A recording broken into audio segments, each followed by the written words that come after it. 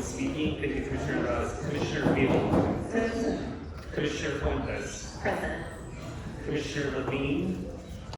Commissioner Lewis. Commissioner Mack. Present. Commissioner Mesa is present. Commissioner Murray is absent today. Commissioner Sanchez. Present. Commissioner Stein. Present. Commissioner Thomas. Oh. Commissioner Yap. Here. All right, we have a quorum.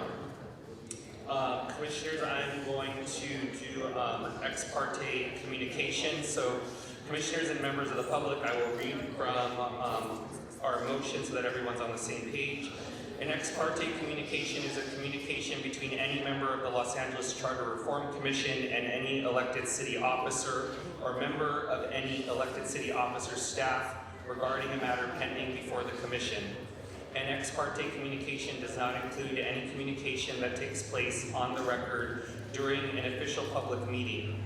The requirements of this section do not apply to a communication between a commission member and a member of the city attorney's office providing legal counsel. A commissioner shall disclose any ex parte communication at the next commission meeting following the communication. Any off-the-record communications that take place during an official public meeting shall be disclosed before the adjournment of the meeting. Disclosure shall include the time and date of the communication, the form of the communication, the approximate duration of the communication if applicable, the identity of the persons who participated in the communication, and a summary of the content of the communication. The summary shall include a general description of the types of charter reforms communicated. Commission members or commission staff may ask a commission member to resubmit communication disclosures that are not sufficiently detailed. The Charter Reform Commission staff shall maintain a public database on the Charter Reform Commission website where a log of ex parte communications can be found. The Charter staff shall update this log within 72 hours of an ex parte communication disclosure. Failure to comply with the requirement of this section shall subject the Commission member to potential censure by the Commission, and the Commission may resolve to recommend the appropriate appointing authority initiate removal of the Commission member. A violation of this section shall not render any action of the Commission or Commission member invalid. Commissioners, I will go around the dais to ask if there are any ex parte communication disclosures that you wish to announce that have taken place since our last meeting. Commissioner Andrades. None. Commissioner Mack. None. Commissioner Field. None. Commissioner Stein. None. Commissioner Mesa has none. Commissioner Sanchez. None. Commissioner Yap. None. Commissioner Fuentes. None. Thank you, Commissioners. Before we move to public comment, we have, I believe, at least 2 elected officials or representatives of elected officials that would like to address the Commission. I would like to welcome the Los Angeles City Controller, Mr. Mejia.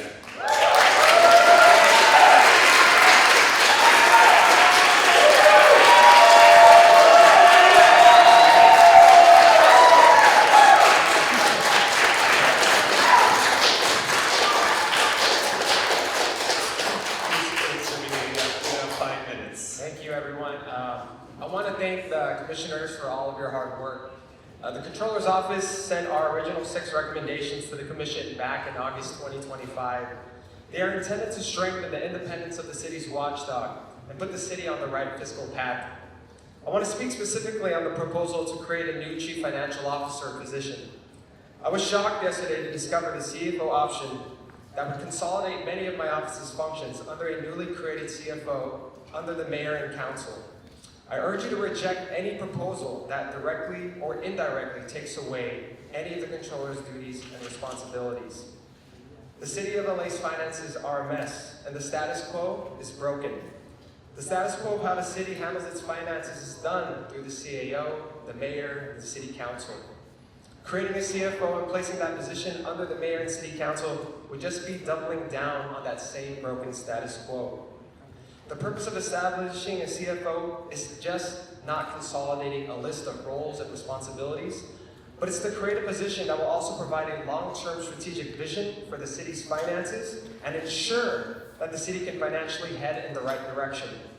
Our track record of doing the job already, providing sound, prudent, and complete financial analysis and reports, actionable recommendations, and issuing timely warnings to the city stakeholders and to the public prove that we are the correct office to house that CFO position. I'd also like to touch on some of our other recommendations that we've provided. One of our recommendations that isn't on the agenda today is giving us the ability to hire outside counsel. Bifurcating the city attorney's office does not address the controller's office's need for legal autonomy. For example, when we tried to investigate a contractor, the city attorney refused to defend us. If that contractor is favored or if it's used in another elected official's city program, it puts the city attorney in a difficult position to defend us. That is why at the time, we pleaded for outside counsel, and why we still believe we need to hire outside counsel when necessary, when there is a conflict, just like the Ethics Commission has their own outside counsel. We're also asking to clarify our authority to conduct performance audits of programs under elected officials.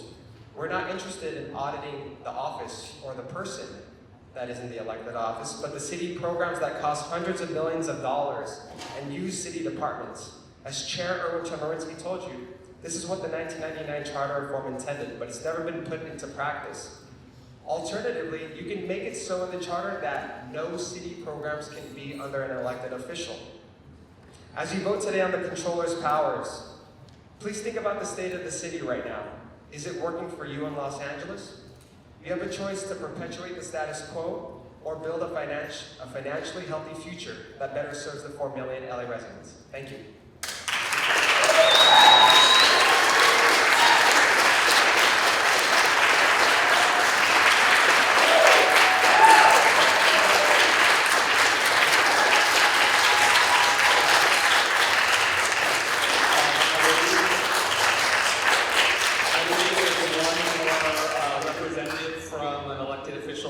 That would like to address the commission? Thank you. If you could introduce yourself, what office you are from, and you will have 5 minutes. Good afternoon. My name is Arnade-Colwill, and I serve as Legislative Deputy for Councilmember Nithya Raman. I am here to share a letter on the Councilmember's behalf. Honorable members of the Charter Reform Commission, I write to share my opposition to any proposal undermining key authorities of the Los Angeles City Controller. The Controller serves a critical function as the city's watchdog, providing fiscal analysis, advice, and accountability to improve Los Angeles' financial health. In particular, as chair of the Housing and Homelessness Committee, I've utilized key findings from the Controller's audits to help inform the City Council's policymaking, including efforts to bring more oversight to the city's investments in regional homelessness response. Taking fundamental duties away from the independently elected Controller's office would severely reduce accountability at City Hall. Angelinos deserve clear-eyed fiscal transparency into their government that is enhanced through this charter reform process, not gutted. Thank you for your consideration. Our office welcomes further discussion of the matter, and we invite you to reach out with any questions. Thank you.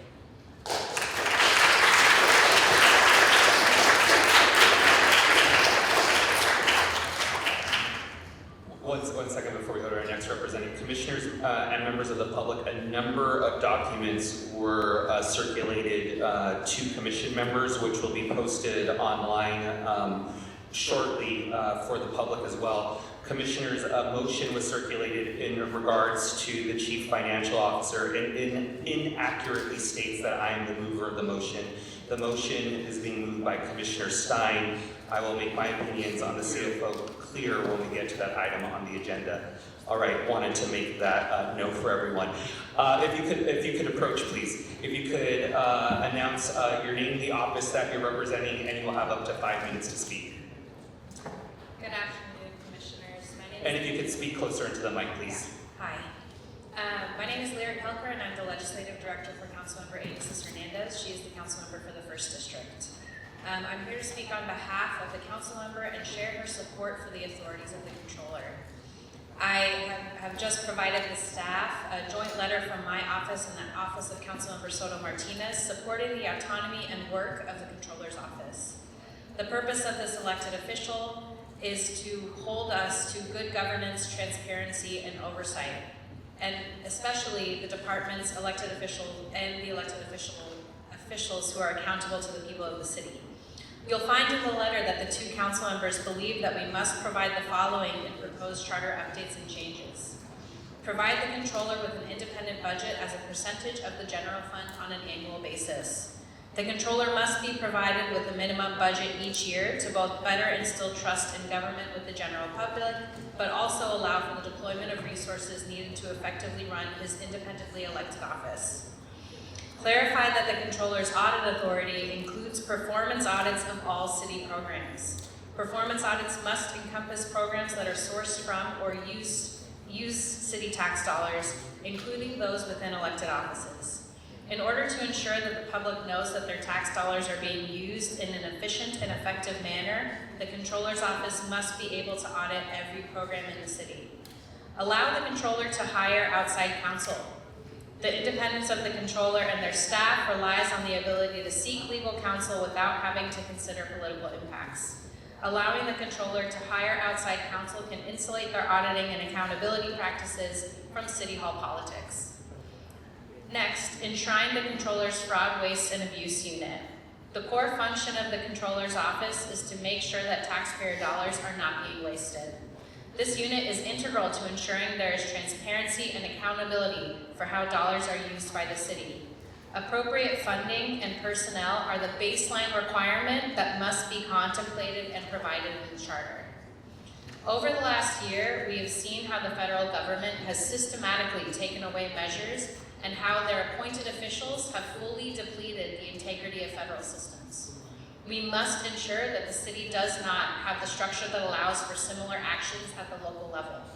An elected auditor of taxpayer dollars is indisputably more accountable to the residents of Los Angeles than an appointed official could be.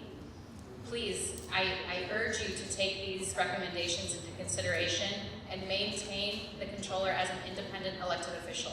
Thank you so much.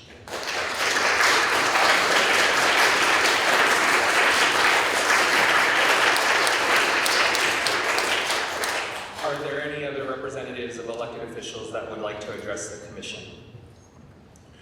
All right, seeing none, we will shortly move to public comment. As a reminder, this commission will allocate 1 hour for public comment at each meeting. We will begin with 30 minutes of in-person comment, followed by remote public comment. If time remains, we will return to in-person comment. Is there anyone who wishes to provide public comment that has not signed up on the list yet? All right, I see one person. Okay. Yeah.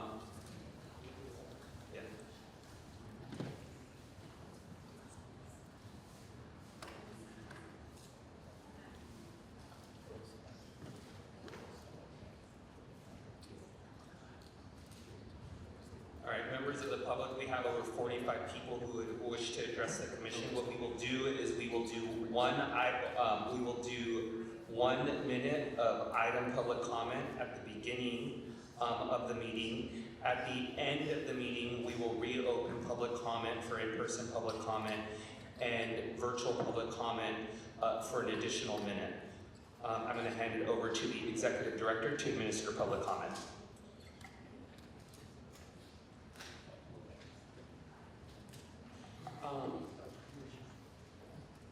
I would like to note for the record that Commissioner Lewis has joined us and Commissioner Levine. Commissioner Lewis, do you have any ex parte disclosures to announce since our last meeting?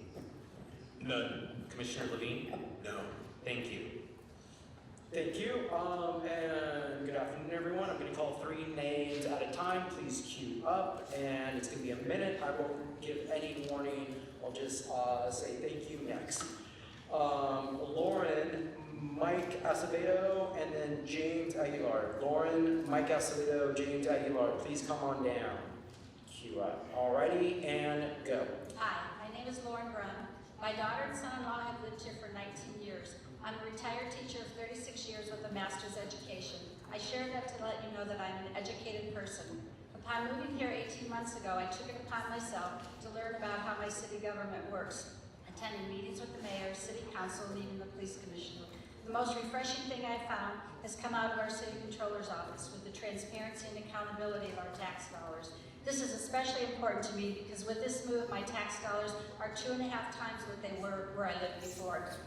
This is a huge hit to take on a retiree's pension. That means every dollar spent is super critical to me.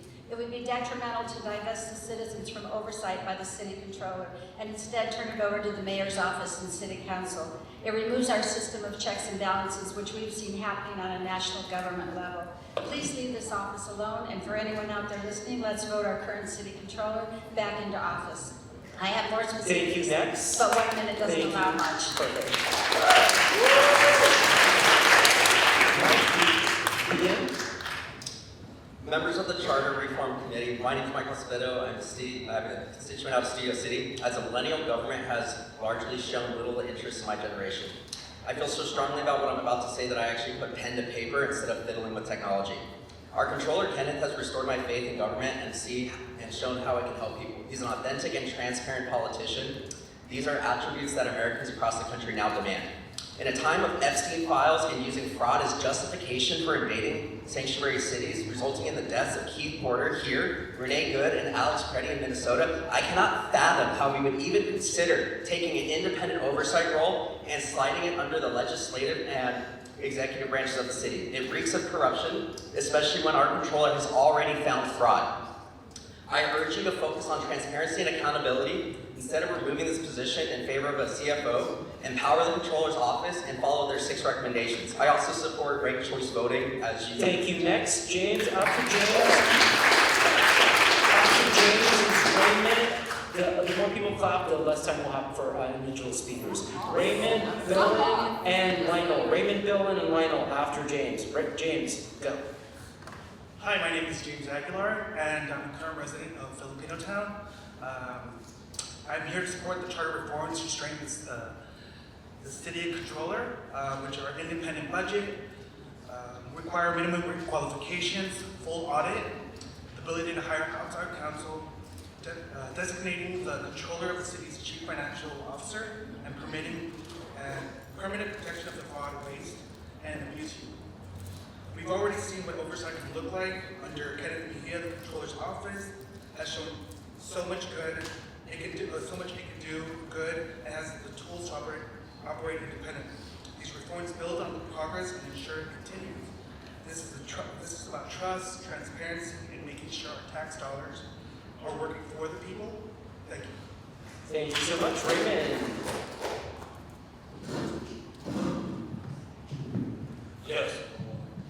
Yes, my name is Raymond. I fully support the LACD controller. He actually done wonderful work all throughout the city of LA. We definitely need independent audit. And also, we want the LA City Council Commission to work with the East LA Community Freedom Bureau. And this message to James Thomas, you should be a disgrace to Thomas because you're the only representative of our community. You actually a sellout to our people in our community. And you best you should be voted out. You're a disgrace to the black community. That's all I got to say. Thank you so much.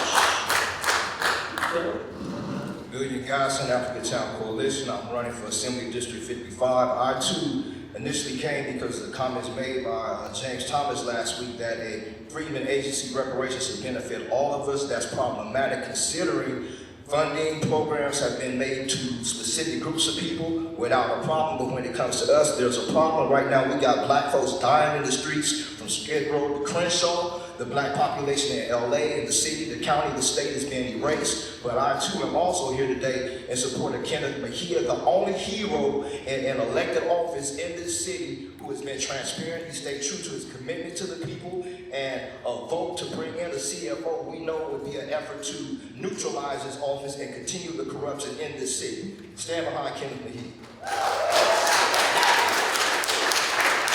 Thank you so much. After Lionel is Eric, Katie, and Eddie. Eric, Katie, and Eddie. Lionel. Yeah, dear Charter Commission, my name is Lionel Myers. I'm here to speak in favor of the public advocate, similar to New York's and Los Angeles, could lead to more progressive governance, enhanced community engagement, and significantly better representation of the diverse population's interests. I also support expanding city council and implementing ranked choice voting, including both single winner RCV and proportional TV. They reduce vote splitting, encourage coalition building, reduce the cost of elections, and make sure elections reflect how people actually vote. I support the city controller's right to perform audits of all city departments, including those of other elected officials, whether they like it or not. I also oppose granting the mayor more authority. Thank you very much. Thank you, Eric. My name is Eric, a mid-city resident here to urge you not to abolish the city controller's position. At the State of the Union, Donald Trump announced what he called the war on fraud, which he said includes what they've done to Minnesota. He said California is far worse. I'm a photographer who's been documenting LA's response to ICE since June. It never stopped, as we all know, but in order to face what's surely coming, what will definitely escalate, we need oversight of the city to come from an independent office like the city controller. As they conclude with their response to LAPD's complicity with ICE, the city council and the mayor's office cannot be trusted to give Angelinos an accurate understanding of how things work in this city. To be clear, the way things work right now is the LAPD gets what they want, which you all seem to know as it would take up the topic of police reform. Leave the city controller's office alone, or else City Hall will lose whatever little shred of credibility it currently maintains. If you get rid of it, you'll be abandoning Angelinos just as the fascists in Washington turn their eye back toward stamping out dissent in California. Thank you so much. Disempowering the controller's position silences the people, because we elect the controller, and the CFO position would be appointed by the mayor and the city council. The people are supposed to have a voice in our government and how our money is spent. We elect people for mayor and city council because they say they're going to do specific things with our money, like solve the unhoused crisis, make the city affordable, reallocate police funds into various other forms of community safety, not just police officers with guns. And if those elected officials do not spend the money the way that they said that they would, the only way for us to know about that is the controller's office. The controller's office is there to be an independent check on the city's finances, on how our tax dollars are spent, and to provide transparency. The controller has done that so effectively that he's scaring the shit out of somebody up there. And they have provided transparency that is showing exactly what the mayor and this council is doing, using our tax funds to fund the special interests that profit off defunding our communities, interests that profit by keeping the most vulnerable in the city in cycles of poverty, by criminalizing that poverty and funding more police to police that Thank you poverty. so much. And feeding the system owned by billionaires and no special interest to pay what we have.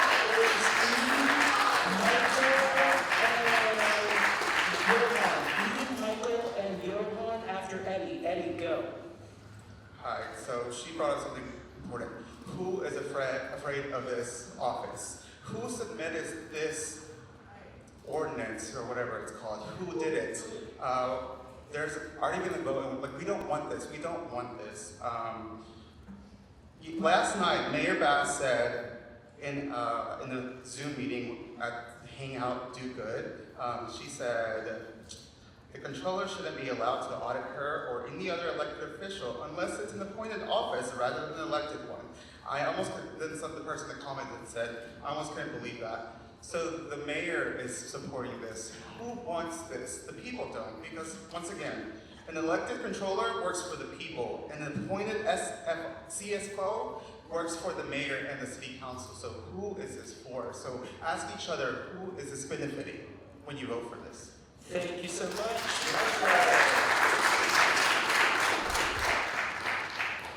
My name is Eden Evans, and I'm a resident of Council District 14. The creation of the CFO under the terms outlined would essentially redirect the oversight powers of an independently elected position, the city controller, to a position controlled by the city council and mayor, effectively siphoning away what little fiscal accountability power that the people of Los Angeles have. The constituents of our district have seen nothing but financial abuse and scandal in relation to the city council over the last 2 terms, especially from the actions of Kevin De Leon and Jose Luizar, which I am sure we are all familiar with. Now you want us to entrust a city council with a track record of corruption and a mayor who refuses to be audited for her failed housing program with increased powers of financial oversight? In a time when we're seeing the devastating effects of increased authoritarian power grabs at the federal level, it is truly disappointing to see my local government trying to take a page out of that playbook. Now, more than ever, we need an independent accountability measure that the city controller office provides. I urge the commission to oppose any direct or indirect proposals that will take away from the controller's current duties. Thank you so much, Michael.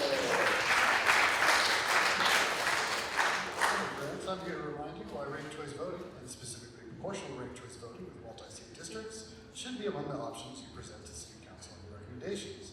Ranked choice voting ensures winners earn broad majority support in a single high turnout election, strengthening democratic legitimacy. It encourages voters to vote their conscience without fear of wasting their vote. It changes campaign incentives, rewarding coalition building over mudslinging. It increases demographic and ideological diversity among candidates. Paired with multi-seat districts using proportional RCV, as in the 9-district 27-seat model, multiple communities can win representation within the same district. Winner-take-all distortions are reduced, and gerrymandering becomes far more difficult. The goal of this commission is to strengthen democratic legitimacy, then RCV and PRCV will broaden representation, reduce structural distortions, and build greater public trust in city government. Remember, if adopted, the first RCV election won't happen until 2032 and won't affect. Thank you so much, Johan. Thank you so much. Who's next? For the minutes, I'm going to note that Commissioner Thomas has joined us. Commissioner Thomas, do you have any ex parte disclosures to announce? Thank you. Okay, after Johan is Aaliyah, Cree, and Zach. Aaliyah, Cree, and Zach after Johan. Johan, go. Good evening, commissioners. Thank you. My name is Johan. Thank you so much for supporting single winner RCV during the ad hoc recommendations for item 1. I'm for also advocate to support proportional ranked choice voting in item 2G. Just so the city council can have options to choose from. We think these are different options that are great, and since they're going to ultimately end up being the decision makers, hopefully please support both of them to get passed forward to the city council. Also, I know I've given this very trash sheet, but I'm going to give it to y'all again. But also with the timeline, like Michael said, the first RCV election won't happen until 2032. It won't affect any of the city council members, and it gives 4 years of education for the public. New York had 2, and they've had a successful run with their ranked choice voting, as well as a summary data sheet of what the seats could look like in single-member districts and multi-member districts. Again, these are simulations. Thank you so much, Aaliyah.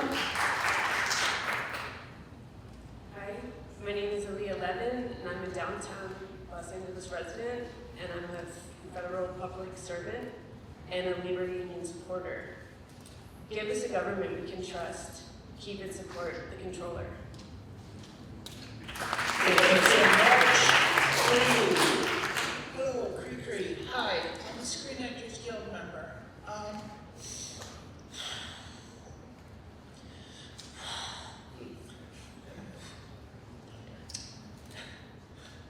taking my time, but it sucks. My son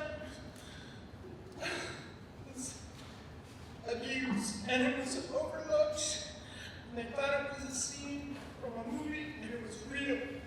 And it was annoying as hell trying to get help.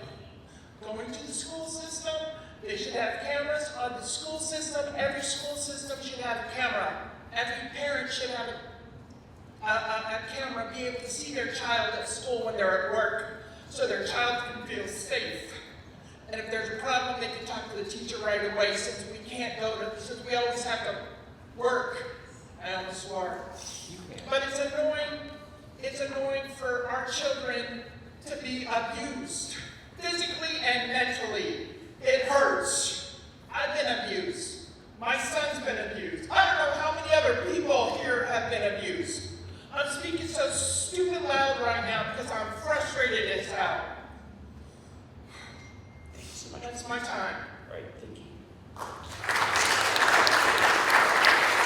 Zach, after Zach is Tim, Amos, and Ernesto. Tim, Amos, and Ernesto. Zach, go.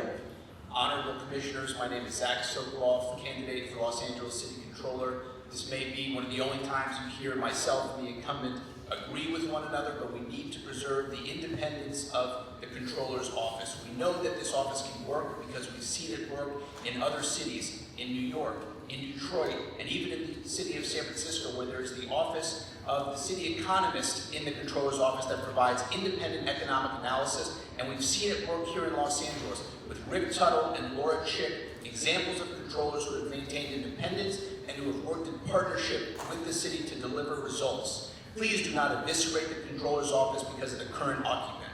Thank you. Thank you so much. Amos. Good afternoon, just behind me. Amos? You Oh, sorry, Tim, go. Hi, I'm Tim Riley, and I am a small business owner in District 1. I had something written up, but I'm going to talk to you like I talk to hundreds of people in my coffee shop every week. Kenneth has been the only form of government that we have felt has represented us as a people.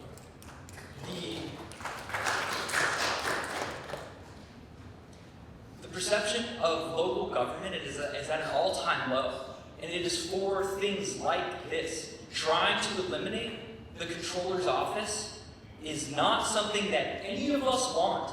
None of us want this. So please, represent us, because we want to see where our tax dollars are going for once. We want to see representation through government for once. Please just represent your people and leave Kenneth's office alone. Thank you.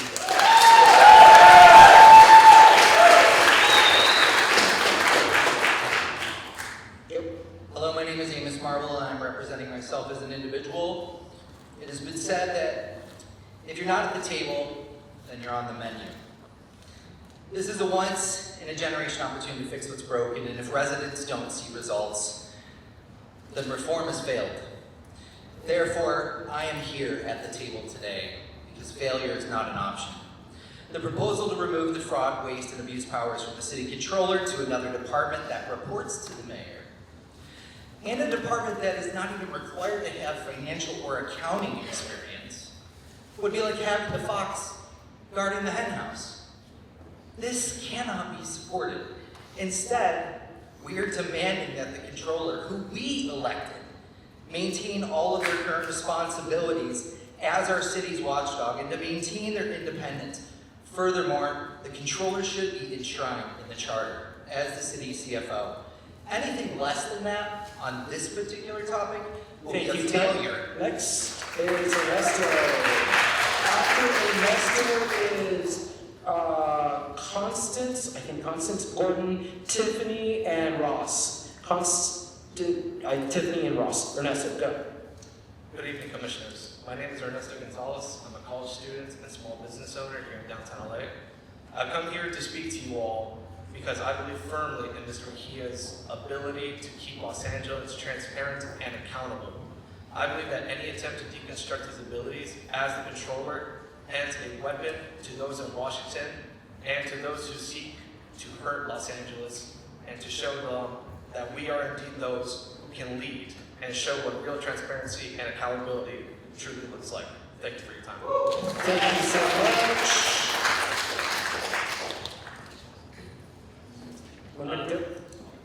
Hello, my name is Constant Gordon, a resident of Los Angeles in District 13, and I just wanted to take a moment to add my voice to the seemingly unanimous choir of people supporting not just the current, controller, but the sustaining the office as it is and expanding it along the 6 recommendations made back in August by our controller and restated today. It seems like it's a moment that enshrining independence and democracy is more important than ever, and this seems like a perfect example to do that.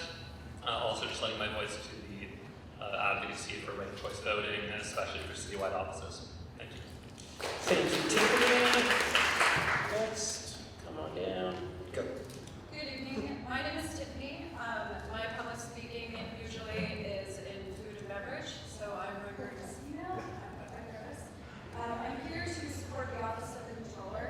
In a time when the federal administration is chipping away the dignity of our country from the highest bidder, Los Angeles should do better than to follow suit. Our friends on the East Coast are making leaps with progress with their mayor. San Diego County invites their citizens to have a say in the budget process. LA should be an example of this is a bad business decision for the citizens.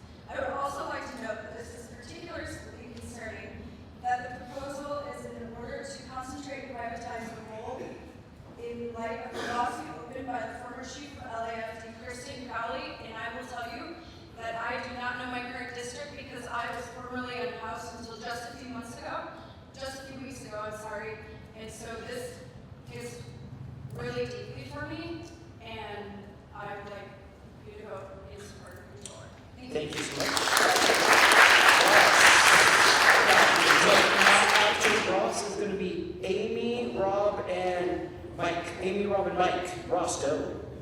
Good afternoon, Commissioners. Ross Weisstrasser, speaking as an individual.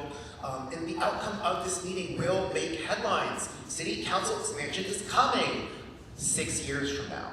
How do we get voters excited about that? Creating a public advocate who can enter office as early as 2028 would show a commitment to making change happen now. Because expansion is not enough. Last August, Council Expansion supporter Nithya Raman told you in Encino, quote, "If you do not pair council expansion with changes in oversight, it will only deepen the problem of governance accountability. We need, as she said, a really strong public auditor to be out there fighting for the people, holding the city accountable, like our city controller, for fiscal issues and a public advocate for public service issues, with offices that, like New York, are independent and complementary, and a public advocate also is a great person to call. If, for instance, you're a hungry volunteer commissioner, let's make sure they get the food and service they deserve. Thank you but for so that, much. we need a public advocate. Thank you. I strongly support today's motion for the public advocate, but I am concerned about the incorrect information on the memo. The public advocate would not replace the audit, fraud, and waste functionalities of the controller. The public advocate is a position that complements the controller. As a reminder, the public advocate is a non-voting member of council who can second motions, bring motions to the floor, and is someone who can't be retaliated against by the council president. Even though multiple people brought it up, this commission did not handle mayoral vacancies on Tuesday. A public advocate would handle this and would be the best option, would handle this. And the best option would be to crest an elected office of the public advocate who would be first in line. Ignoring the mayoral vacancy is problematic because we had this exact scenario when Eric Garcetti vacated the office, and it was almost a serious charter problem. The public advocate also acts as a second point of contact for constituents to turn to for the delivery of services in local departments. Also, be the commissioners. These meetings tend to go late. Thank you. Thank you so much.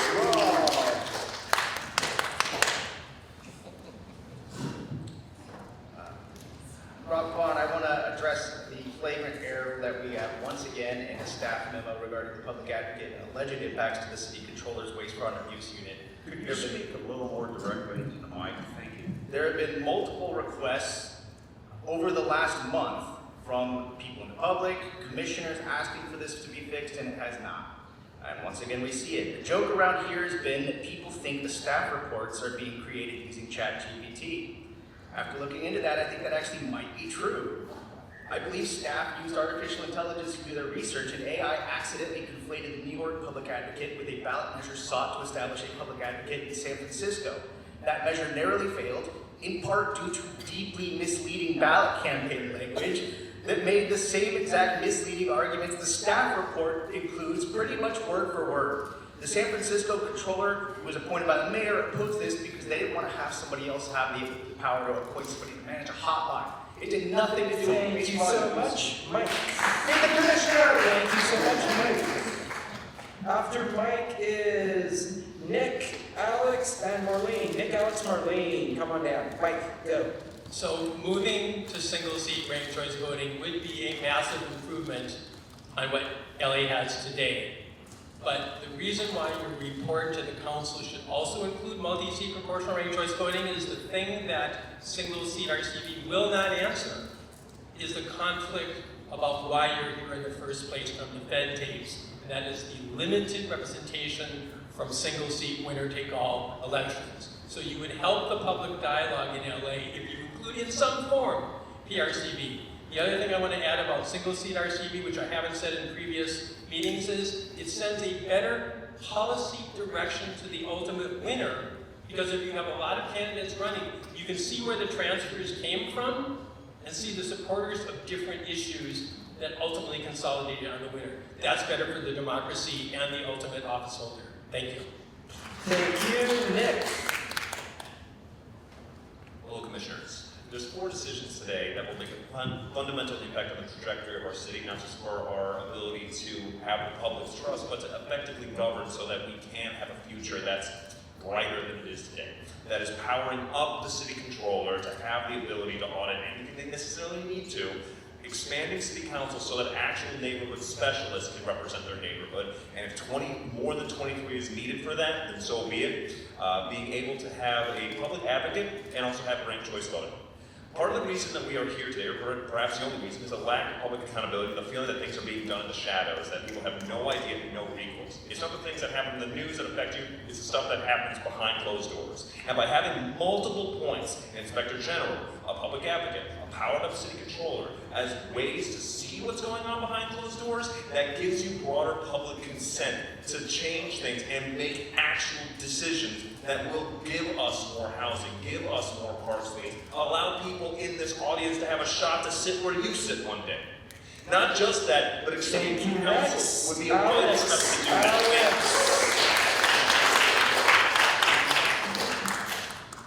Good afternoon, Commissioners. My name is Alex, and I'm a resident of the Greater LA area. I wanted to thank you all for recommending ranked choice voting, and I would like to encourage you all to also take up item 2G on the agenda, proportional ranked choice voting.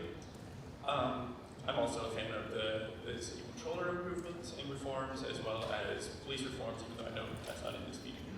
I wanted to also just kind of follow up on one note from Mr. Kiefer's presentation a couple weeks back, and just kind of reiterate that, like, a lot of these, just in my opinion, a lot of these reforms will take a lot of time to take action to make meaningful changes, but you kind of see that the need for change is now, it is current. I agree with a lot of his ideas about like having a future, better funded charter reform commission, and that's a great time to iterate on these changes, and therefore let's push things through now and then improve on them. Thank you so much, Marlene. After Marlene is Keith, Ray, and Jared. Keith, Ray, Jared. After Marlene. Cue on up. Marlene, go. Good afternoon, Commissioners. My name is Marlene Fonseca. I'm a lifelong constituent of the City of LA, as well as the Executive Director of EAA Union, representing thousands of professionals across the city, including the majority of the employees of the City Controller's Office. I am speaking on behalf of both. I'm here today to express strong objection to the proposal to create a Chief Financial Officer position that would assume core duties currently performed by the City Controller, the independently elected City Controller. The Controller's independence is a safeguard. It ensures that the city's financial oversight, auditing, and reporting functions are accountable directly to us, the public, not to any single elected official. That independence provides a critical check and balance that protects transparency, strengthens public trust, which we're finally starting to see a little of, and promotes fiscal responsibility, which we all can agree is needed right now. We must protect the system that was designed to serve the public's interests.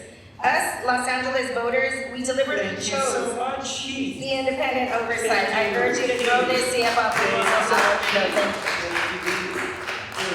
Good afternoon, Commissioners. Heath Klein from Woodland Hills. I certainly cannot be as articulate as all the people that came before me, stressing the importance of an independent controller. So I will second everything that was said before me, but one point there I want to reiterate is obviously to make that effective, they must have the ability to have their own counsel. Because when you depend on the city attorney, who has to depend on the elected, sitting around the horseshoe and in the mayor's office, it doesn't work. I want to add support for needing an independent public advocate to sit with city council and have the role that, again, people have talked about earlier, because neighborhood councils need someone to go to when they detect problems. Thank you and so forth. Thank you so much, Ray. Someone down. Hello, my name is Reverend Ray Kwong. I'm a pastor and a community leader and a mother here in Los Angeles. One, our city has a problem around mismanagement and corruption. We need real accountability and transparency, which is why I urge you not to eliminate or water down the City Controller's office and to strongly follow the 6 recommendations from that office. 2, Angelinos are sick of watching waste management and poor decision-making with our tax dollars and our city can no longer be kept together with glue and duct tape, which is why I'm strongly urging the city charter reform recommendations to include participatory budgeting process and the capital infrastructure plan. We need a real sustainable plan to help us move into the 21st century and become a leader in both climate and labor. 4, we need LAPD accountability. For too long, LAPD has too much power in the city. They should be serving and protecting us, the people, not the other way around.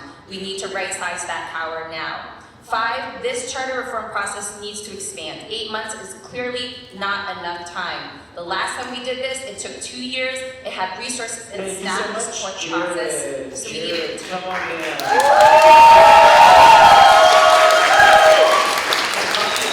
Focus on the Controller's Office by this mayor and CEO are a blatant attack on the transparency that the Controller's Office is committed to providing the general public.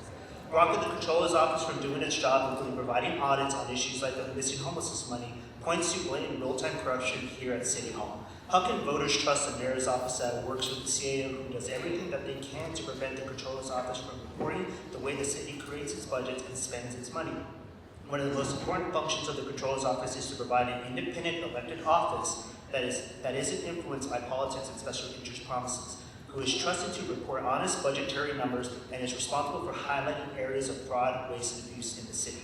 The mayor's and CEO's office are copying the playbook straight out of Washington, D.C. right now, and they're displaying just how far they are willing to maintain their grip over taxpayer money for their obligations to their special interest commitments, while they also make deceitful excuses as to why the city cannot fully provide core services it is obligated to provide Angelinos. Enough is enough. Thank you. Next up, we have Anne-Marie and Eloise. Nick, the other Nick Heron. Anne-Marie and Eloise, come on down. Hi, I'll make this quick. I'm a writer, I'm an Air Force veteran, and I love this city. I think we all do not understand why fraud, waste, and abuse would be something that would be disregarded with this motion, but then it all comes together when you realize that Ted Stein is the poster child for corruption, fraud, waste, and abuse. Please, I urge everyone to look up why Ted Stein had to resign in disgrace and just report from the Airport Commission.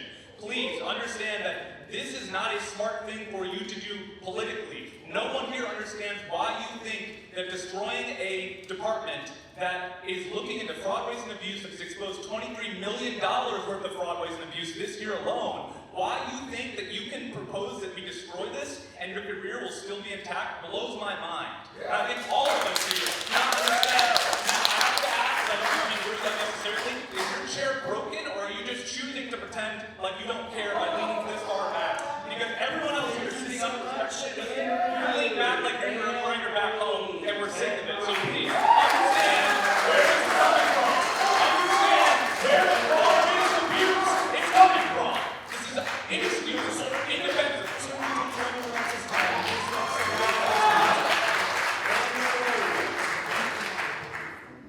Hi, Commissioners. I'm Marie. I am very grateful to speak with you and speak from my heart and tell you I am super grateful for the work of LA Controller's Office.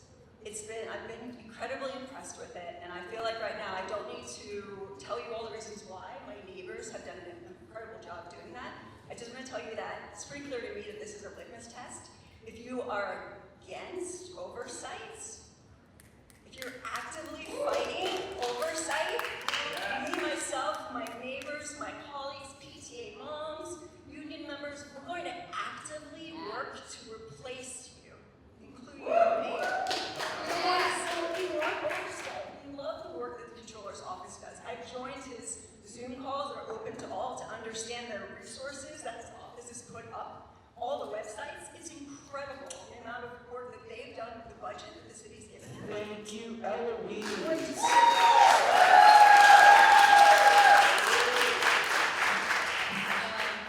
Hello, members. My name is Eloise Caney. I'm a constituent of CD1 and a labor organizer here in the city of Los Angeles. Just echoing my fellow constituents, the Controller's Office acts as the watchdog of the taxpayers of Los Angeles.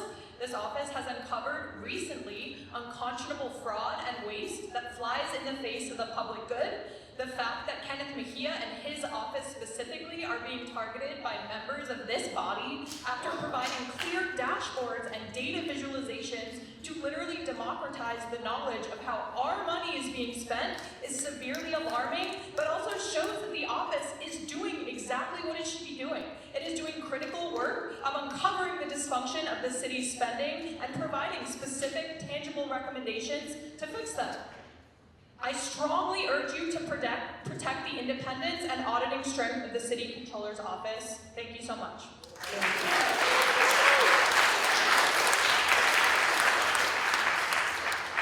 Mr. Chair, that concludes 30 minutes of in person. Before we switch to online virtual comment, I know we have one more speaker. Yes, I believe we have the City Administrative Officer who would like to come and speak before the commission. Thank you.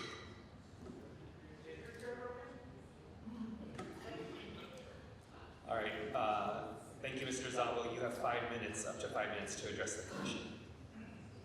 Okay, thank you very much, Mr. Chairman, and I appreciate the opportunity to say a few words. I will try to keep it under 5 minutes. My name is Szabo. I'm the City Administrative Officer. A number of the recommendations you have before you do impact my office. With few exceptions, the Office of the CAO largely serves the role of a traditional chief financial officer, as you would consider. Our office advises the mayor and the council on the financial condition of the city. We track and forecast revenue. We track and forecast expenditures. We prepare the budget. We conduct financial analysis. We manage our debt portfolio, among many other responsibilities. My office works very well with the Controller's Office. And in many ways, we are the same team on much of the work that we do. I do not believe that the relationship between the controller and the CAO is a problem that needs fixing. And I do not believe that we should remove any powers or responsibilities from the controller. To the contrary, I think there is merit in considering greater oversight powers for the city's elected auditors. It is a critical function for the city, and it should be certainly consideration for enhancement is warranted. It should not be diminished. But as to the question of the chief financial officer, that is a specific designation, and that designation should remain or should be placed in the office of the CAO. There are two critical reasons why it would be counterproductive to separate the financial responsibilities of the CFO from the responsibilities and the powers of the city council and the mayor.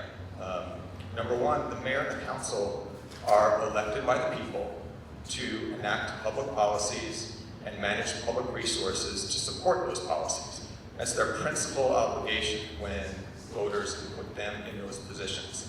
So placing the CFO responsibilities in a separately elected public official would be a recipe for gridlock and stalemate. We would be institutionalizing conflict. And no well-functioning organization would have a CFO operating separately and possibly in conflict with its CEO and its board of directors.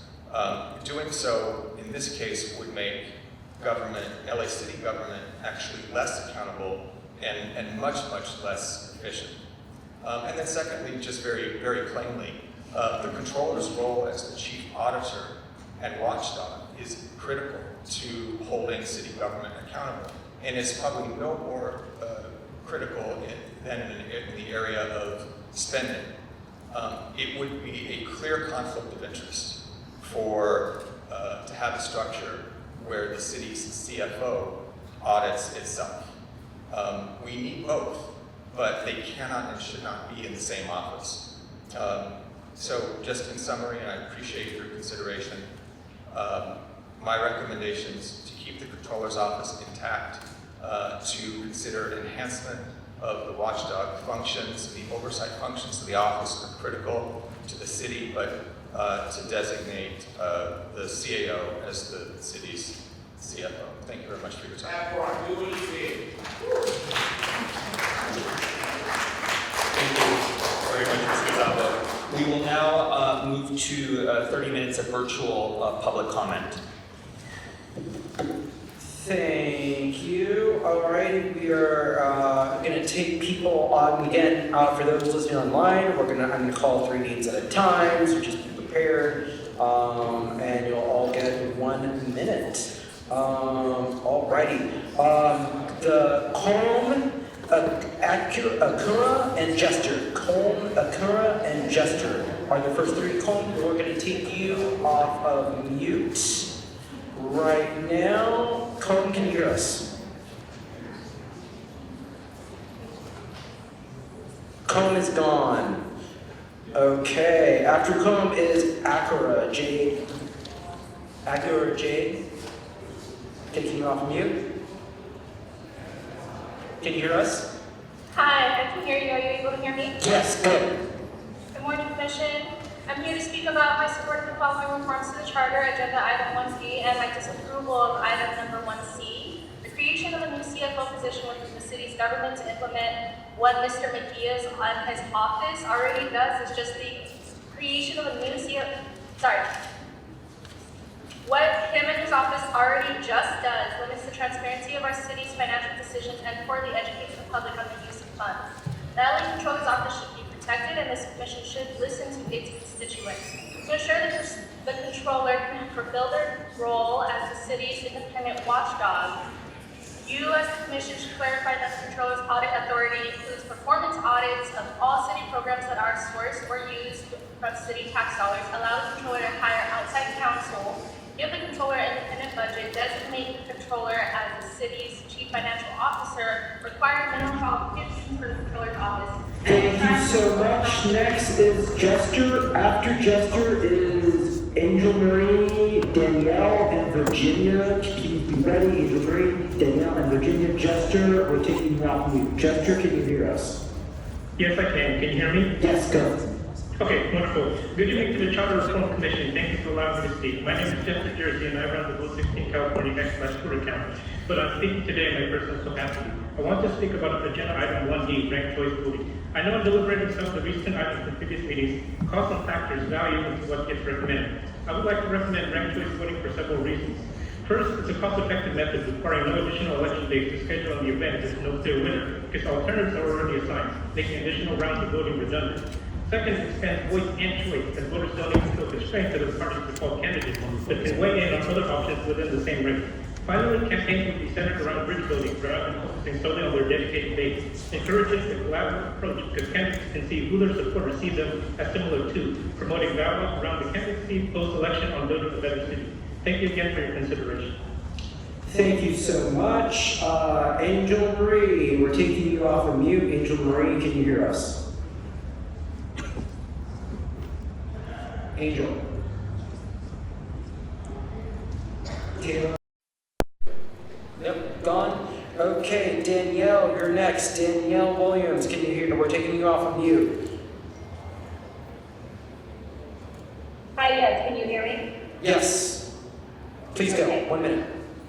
Daniel Williams, thank you for voting to move a version of the right to counsel deportation defense recommendation forward to the City Council. Unfortunately, what could have felt like an unambiguously positive experience became deeply frustrating because the Executive Director insisted on referencing the Commission staff report that he is aware is inaccurate. If you compare the revised report to the original, there are only a total of 16 differences.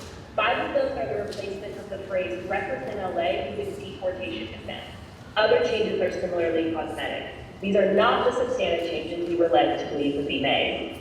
And I cannot say it enough, there is no citation for the extravagant legal claim that if we state a pure right to deportation defense, we might have to provide legal services for every Angelino for everything. There is no citation because it is not true. And I will point out that when Justin spoke to the Root City Attorney representative, he did not ask him to clarify that. Asked about a budgeting point, which we had already. Thank you so much, Danielle. Virginia, Sarissa, and Shade are next. Virginia, we're taking you off of mute. Virginia, can you hear us? Yes, I can hear you. Can Yes. you hear me? 1 minute, go. Good evening, council members. My name is Virginia Ordonez. I'm coming from the San Fernando Valley, particularly Van Nuys, and from California State University Northridge Poli-Sci major. And I'm here to express my discontent with trying to create a CFO to be appointed and for them to be reporting to the mayor.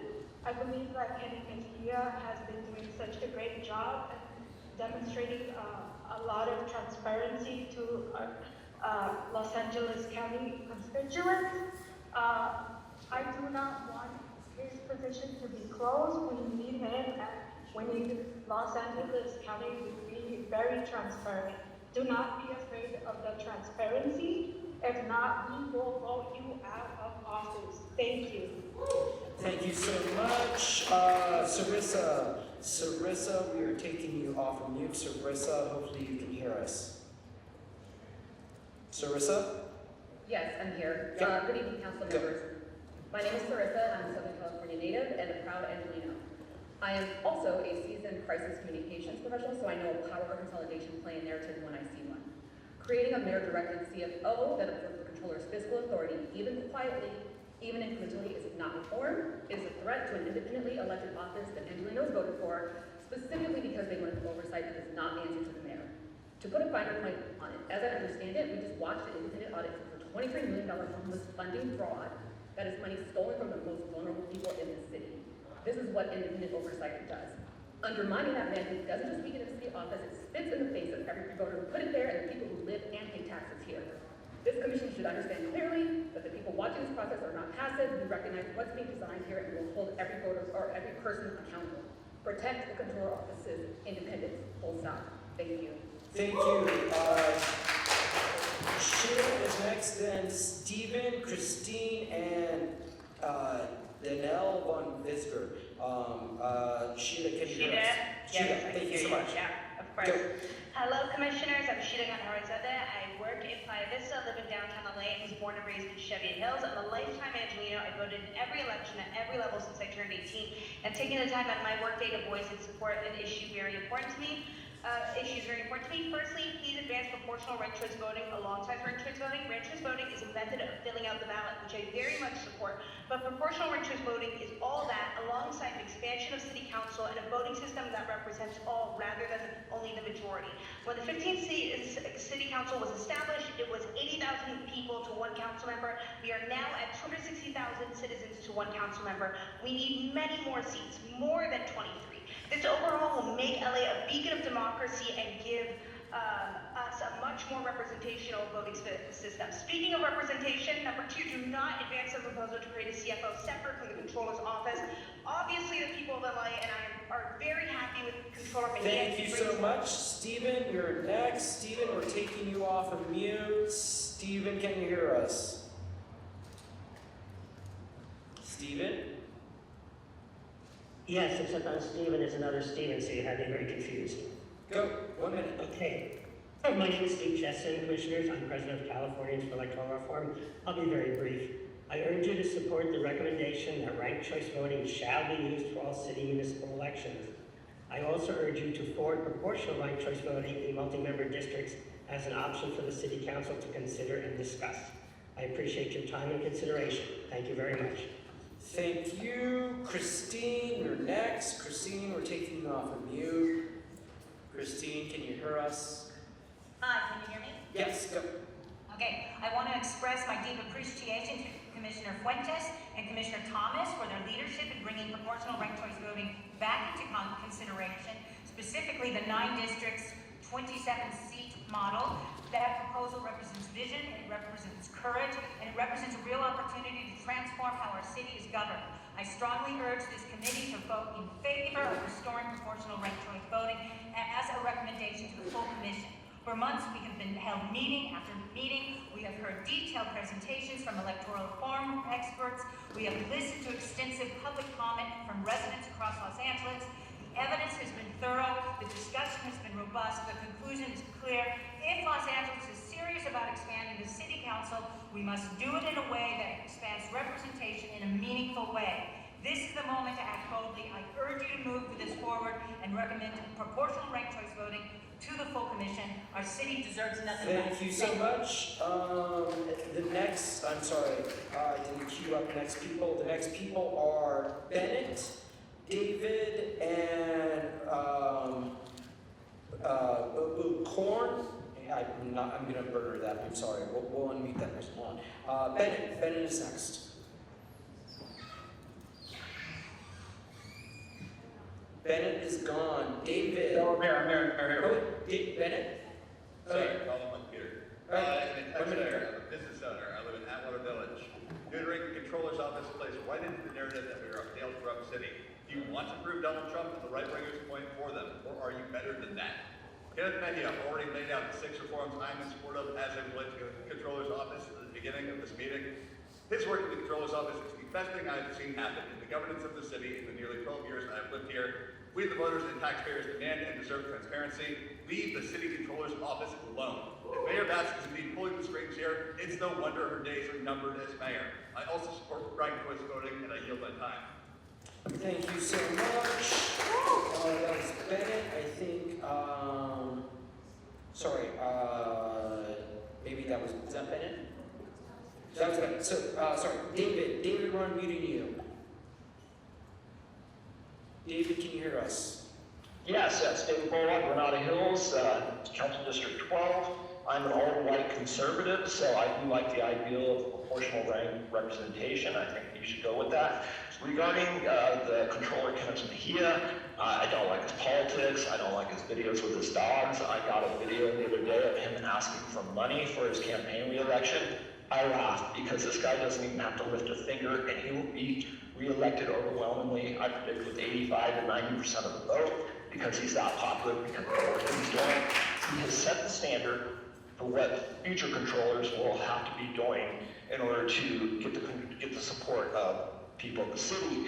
I will say that if you put the suggestion of getting rid of his office into the charter reform when it goes to the ballot, it will be rejected by the voters just based on that one thing. So all the work you've done will be in vain. I thank you for your time. Thank you so much. I'm going to try to get Bob Urkum. Can you hear us? You're off mute. Hello, can you hear me? Yes, go, 1 minute. Hello, Commissioners. My name is Babar Khan Abdullayev, and I'm a resident of West Hills, and I'm speaking for myself.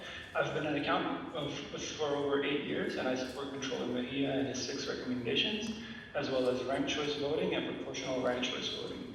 Please give the Controller an independent budget, designate the Controller as the city's chief financial officer, require minimum qualifications for a Controller. Please clarify that the Controller's audit authority includes performance audits of all city programs that are sourced from or use city tax dollars, including those under elected offices. Allow the Controller to hire outside counsel and enshrine the Controller's fraud, waste, and abuse function. Auditors and their counsel need to be independent of whom they are auditing. Thank you. Thank you so much. Caitlin Brown is next. After Caitlin's going to be Ariana, Sandra, and Tamaya. Caitlin, we're taking you off of mute. Caitlin, can you hear us? Caitlin? Caitlin, can you hear us? No more Caitlin. After Caitlin was Ariana. Ariana, we're taking you off of mute. Hopefully you can hear us. Ariana? Hi, I'm here. Yep, 1 minute, go. All right, I want to very clearly state that we need to preserve the independence of the Controller's office. Kenneth and his team have been the only person and people who have provided the transparency and the accountability that the taxpayers demand and expect, especially from a city, one of the richest cities, from one of the richest countries. It's super disappointing that you all would remove the office entirely, harass or create any sort of issues for the Controller's office. I ask that you all follow the 6 recommendations. Give the Controller an independent budget. Designate the Controller as the city's chief financial officer. Their qualifications for the Controller to clarify that the Controller's audit authority includes performance audits of all city programs. Allow the Controller to hire outside counsel and enshrine the Controller's fraud, waste, and abuse function. I'm speaking as someone who lives in the city. Thank you, Ariana. Sandra, you are next. Sandra, we are going to take you off of mute, and hopefully, Sandra, you'll be able to hear us. Sandra, are you there? Yes. All right, 1 minute, go. Okay, so I was on the first LA Charter Reform in downtown as a delegate and a volunteer, and I just want to share, I have 22 years of real estate experience, and what lacked in that room was the amount of experience. And so I just want to give a voice to people who have been in the real estate industry. We need to stay together with California. Here's my statement. I joined Children over 3 years ago and then joined DSA November 2024. Very grateful to be part of the 2024 Housing and Homeless Committee. My primary objective has been ending violence through education. I am encouraged by the alley charter reform and the restructuring of the new resources dispatched approved yesterday by a motion of Eunisses Hernandez. I'm confused by all the people who talked today that are running for office, but are saying we shouldn't trust the mayor. And thank you so much. Let's see, Tamaya is next. After Tamaya is Jamie, Sam, and Miles. Jamie, Sam, and Miles. Tamaya, we're taking you off of mute. Can you hear us? Yes, I can. Can you hear me? Yes, 1 minute. Awesome. My name is Tamaya Denard, and I work for Represent Women. Represent Women is a national organization that tracks electoral outcomes for women in jurisdictions where RCV is present. Ranked choice voting is a proven strategy that enables women to seek and win elected office, because when it is present, women hold 55% of seats in jurisdictions where it is. Adopting single winner ranked choice voting is a huge step forward in eliminating the barriers that women face and take all elections because of the things that people talked about earlier in terms of civil campaigning, and allow voters to vote their true preference instead of voting strategically and excluding good candidates because they don't think they can win. But additionally, proportional ranked choice voting is an option that is critical to combating low voter turnout, in addition to the persistent and consistent underrepresentation of women, people of color, and lower income communities. Every district and every ward would have fair representation. As the federal government works to restrict voting rights of its citizens, implementing PRCV is a way for Los Angeles to safeguard the rights of her citizens. And I yield my time. Thank you so much. Jamie, we are taking you off of mute. Jamie, can you hear us? Yep. 1 minute. All right. Yes to city council expansion, but I want 33, not 23. Yes to ranked choice voting. Yes to the city controller keeping all of their powers. Please stop messing with him. People like him. Finally, I want to talk about the public advocate. I'm really looking forward to seeing what kind of motion Ray and/or Ted introduces at the last moment to mess with it. But I would caution that the staff report that you're looking at is full of ChatGPT slop. If you look at the footnote, number 6 in the report of the public advocate, what's that there? Equal source ChatGPT? Is this really what the staff is doing? Is using AI, which is notoriously unreliable for niche options to create reports? No wonder this stuff has been such a mess. So I just want to say that the public advocate is something that we desperately need. And I hope that we consider it based on facts and reality. Thank you so much. Sam is next. Sam, we're taking you off of mute. Sam, can you hear us? Yeah, can you hear me? Yep, 1 minute. Go.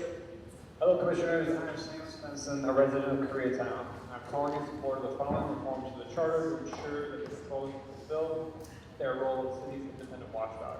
Give the controller an independent budget, designate the controller as the city's chief financial officer, require a minimum qualifications for the controller, allow the controller to hire outside counsel, ensuring the controller with strong ways to use functions.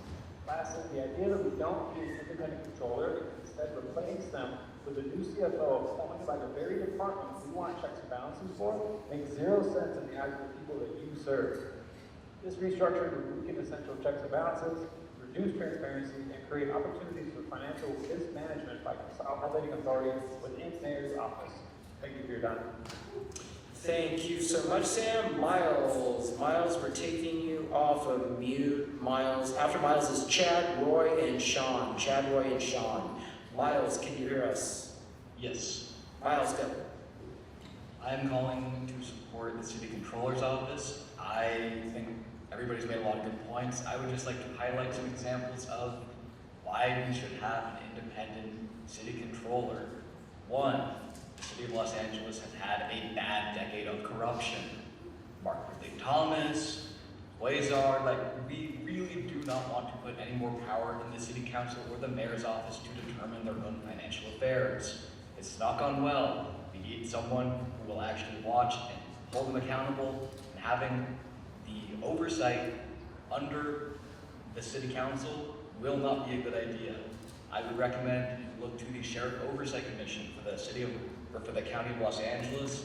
We'd like to see more toothless oversight for things that are too powerful for them. You will not be able to control something that you are not independent from. So, thank you so much, Miles. Chad, we're taking Chad off of mute. Chad, can you hear us? Chad? You hear me? Yep, 1 minute, go. Perfect. The case for expanding mayoral power rests on seductive logic, concentrated authority for more accountability, and in a moment of genuine financial crisis, someone empowered to act decisively. Both of these arguments ultimately fail. A mayor who appoints department heads without council approval, reorganizes city government unilaterally, and transfers funds with minimum oversight is not more accountable to residents. She's accountable to voters once every 4 years, which is a considerably thinner form of democratic participation than ongoing legislative deliberation. On the budget crisis, emerging conditions are precisely when concentrated, insulated executive power is most dangerous. The temptation to cut without deliberation, to reorganize without oversight, to move money without accountability is greatest under fiscal pressure. Los Angeles residents learned this under the TWP scales and the Reyes recordings. The problem was never insufficient mayoral power, it's insufficient oversight, made behind closed doors. The commission should be moving in the opposite direction, towards distributed democratic power, not consolidated executive authority. Thank you so much, Chad. Next is Roy. Roy, we are taking you off of mute. Roy, can you hear us? Roy? Roy? No Roy? Okay. All right. Hello, can you hear me? Yes, Roy, 1 minute, go. I apologize. Thank you. Good evening to everyone. Thank you for the opportunity. Roy from Highland Park. I wanted to quickly say that I wanted to implore the commission to support ranked choice voting, the creation of the Office of the Public Advocate, and the expansion of City Council. I also wanted to say that any effort to limit, to merge, or to abolish the City Controller's Office by creating an independent CFO is an immediate risk to the financial and the fiscal health of Los Angeles. We see the positive work from the City Controller's Office by the uncovering of $23 million of taxpayer dollars. And any risk to the fiscal health of Los Angeles is a threat to the public safety and health of the city, and we must take the public health and safety of Los Angeles seriously.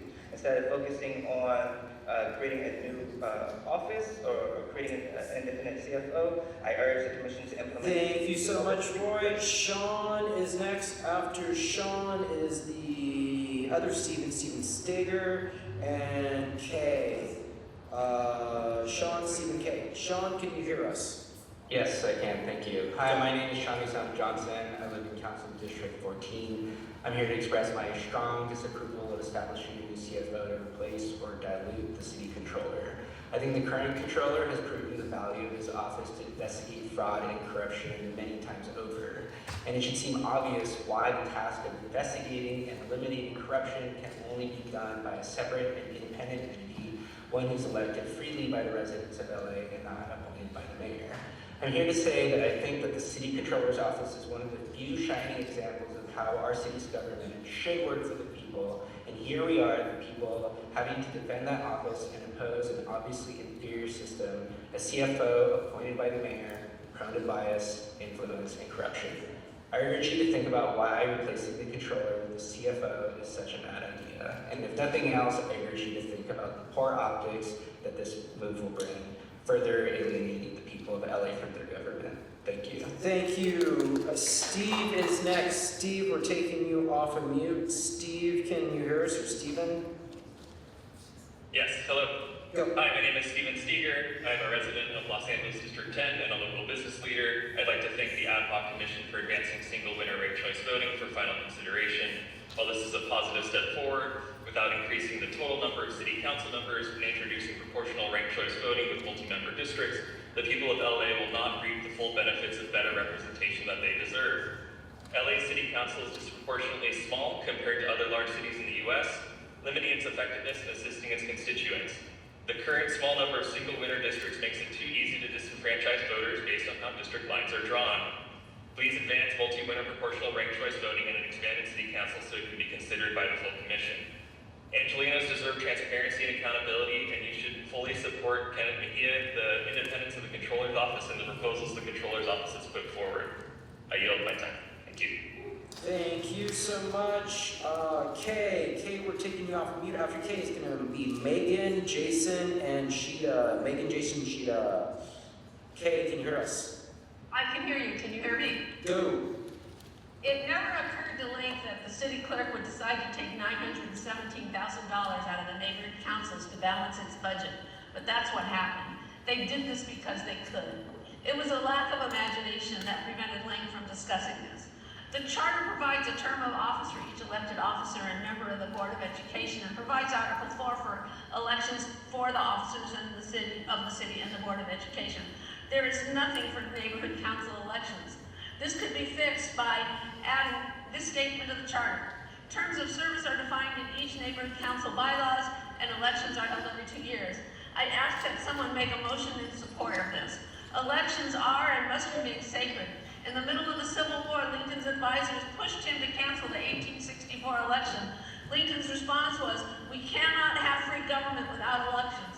If Lincoln could not be persuaded to cancel an election at the time of the Civil War, the city also must not cancel an election because the budget is tight. Thank you so much, Kay. Megan is next. Megan, we're taking you off of mute. Can you hear us, Megan? Megan? Nope. No Megan? Okay, after Megan was Jason. Jason, we're taking you off of mute. Jason, can you hear us? Yes, can you hear me? Yes, 1 minute. Okay, going quick. 1A, council support. I support this, but prefer to expand to at least 27. 1B, ranked choice. I support this. 1C, CFO, do not support. 1D, controller, support. 1E, mayor powers, do not support. 2A, public advocate, support. 2B, proportional RCB, and 27 seats, support. I yield my time. Thank you. Thank you so much. Sorry, after Jason, Sheeta. Sheeta, we're taking you off of mute. Sheeta, can you hear us? Sheeta? Yes. Go. Yes, I'm here. Good afternoon, commissioners. Thank you for the time that you're taking to do all this work. Its amount of work is amazing. As you can hear, Kenneth is a popular elected, so please don't mess around with his position. People like him, and we like to have somebody that watches out for us and the budget and the monies that are being spent. Regarding public advocate, you've heard me many times, and I'm sorry if I sound like a broken record. We need a public advocate, please, because look, what we've been dealing with for the last few years, corruption, and more corruption. And I don't understand why, and by the way, thank you, Commissioners Thomas and Fuentes, thank you for reintroducing this back into the program. We fully support it. I speak for myself. I attended Rewrite LA's mini assembly, and during that time, we came up with a preamble and Bill of Rights that spoke to a public advocate. Thank you, Sheeta. So those two, thank you. Next is Jayong and Stan and Margaret. Jayong, Stan, and Margaret. Jayong, can you hear us? I can hear you. 1 minute. I'm Nithya Park, speaking as an individual. I was a panelist on the Citizens Assembly, and as you're aware, we strongly recommended a capital infrastructure plan to intentionally build the infrastructure of the city and spend taxpayer dollars. We know the building and repairing of the infrastructure needs streamlining, and a capital infrastructure plan is the way to do it, as every other major city does. I urge the Commission to incorporate all of the recommendations of the City Controller. Angelinos are sick of the corruption in City Hall, and decreasing transparency will only increase the distrust and disdain for city institutions. I support expanding the City Council to 50 seats.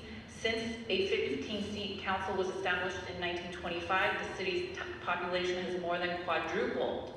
I also support the changes recommended by Public Bank LA so that Thank you so much, Stan. You're next. Stan, can you hear us? We're taking you off of mute. Stan.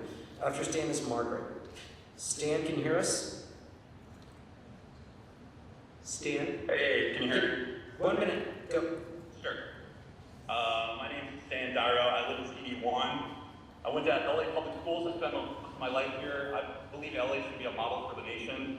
But we have to be honest, City Hall is a transparency problem.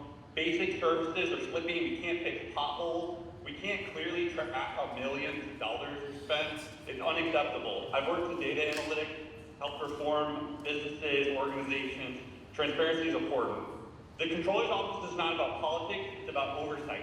I disagree with the current Controller on politics strongly, but I support his office. You know why that is? Because independence matters. And there's a reason why he's one of the most popular officials in this city. He follows the data, he shows his work, and he puts it online in front of the people. That's leadership, leadership the city needs. So much so that the existing mayor's office of the city is scared of change. Thank you so much. Margaret, can you hear us? Margaret. Yes, hello. Go. City Hall needs more transparency and accountability, not less. I oppose any effort to remove the invaluable office of the city controller and our excellent controller, Mr. Mejia, who was supported by the voters of Los Angeles. There's substantial evidence from the office of the Los Angeles City Assessor that many commercial property owners in the Venice Beach bid area grossly underpay their property taxes, some for decades, with some owning entire blocks. One family owns 2 entire blocks at the Windward Avenue and Oceanfront Walk, the gateway to Venice Beach, under different legal entities. Assessor record shows that since 1986, this family has paid property taxes for vacant land for the entire 2 blocks at Windward Avenue in Venice and Oceanfront Walk for a total value of $3,948,981. It's outrageous. We need this independent controller with. Thank you so much, Margaret. And Mr. Chair, that concludes 30 minutes of virtual public comment. All right, we now move on to neighborhood council community impact statements. Are there any approved neighborhood council community impact statements either in the room and online? Okay, see one in the room. Sir, you will have 5 minutes. Hello everyone, my name is Eunisses. I'm the Vice President of the Reseda Neighborhood Council. The Reseda Neighborhood Council supports the creation of an elected office of the Public Advocate as utilized in the City of New York. The office accomplishes a number of goals. One challenge the Charter Reform Commission has considered is whether a council president should be able to simultaneously fill a mayoral vacancy indefinitely, or what the appropriate line of succession might be. In New York City, they have a straightforward answer: the Public Advocate. A citywide elected official, the first in line to fill a vacancy in the office of the mayor. The Public Advocate is a non-voting member of the City Council capable of participating in debates and introducing and seconding items. They are a non-voting member of all committees. This provides an independent voice at City Hall and strengthens internal checks and balances within the council as well as within the mayor. The Public Advocate serves a key function in responding to citizen complaints regarding the delivery of services and 311 requests. They function as a public watchdog, capable of conducting investigations, and the office also has a role as charter cop to ensure compliance with the charter. After finding a violation, the parties are allowed to issue a response to the Public Advocate before a report is issued to the council and the mayor. We also support giving the LA Public Advocate additional powers the New York City Public Advocate initially held, like the power to provide over council meetings.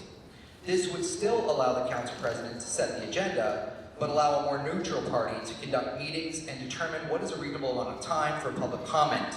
The council could still amend their internal rules or move to overrule them as they can with any chair. The Reseda Neighborhood Council also supports council expansion.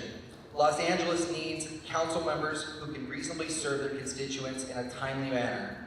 Unfortunately, council districts at present are unmanageably large. We support council expansion to a minimum of 25 council members, which would take us from being the most underrepresented city in the nation to merely the 3rd most underrepresented. Additionally, the Reseda Neighborhood Council supports ranked choice voting. Finally, we support clarifying the controller's auditing authority over all city programs, including those administered by elected officials.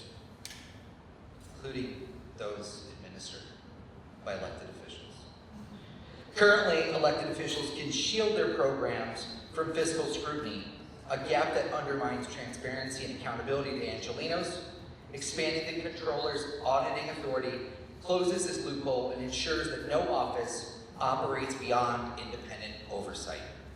Thank you.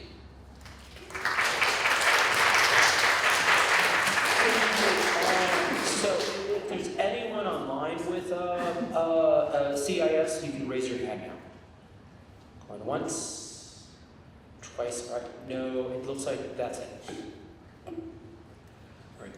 Commissioners, I've received a number of requests for a brief recess. I would like to recess for 10 minutes and reconvene at 6:47. Is there any objection? No. All right, seeing none, we'll recess for 10 minutes. But it's important to note that the restroom that's on this floor is not working. Folks, there's one down the stairs. If you take the stairs that are right down, our friendly officers will also point you the way. Basically, right under this chamber, there's a bathroom till 6 p.m. We'll reconvene at 6 p.m., everyone. Thank you. Thank you. One second, everyone. Zoom.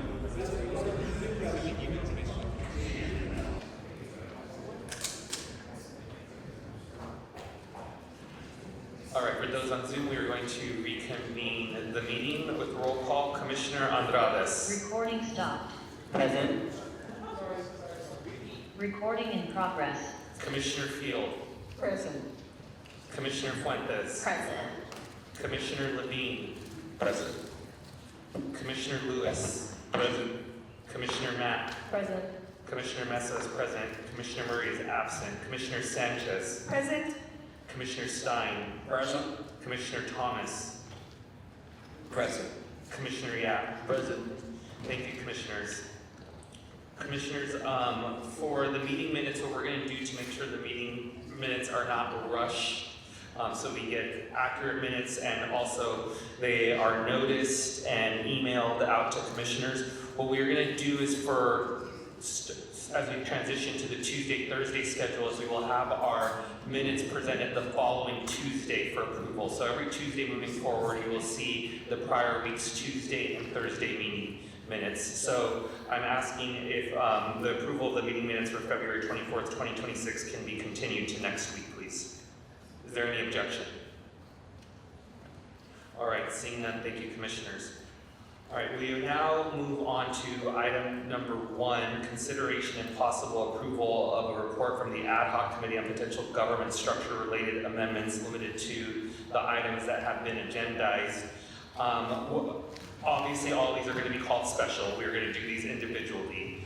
And so we will start with a city council expansion, and I will hand it to Commissioner Andrades to review where we are at. Commissioner Andrades, city council expansion.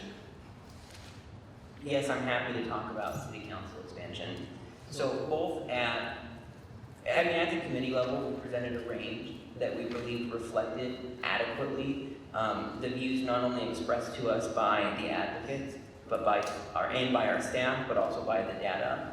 That started with 23 at the floor to be the smallest city council that would have the best results in terms of increasing representation and increasing the ability for minorities to elect representatives. Obviously, we had a range that was above 23, but at the ad hoc committee, this was then 23 was the number that was settled on. Happy to chat more if people have specific questions. Under the data that we had looked at, 23 was sufficient to have a city council that is bigger, more representative of Los Angeles, and gives minorities across the city the ability to elect candidates of choice.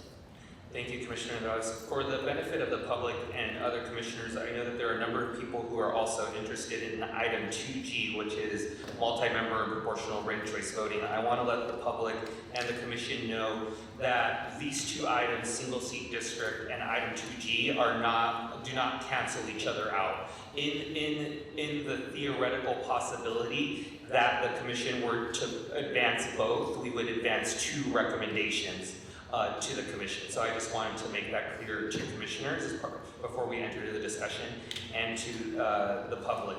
Commissioner Thomas. Yes, and I appreciate that, and I will just suggest 2 things that I think we should advance both, because proportional ranked choice voting is a more equitable way. Commissioner Thomas, I just asked you. I know. We will give ample amount of time for 2G, but we were talking primarily about city council expansions. Yeah, and so in terms of city council expansion, if it's going to be at 23, then we definitely need to make sure that we include proportional ranked choice voting. And the reason that I'm saying that is that what the discussion was, for those who remember from the ad hoc committee, we found out that in order for this to be more equitable for Black and API, for the Black and API community, it would need to be larger than 23. And that is very troubling. That was very troubling to me, and to hear that be said and then still vote for 23 was very troubling.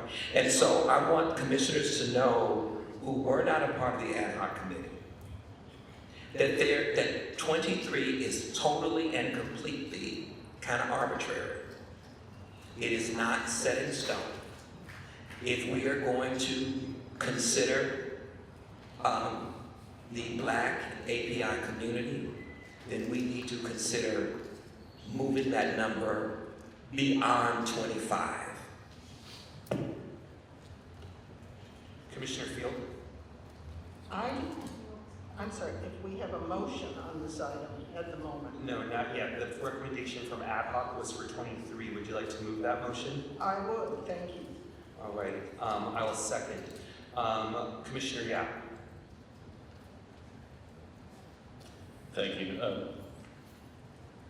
This is about what is the number, and the feedback that we've received from many other communities, including the Asian American Pacific Islander community, would be that a number that is 29 would be the most equitable, would be more equitable. So I would look to amend the motion to read that we would expand the city council to 29 single-member seats.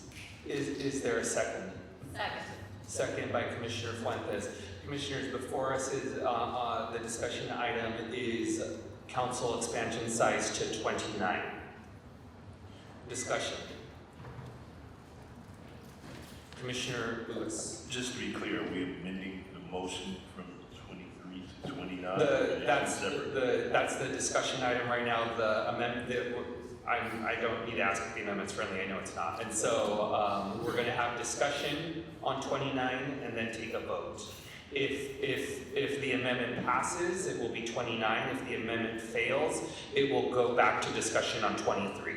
So the discussion right now before us is on 29. Commissioner Andrades and then Commissioner Fuentes. Yes. For my fellow commissioners who weren't there at the committee level, we did talk about a range from 23 to 31. The problem that was presented by the LA Governance Reform Project, which was a coalition of academics from leading universities across Los Angeles and Los Angeles County, they reviewed several different options. And they specifically not only reviewed the options in terms of what the data says, but they talked to voters across Los Angeles in small groups and conducted other polling to figure out, if you increase city council, is there a point at which voters just don't want to increase it anymore and they will vote down any ballot measure that does this? Now, the LA Governance Reform Project found that once you hit 27 or more seats, the appetite for increasing city council dramatically drops, especially once you hit 29 in the low 30s, to the point where there would not be enough voters who are in support of such a large city council that they would advance such a ballot measure. Now, obviously, I think that making sure that we create a city council that has an equitable number is very, very important.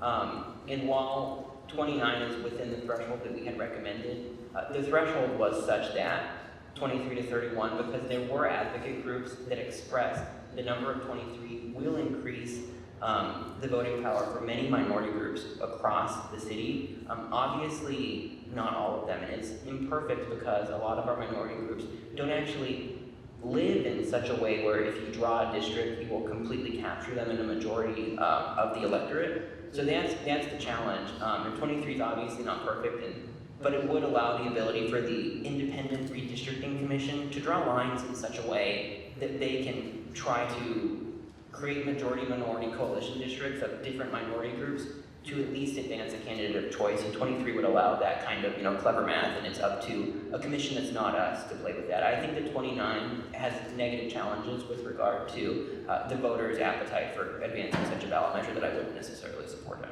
I have Commissioners Fuentes, Mack, and Thomas in the queue. Commissioner Fuentes. I did not mean to get in the queue. That was my bad. Apologies. Commissioner Mack. Yeah, no, thank you. I appreciate the comments from my fellow commissioner. I was also on the government structure committee, and so we did hear the LA governance project. I believe that study was conducted a few years ago. I do want to also uplift that the range that our government structure committee did put forward was 23 to 29, which was recommended to us from RLA, which is a People of Color Coalition. And to my understanding, they also did a series of community sessions in which they heard from the public in terms of the range of city council expansion numbers that folks would be comfortable with, and 29 was within that range. And so I think I just want to point back at their feedback and recommendation as well. I think to what Commissioner Yap was saying earlier about us meeting with the API leaders earlier this week, what I heard, and I think I'm just repeating for the rest of the commissioners who weren't able to attend that meeting, is that more districts will allow for smaller district size, which then will allow more constituents to be heard in the districts and be represented. And I think just speaking from an API community lens, the API community is so diverse. There's so many different ethnic groups within the API communities, and so I think when we're talking about council districts, we're talking about the opportunity of really increasing the size of council districts so that we can take a closer look at the nuances of each of the neighborhoods in which LA City neighborhoods are made up of. And I do want to add, it's more than just trying to get someone who is, let's say, for example, API elected in the seat. It is also having an elected official in the council district elected that is accountable to the people living in the district. And as of right now, at least for the API community, they are pretty much dispersed all across the council districts in a way where the numbers are just a lot of times the narrative is that there's not enough of us in each of the districts, and so I think because of that, really just raising the sentiment that more districts will allow for more voices to be heard with the API, but also the Black community in LA. Commissioner Thomas.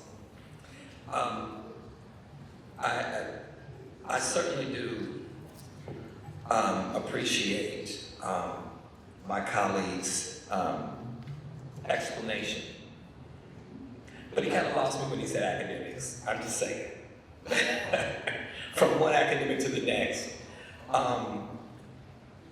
One of the things that Los Angeles is, it is a very diverse community. One of the things that this meeting has shown us is that we can come together. Every walk of life has been in this room.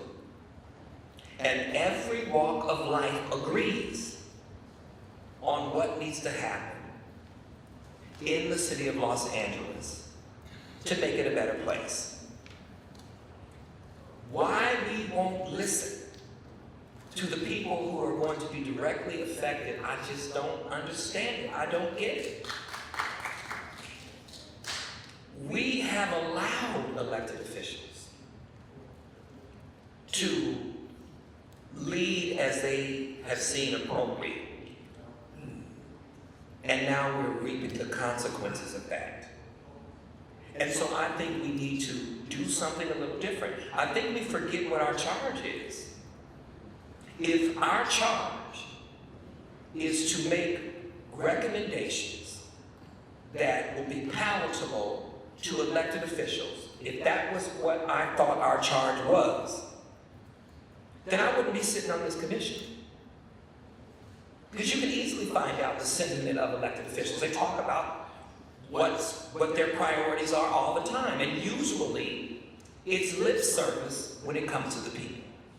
And so what I thought, the reason that you would get private citizens to volunteer their time to sit on this commission would be because they would see the contributions of community far differently than an elected official that's running for office. And so I think we need to walk away from this idea of, oh, that's too controversial.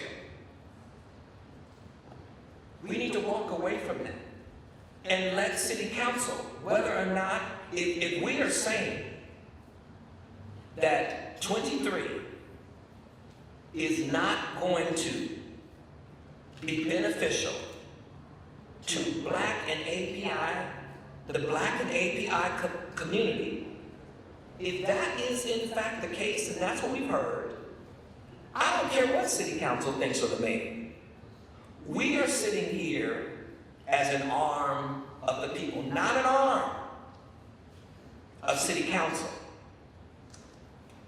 That's why we have the ex parte communication that we have to, because that's not who we are.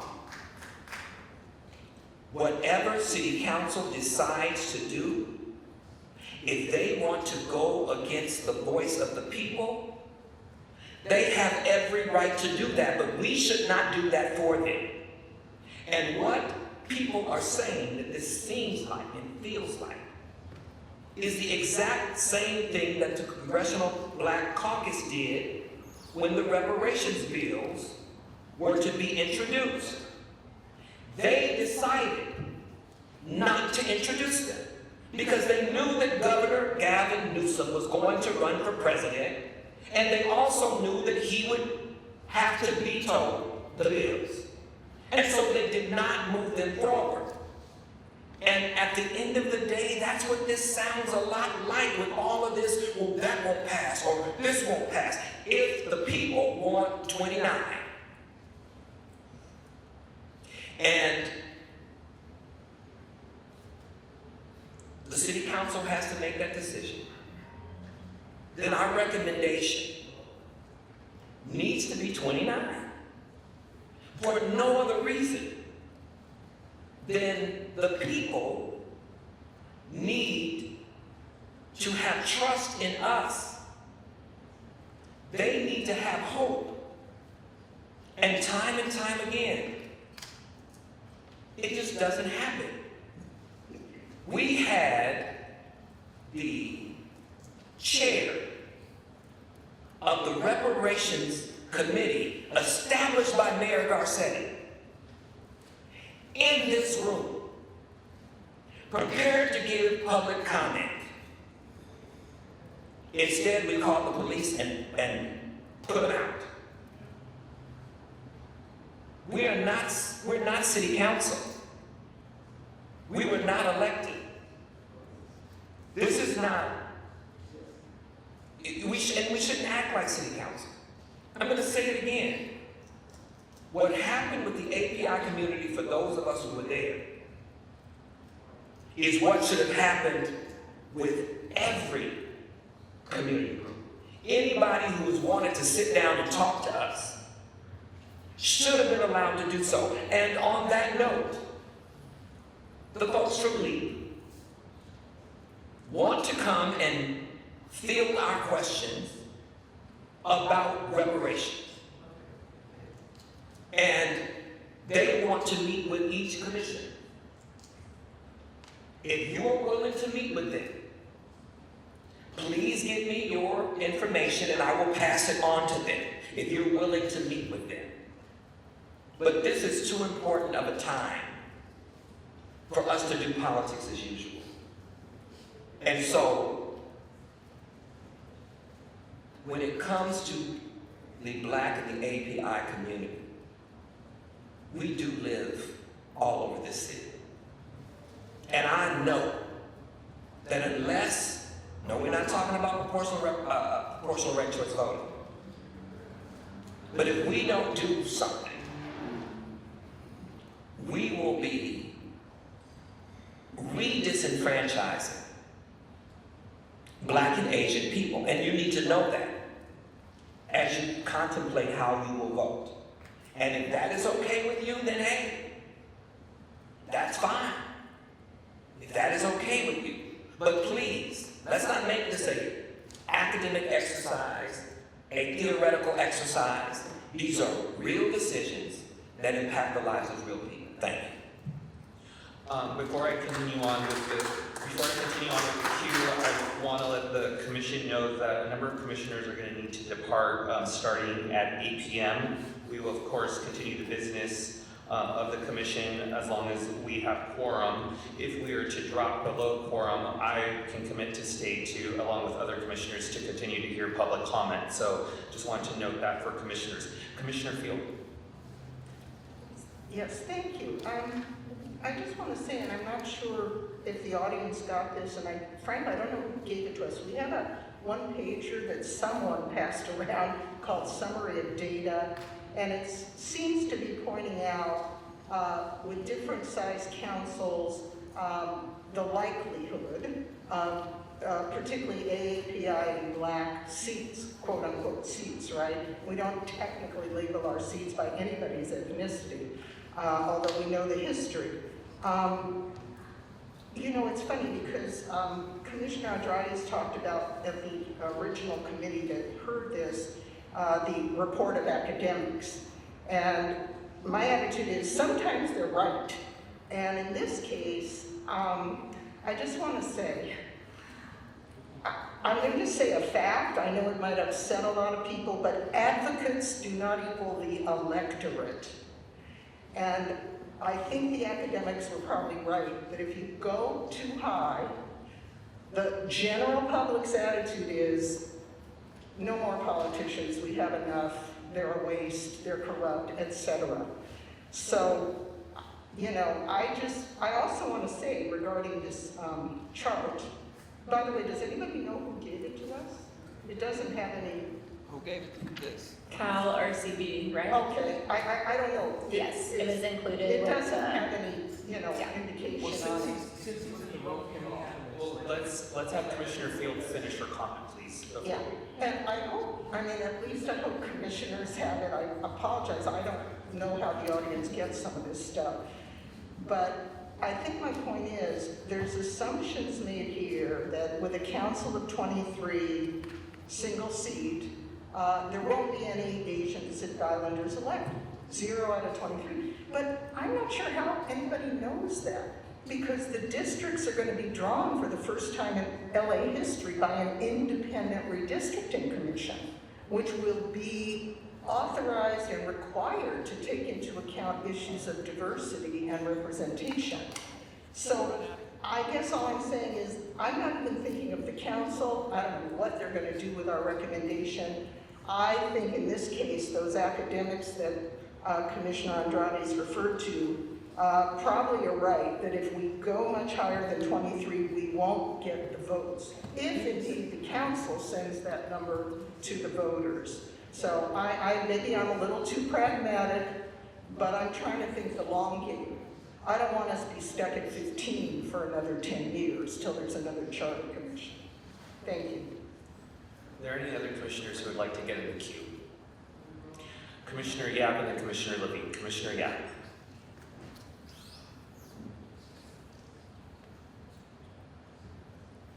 So in trying to figure out what the, we'll say, good data is difficult, because there are, just as Commissioner Field pointed out, a redistricting that would need to occur, a lot of assumptions about theory on how polling or voting would go. I believe it's our responsibility to voice what we know, the communities that have been working in this space. I think RLA is one of them, but that have really spent a lot of time looking at what communities are expecting. And at least what we heard from community leaders on Monday was that they're just not getting, not just services as Asian American Pacific Islanders, they're not getting services, period. So if we're even talking about the number of residents to city council members, at 23, that would be, in today's LA, 180,000 people per city council member. That is movement in the right direction, but that is not on peer with other cities in this country. So I would urge us to look at what are the communities asking for. What is the number to city council representation? And less so things that we can't know today, which are theory on polling and theory on what will go through city council and how districting will be drawn. Commissioner Levine. I think that there's a few things to think about when we think about the size of the council. One is communities of interest and how communities of interest, whether they be ethnic or racial or otherwise, express power in their districts. The other thing to think about when we think about the size of the council is size of each district and how people have access to constituent services. The other thing we think about when we think about the size of the council is the relative voice of the individuals we elect to represent us. Because in expanding council, we are also expanding the number of people who speak for us, but perhaps limiting the power that they speak with just by increasing their relative numbers. Those are sometimes competing demands, and we're being asked to navigate between them. I think that however big the council is, whether it's 23 members, 25 members, 29 members, or 15 members, we should demand an awful lot of our council members. We should demand that they speak for and represent the communities who elect them, the individuals they are charged with representing, and the communities that make up their district, whether or not they found political support inside of those communities. I also believe that if we go to 23 seats, we would be, would you say 180? 170 to 180, I think is right. New York is about 165, is that right? New York is, I think, at about 165. Houston's at about 150. Chicago has 51 aldermen. Chicago's smaller than the city of Los Angeles, so each one of those aldermen represents around 50,000 people. So these are questions we have to think about when we think about who we stack up against. But we weren't asked to develop a charter commission for Houston or New York or Chicago. We were asked to develop a charter for this city. We were also given the task of making recommendations to the city council. And we were asked to make recommendations on what we thought the city should look like, and we should articulate a vision for what we think the city should look like measured against the urgent needs that the city faces. We should also do our best, I think, to think about what the city council will do with those recommendations. And Commissioner Field, what you said a moment ago, I want to underline and amplify.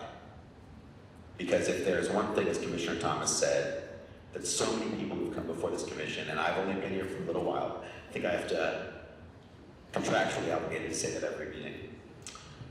And when we get a new member, I'll stop. But Commissioner Thomas, you said everyone here agrees pretty much this city is underrepresented, and I strongly agree with that. And Commissioner Field, what you said is we can't afford to be stuck at 15 for another 10 years. And I believe that if we offer the city council a recommendation to nearly double the size of the city council, it will be rejected out of hand. And I have not made any ex parte discussions because I have not talked about this with any city council members, but I've worked in this building. We need to carefully balance our desire for change with the reality of the ordinance and the structure that brought us here. And so my position is that I would support the largest practical expansion of the city council that we can achieve. I do not believe that number is 29. And I would like to, hopefully, through this deliberation, identify what a number might be that gets us to a city that is more representative, where council members and elected officials have more connectivity to their residents because they know their communities better, they represent smaller districts. And with that, I yield to the next commissioner. Commissioner, you have just clarification, your amendment was for 29 or 27? It was for 29. Thank you. Okay, commissioners, we're going to call the question on expanding city council to 29 seats. Commissioner Andrades? No. Commissioner Field? No. Commissioner Fuentes? Yes. Commissioner Levine? No. Commissioner Lewis? No. Commissioner Mack? Yes. Commissioner Mesa votes no. Commissioner Murray is absent. Commissioner Sanchez? No. Commissioner Stein? No. Commissioner Thomas? Yes. Commissioner Yap? Yes. Motion fails. Commissioners, the motion before us is to expand council to 23. We proceed with discussion. Are there any commissioners that wish to get in the queue? Commissioner Fuentes? I'd like to make an amendment to that recommendation to raise the number to 25. I seem to remember and recall. I second it. I'll second. Okay, second by Commissioner Thomas. Commissioner Fuentes? Thank you. To my fellow commissioner's point about city comparisons and things like that, I seem to recall that the threshold of 25 would put us at par. It would be like a low bar to entry, but at par with other major cities across the US. I'll try to find which report or which file that was in, but yeah, I seem to recall that. So I think that that would be a compromise that makes sense. I completely agree with Commissioner Yap's points about 29 being the number that was pushed by our community members, and I'm bummed that that did not move forward. But I think 25 would satisfy what we're looking for. Commissioner Thomas? And because we know, because of this brilliant young man here, that equity begins at 25. It begins at 25. It's not perfect, but it begins at 25. I think we owe the people of Los Angeles to walk out of this room saying that we are a commissioner that's concerned about equity, that we are a commission that's concerned about Black and API folks who live in this city. And so I would ask you to strongly consider the 25, because the flip side of it is that the people that are pushing for the larger number are actually the people who are going to be most disenfranchised. That's the deal. And, and I think we have an opportunity to, and I'm not a compromiser, y'all. That ain't what I do. I'm right or wrong. It's either right or it's wrong. And so, again, as an academic myself, the biggest problem in the academy is no connection to what's going on in the street. Today, universities are not willing to just hire straight academics because students don't want them. Because you can tell them the theory about the job, but you can't tell them how to be a good employee on the job. And so now, again, I am proposing that you do what shows that you care about Black and API people in this city. And I am also saying twist your arm and make you do anything. But as a black person who has continued to have to deal with being disenfranchised and pushed out of spaces and out of this city, that I will see that as an affront to black people and as an affront to API folks. And that's if we do it or city council does it. Doesn't matter who does it. And so I think if city council hears that we really wanted 33, but then we put forward 29, and now the compromise is 25 because of the equity involved in it for two already disconnected, disempowered, or the attempt was to disempower. If we don't at least show that we are pushing for equity for black people and for API folks, then we are just continuing what those city council members started. That's what we're doing, because their goal was to set up districts that would disempower black people. That was their goal. That's why we're doing all of this. That was the corruption. And so if we can't say we're adding 2 more seats, if we can't do that, then I think we need to be prepared for community to see us as an extension of the scheme of Mary Martinez. Commissioner Mapp.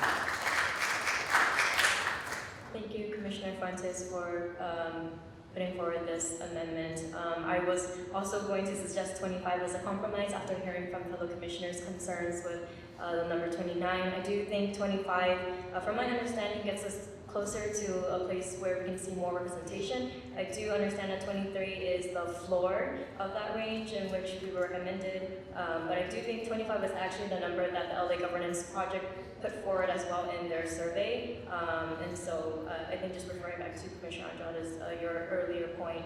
And so I would be in favor of 25 and interested in hearing the discussion that we have at this table. I think a question that I have for the 23 conversation, for the ad hoc, since they put forward this recommendation, would love to hear kind of thought process on that, and if there's something in terms of the reasoning around 23 that hasn't been captured at this table yet, would love to hear it in terms of just having this conversation on 23, 25. Commissioner Stein. In my opinion, I believe that 23 being approved by council is assuming a fact that's not in evidence. You are basically adding 50% more seats to the council. And I don't have any inside information, but I've been knocking around the halls of this building for a long time. And to me, 23 will most likely not be approved, and it'll be reduced. Unlike my friend, and I mean that dearly, my friend, Commissioner Thomas, we may agree on a whole bunch of issues, but I know I generally like him, and I think he generally likes me. I'm more of a pragmatist than James is. I didn't hear your comment. I think, I'm not sure I support 23 as being too many. And I've made that clear from the very beginning in the statements that I've made. But I will make clear that in my opinion, there is little or no chance that council will approve the 23. What I do agree with Commissioner Thomas is minority communities are underrepresented to some degree. But especially the API community. The API community, from the last statistics that I've seen, and I don't know if they're 100% correct, but they involve 12% of the population, and I think it's even the voting population of Los Angeles. And you might argue that Ms. Raman could or probably is considered part of API, but there really are no Asians. Pardon? Councilman Lee and Rod. Yes. Okay, thank you. Then I still think the Asian population is underrepresented. But my practicality, and nobody else has to agree with me, is that I can't support a motion to increase the size to 25. Commissioner Levine, myself, and then Thomas.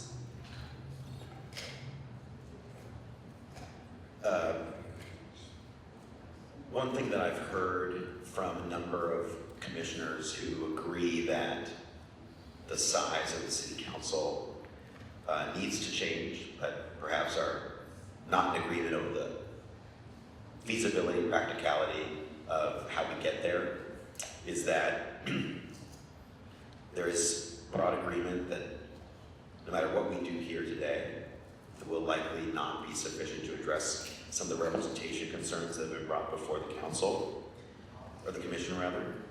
And I wonder if we could, I don't think we've done this yet, but I wonder if we could direct staff as we write the report to express as a consensus of the body that while we are offering a recommendation to 23 or 25, that we believe that there is value to a more representative democracy in the council exploring exceeding our recommendation.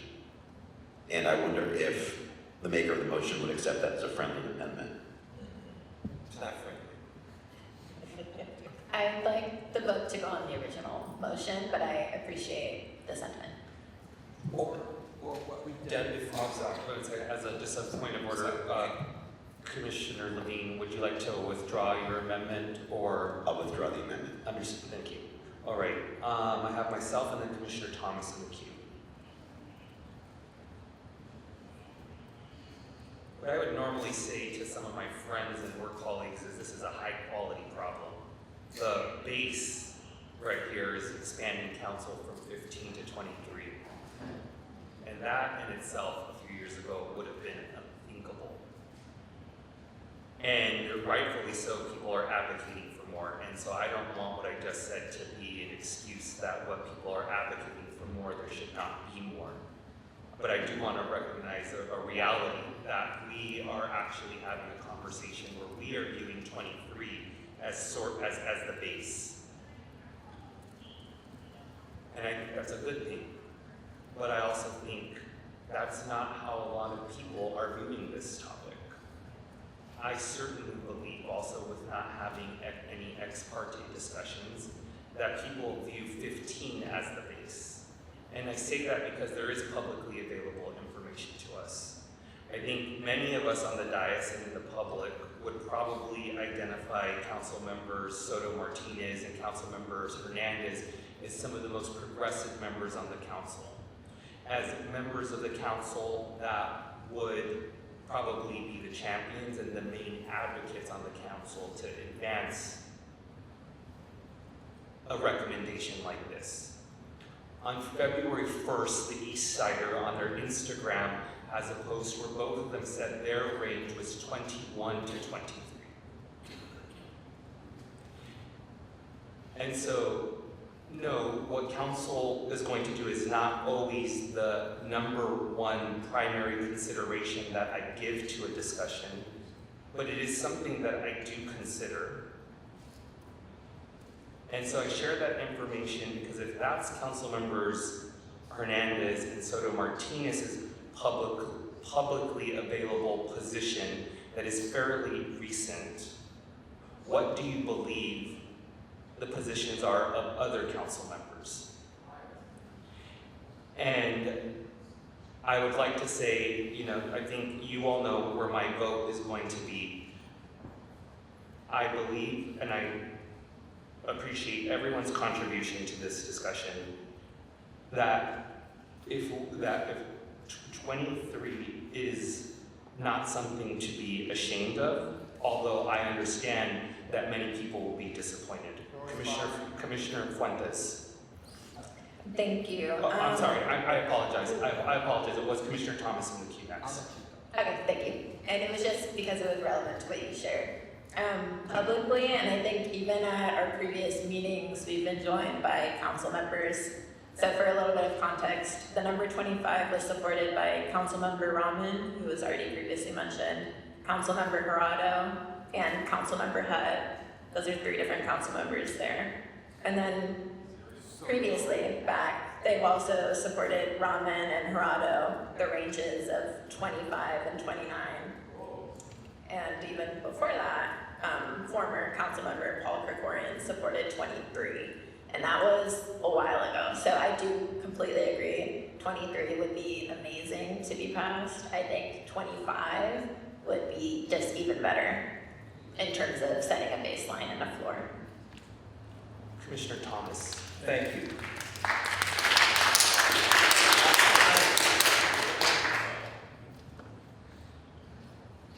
Recently, there was the head of the EEOC who came out and said that white men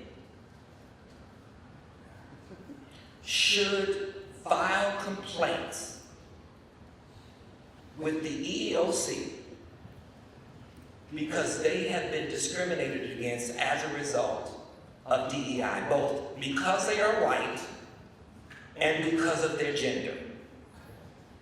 This is the political context that we're talking about. And as I have said over and over,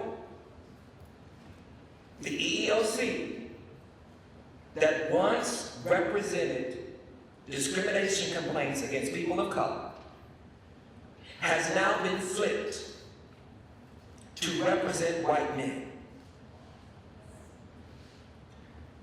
I wonder, and I'm always confused by this. I wonder, is 25, an expansion to 25 more difficult than the abolition of enslavement? Than the end of Jim Crow? That's political too.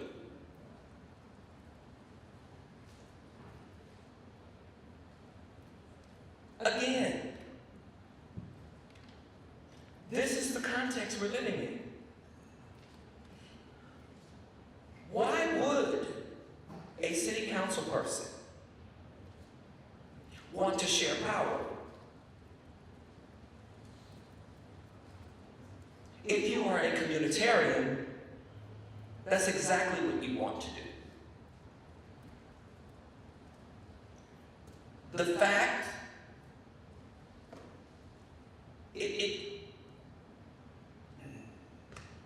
in the same way, there were people who had to be courageous and deal with the consequences of that. We don't have anything to lose. I don't understand why people are acting as, maybe people have political aspirations and maybe they're looking for jobs. I don't know what the situation is, but I don't understand why are we going to tell the people that we're not going to put forward what they want. I don't understand where that comes from. I really don't understand where that comes from. In favor of, and I want you to follow the logic, in favor of elected officials who we have determined there is a considerable amount of corruption going on. How are we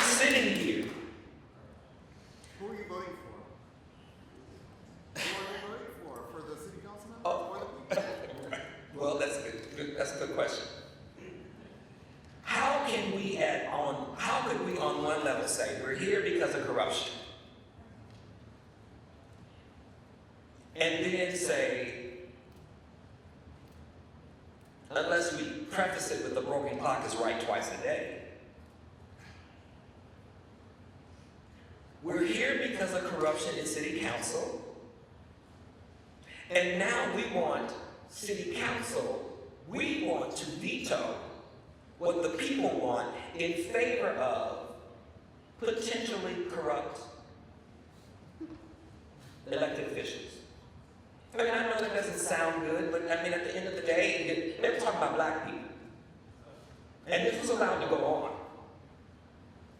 And still, there's really not any real outrage. I mean, it's fake outrage because nothing has really been done about it. Nothing's been done. This commission is following in the same footsteps. We have heard that 25, the number 25, is more equitable for the very people that are the reason that we sit here. And yet we're talking about what elected officials say, what elected officials think. I don't think that's our task. I mean, I may as well be talking to an elected official. If I'm so concerned about what an elected official thinks, then why not talk to him and find out for sure? I'm not opposed to talking to elected officials. I just want to know what the conversation is. And we're at a juncture where it just doesn't make sense yet again. Yet again, it doesn't make sense.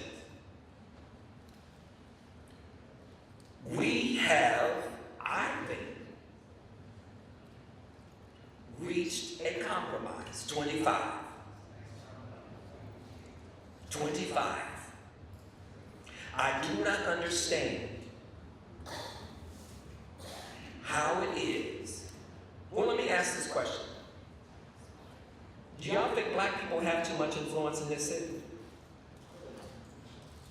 That's a question, and I would like to hear commissioners answer that question. Do you all believe that black people have too much influence? Do you all understand that there is not a space in this city where black people feel safe and welcome? Not a space, not in school, not at universities, not even at church. Not a space in this city where black people feel safe. And I know we got black elected officials, but that doesn't mean that they represent the interests of black people. And I've given you an article on that rise. And so I'm not even arguing that the person who represents black communities has to be black. I'm not arguing that. I'm arguing that the person who represents black communities need to be just. That's what I'm arguing. So don't misconstrue. I don't care who you are. If you are black, white, blue, or purple, and you carry the water of white supremacy, you need to be treated like a white supremacist. And that is really what this conversation is about. That's what this conversation is about, and I don't want us to stray away from it. Those folks said that they wanted to eliminate black political power in this city, and now we're saying that we want to do the same thing. How are we any different than them? That is what we're saying. I don't care what your excuse is. I don't care what your rationale is. That is what you are saying. How are we any different from them? We are not any different from them. Not only did they say that, oh, well, we're not concerned about Black Lives Matter. There's just 25 people yelling. Well, 25 people yelling got Kenneth out of office. 25 black people yelling got over $100 million taken from the police budget and put in the black achievement program to protect black children. We have had to come up with money to protect black children from racial violence that is constantly improved. And as soon as that money was taken for the Black Student Achievement Program, the Black school board member, George McKenna, tried to put the police back in the schools. Knowing full well that the issue was that the police were waiting on the steps of the school for students to be late so that they could be charged with truancy. This is what was happening in LAUSD. And it's not gotten any better. Verdugo Hills, young man, being bullied, beat up, many times, told his principal, nothing happened. We can't do anything. This is what they tell black people. That's what this reminds me of. What you tell black people. You come up with excuses as opposed to supporting us. We can't do anything. We can't stop it. But you know exactly what to do. When that black boy defended himself, you arrested him, you suspended him. It's all on videotape. All of the incidences of racial violence on videotape. A child, when a black middle schooler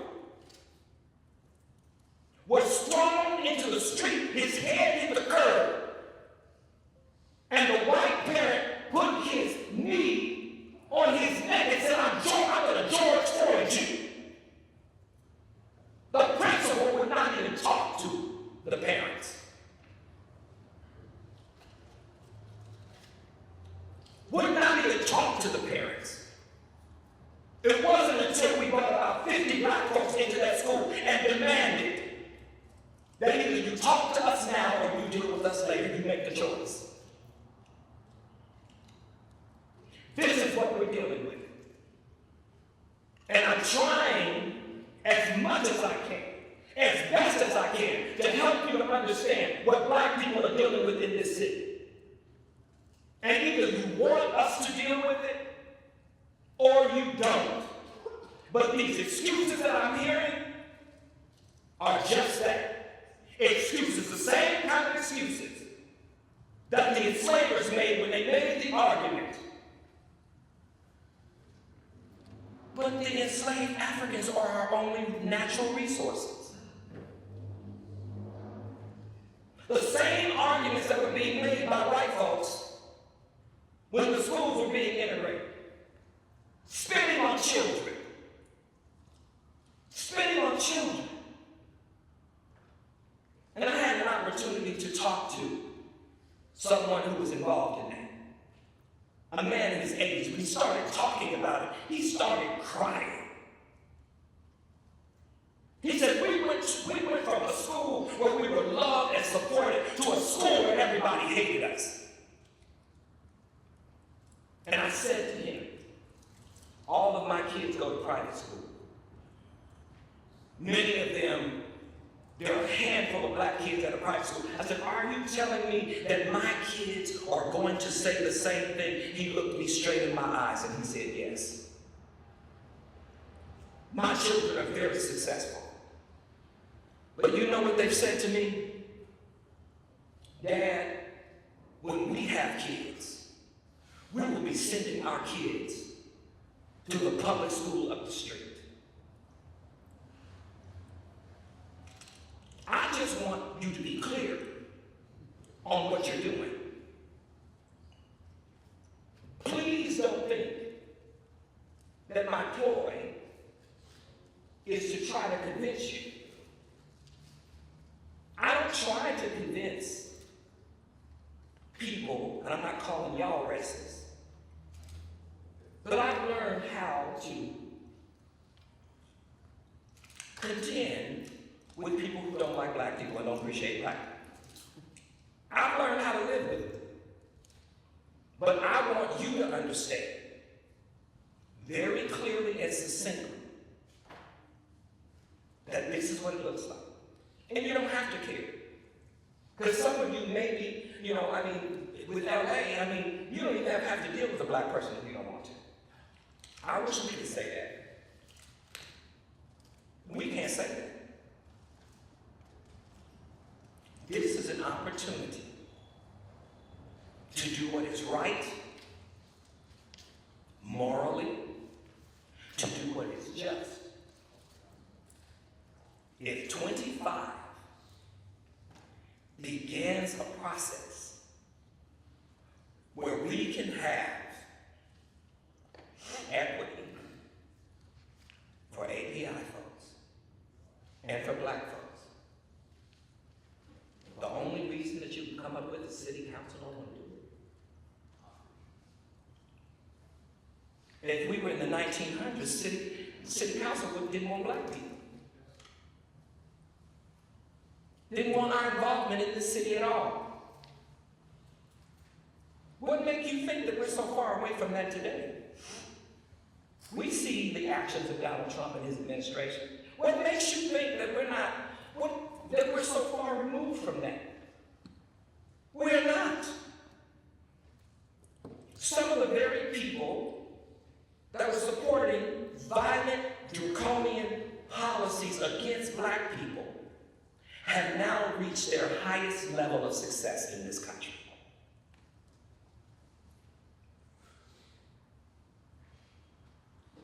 I ask the question again. I ask you to search your heart. Are you good with the way black people are being treated in this city? Are you good with that? There were people who showed up here today to quote unquote call me out. I like being called out because I just tell the truth. Black people. Why? Because I would dare support and fight and resist ICE. Because I'm not accepting, I know about the racial violence that is visited upon black people by Latino folks. But this is about humanity. This ain't about that. We can deal with that later. Because most of the time, the reason that is happening is because somebody who is white that said there's not enough for everybody. The myth of scarcity. And so people turn on each other in order to get what they think they need. But at the end of the day, this is about humanity. And so no number of threats is going to ever stop me from fighting to stop ICE from doing what it's doing to not just Latino folks, but API folks too. Black immigrants as well. We know what they've done to white folks. We should be able to stick our chest out and be proud and say that we are recommending 25 because we want all people in this city to have a voice, and we are standing for equity. That's what we're doing. Can I see the note? No? I pointed out to Ted that Commissioner Field. Commissioner Thomas, you have Commissioner Yapman. Thank you. Commissioner Thomas, I just wasn't sure if you were done before we go to Commissioner Yapman. Yes. Go ahead. Thank you. Pointing out something that I know everyone in this commission knows, the city council will, or I almost said will, could reject all of the work that we're doing here anyway.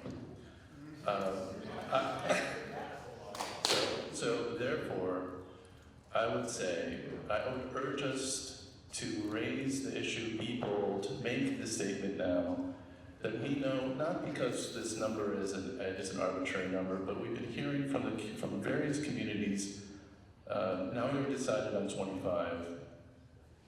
Put it to city council, who will, I'm not as optimistic as Commissioner Levine that they would raise it, but let them justify why bring it down.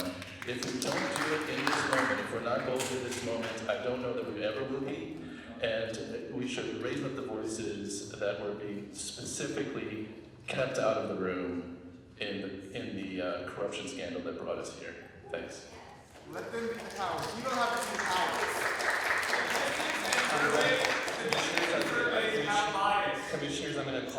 question on the amendment before us. The amendment is to expand city council to 25. Commissioner Andrades? Yes. Commissioner Field? No.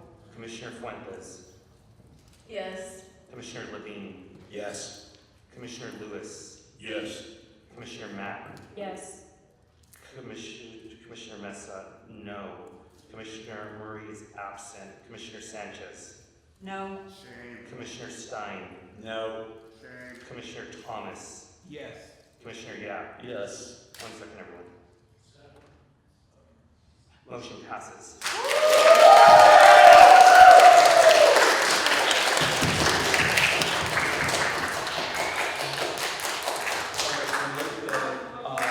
You continue to be a rock star. All right, I'm going to, the motion is amended. Do I have to take another vote, City Attorney? The motion was amended. Do you have a motion to vote? The motion was amended, and you still have to vote on the item. Yeah, item final passage. Okay, can we proceed with the vote on final passage, which is on expansion of council to 25?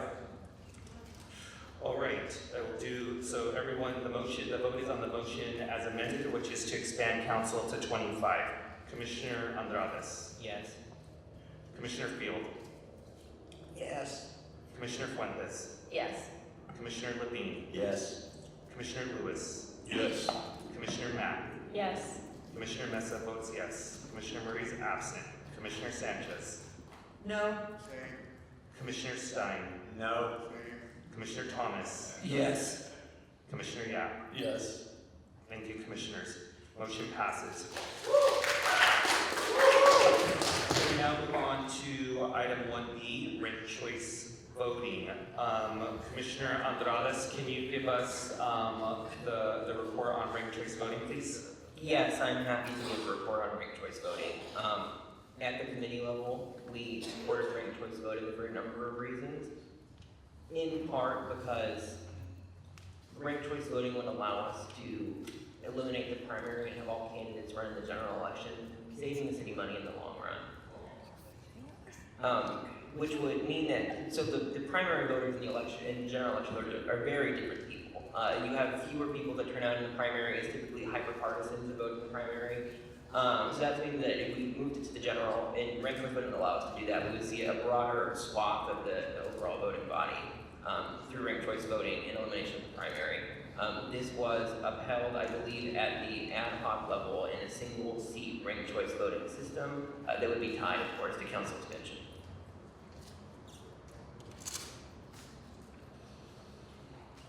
Thank you, Commissioner Andrades. Discussion. Well, actually, I will move a motion to approve ranked choice voting. Is there a second? Second by Commissioner Fuentes. Discussion. Commissioner Sanchez. I have mentioned before my work in low propensity voters, particularly Latino voters, encouraging them to become citizens, ultimately register to vote and get out to vote. I have doubts still on the information provided to us, and I understand and appreciate everybody coming forth to propose and advocate. However, comparing it to the cities that have implemented ranked choice voting, the complexity that we're going to see in the bubble confusion and voter confusion, particularly for underserved and ethnic minorities, continues to be a huge problem for me. I don't think that ranked choice voting is the solution. So minorities are stupid? Minorities are stupid? Members of the public.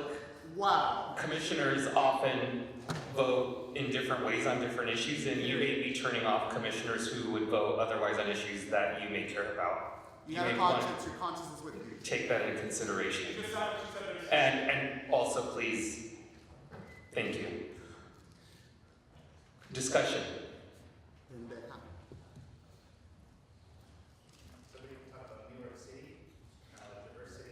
Commissioner Levine. Commissioner Andrades, the current proposal, just for clarity, would be single-member ranked choice voting for council districts. That is correct. We did not give any sentiments on citywide elections. And is there a recommendation too that it would be a single election to be held in corresponding to the general election.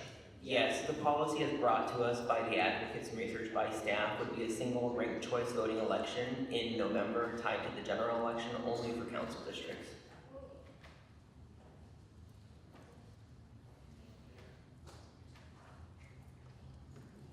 You see no further discussion, but I would like Commissioner Fuentes. I'm sorry, I'm reading off my phone because my computer was on the Zoom for some weird reason. So Cal RCB has sent us like a lot of documents, but one of the documents they had sent us was about myth versus fact busting, specifically when it comes to turnout of non-English voters. So one of the myths that they busted is that even for New York, their first time using RCB in 2021, 90% of voters ranked 2 or more candidates on their ballot, with 95% of all voters saying they found the ballot easy to complete, regardless of age, race, education, language spoken, or income level. So I just wanted to offer that as just a stat to kind of dispel the myth that this would negatively impact any non-English voters in a city where this has been successfully implemented.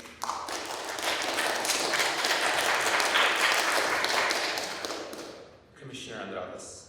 Although I support ranked choice voting, I do want to point out that Commissioner Sanchez's sentiments are not without merit.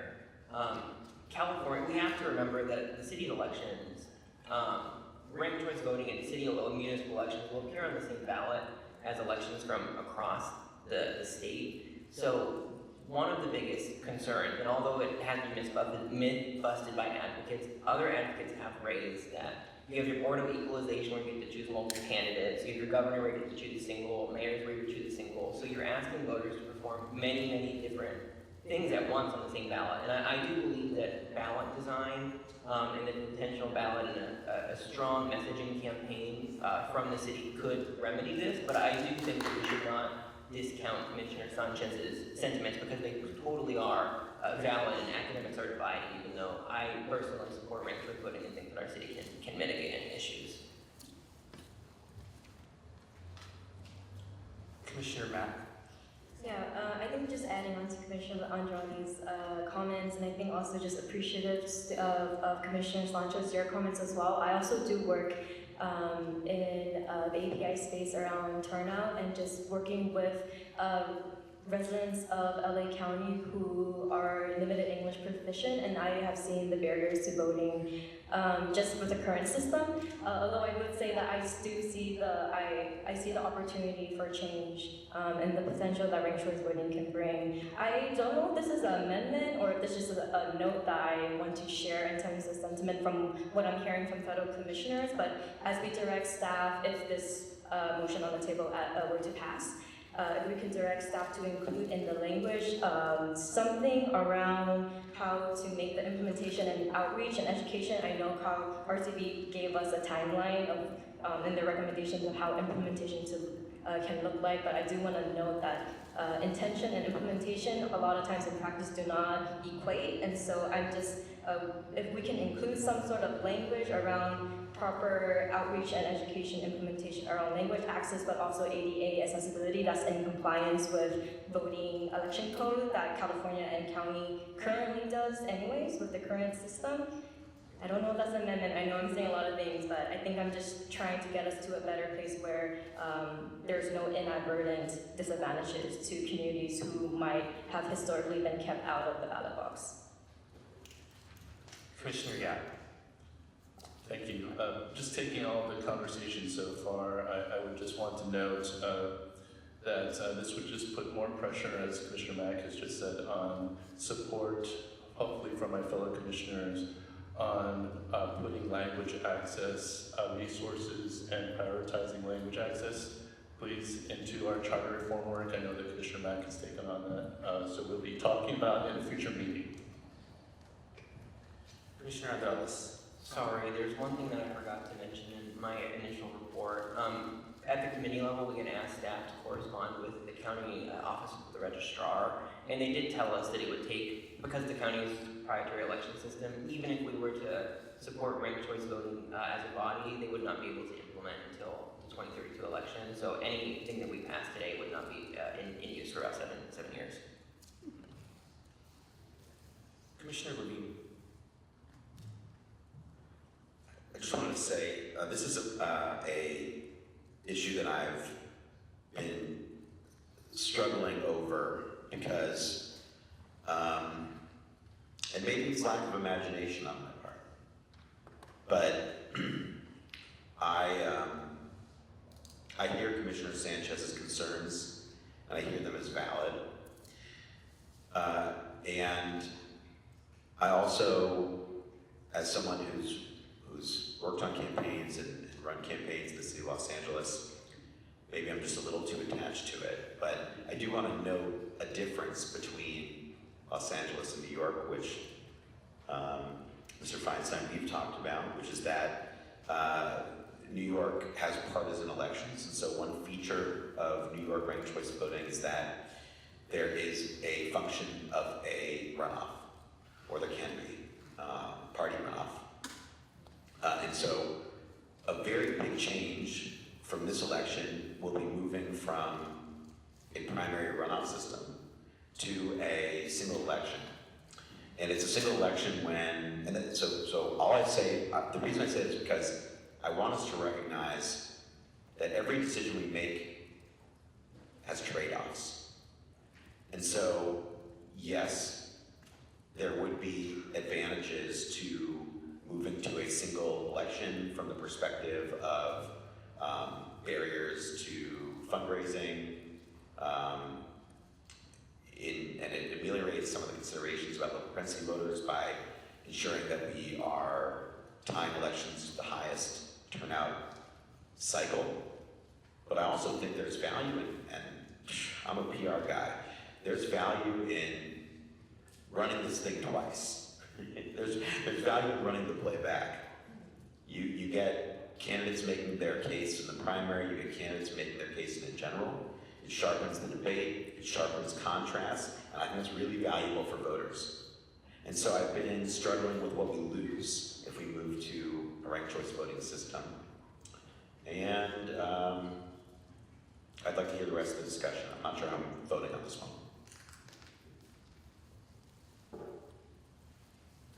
Commissioner Field. Yes, and I do apologize.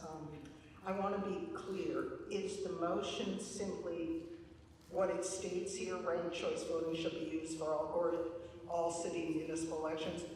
Or is it including the fact that it would not happen until 2032 after the next census and independent redistricting? And also, what Commissioner Mack mentioned, it's critical that there be voter education, public education, starting, whenever, soon. I mean, it takes many years for people to reconfigure their brain, especially if they've been voting a long time, about how to do this. And we have read that in some situations, in some cities, it is quite confusing to some of the electorate. So I guess I just want to be sure I know how much detail is in the motion. Thank you for that, Commissioner Field. The motion is for ranked choice voting shall be used for all city municipal elections. So that's not only city council elections, but citywide office elections. I'm happy to entertain any amendments that people may want to put forward to alleviate concerns. Commissioner. Can I go ahead and I would like to, and I'm working off of what you said too, I'd like to amend this so that it's very clear the time frame. Yes. And what we've already discussed about 2032. And I'd like there to be, I don't know if we can give a money amount, but there has to be a very serious commitment to the education process, so that voters by 2032 Recording in progress. I would ask if the following amendment would be friendly, Commissioner Field, because as you know, I'm averse to economic things. What would be friendly to me is to put the date is in 2032, that this shall be implemented by 2032. and that council, pass an ordinance that will include voter education, language accessibility. Yes. That, I would like it to say all that. You got it. It's gonna be up to council to pass the ordinance, but we will say that.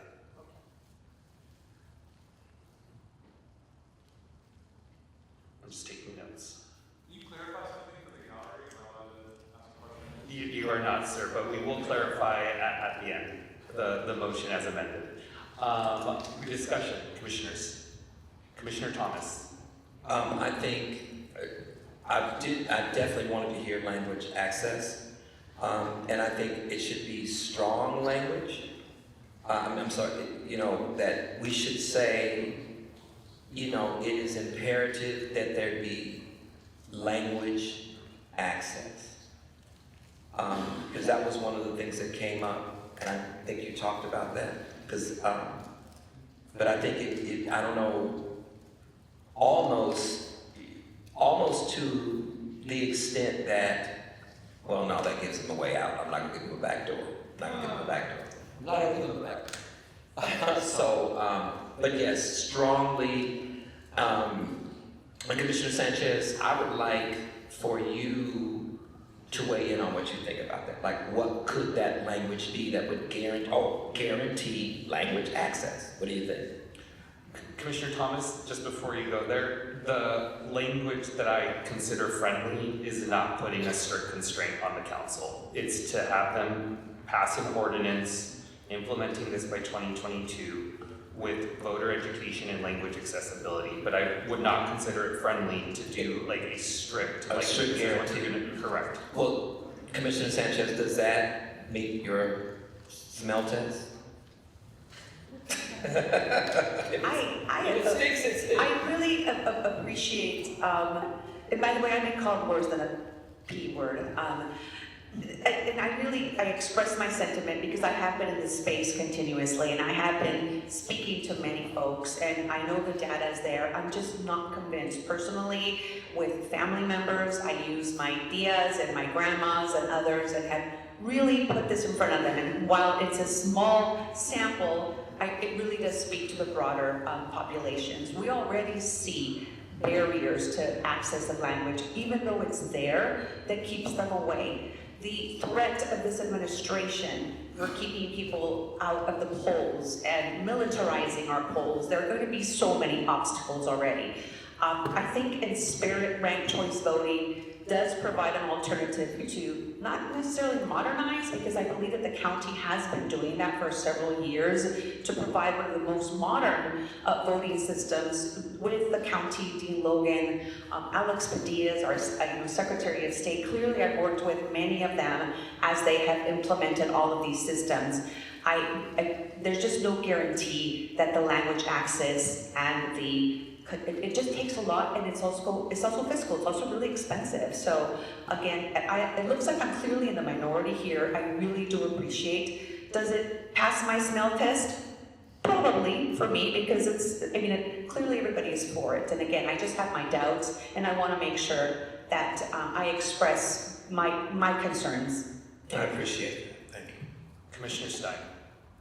Well, I made my position clear from the very beginning that I oppose ranked choice voting. Putting that aside, it's clear that it's going to pass the commission, but I would somehow like to be able to break up the language that was suggested. I'm 100% in agreement on language accessibility and do not want to be put into a situation where I'm voting against ranked choice voting, but then because of the language that was added to it, I'm voting against language accessibility, which is truly not what my position would be. So I would ask if we could split it and take a vote on language accessibility and then take the vote on ranked choice voting, because it would reflect. Commissioner Stein, this is what I can offer, and let me know if it allays your concerns. You and I have had offsite discussions. I don't think you are probably most likely running for elected office again. So You got that right. You can take multiple types of votes. What I'll say, and we had this discussion at the last commissioner meeting.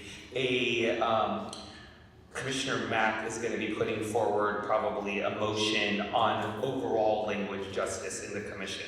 So you will still get to vote in that instance. I would like to keep it here just so when we send this recommendation to council, they know that we would like an ordinance that implements this to include language justice, but you will get another opportunity in the future. I thank you and I thank Commissioner Mack. Commissioner Levine. Just to follow up on my earlier commentary, I'm curious if either at the ad hoc or at the government structure committee level, there was a discussion on alternatives that include runoff elections and what the consideration was given, if any, to structuring citywide and city council elections in different ways.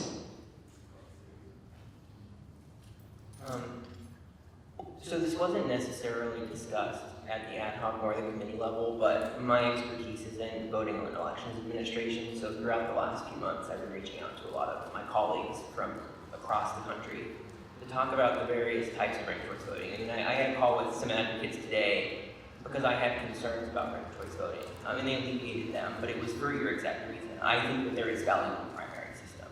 I think that there is value in 2 elections. Now, we talk about ranked choice voting with regard to different California municipalities and New York, but New York does have a primary and they have a general election.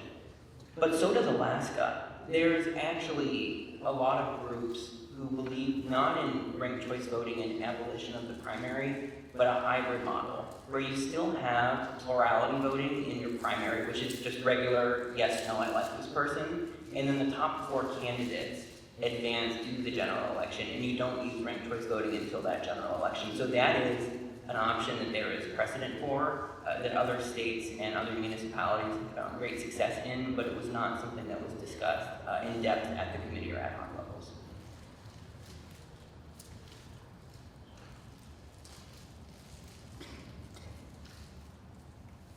You have a follow-up, Commissioner Levine? Yes. I have concerns. I'm just envisioning this scenario playing out.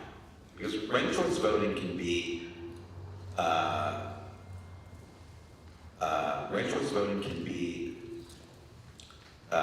it can result in surprising outcomes, which is part of why it is supported by so many. Help me understand this, Commissioner Douglas. We have an election for mayor in 2022, and the candidates in the primary were Karen Bass, Rick Caruso, Mike Fuhrer, Joe Buscaino, who am I forgetting? Camille.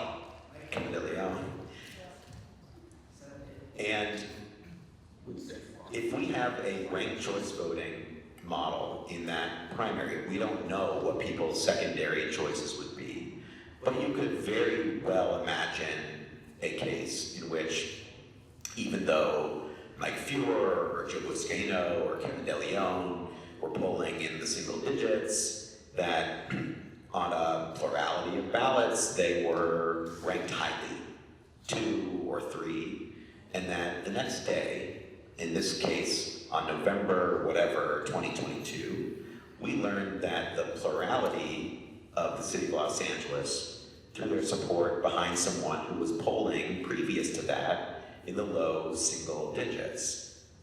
I think that would be a surprising outcome for a lot of Angelenos. And that's one reason why I see a lot of value in a runoff system where the stakes of who gets in are very clear to the electorate. So I don't worry that people don't understand what happens when they get in front of a ballot for ranked choice voting. I worry that the outcomes, while they may reflect consensus, they may also controversial consensus. And so my question, and so I guess I would support an amendment were it acceptable to the chair as friendly, but I would also be interested in the consensus of the body to explore a system of ranked choice voting with the runoff elections. For the purposes of discussion, I just want to see if there's a second, because I won't take it as friendly so that there's discussion. Second, okay. So, can you repeat the amendment so that everyone is clear? So the amendment would be, ranked choice voting shall be used for all municipal elections. The amendment would be ranked choice voting with runoff elections would be used for all city municipal elections. So want to have discussion on this sort of new construct. So Commissioner Thomas. As someone who simply has no appreciation whatsoever or no regard for KDL, maybe his soul, but not him, right? If the scenario that you spoke of, that's democracy. That's democracy. And it seems like we're putting up unnecessary guardrails because, when we do our chair elections, we rank. And the thing about that is that we had 9 people on the ballot. So we had to rank them. And the way that you do ranked choice voting is you start with your top people and that you like 3 of them or 4 of them. And then you go with the other ones that you don't. So who's the worst? Who do you absolutely don't want? That is your 9th person. And so I think this whole idea of a primary,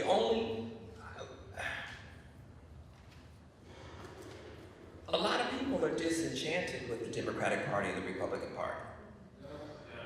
We have a primary system that produced Donald Trump. It's not working. It's not working, and I think this should be a wake-up call for elected officials. Get it together. Because the people are tired. And, one of the things... Commissioner Thomas, you will always, as you know, be able to take the amount of time that you would like. I would just like to note that it is 7:35. I know we will start losing some commissioners. Thank you, and I'm going to stop. And there are items of interest. You see how that works? I like the spirit of the way that you said that. And so I would just say that is democracy. And I would have to deal with KEL as mayor if he were to, just like I got to deal with Donald Trump. Thank you. I got Commissioner Lewis, Field, and Andrade in the queue. Commissioner Lewis.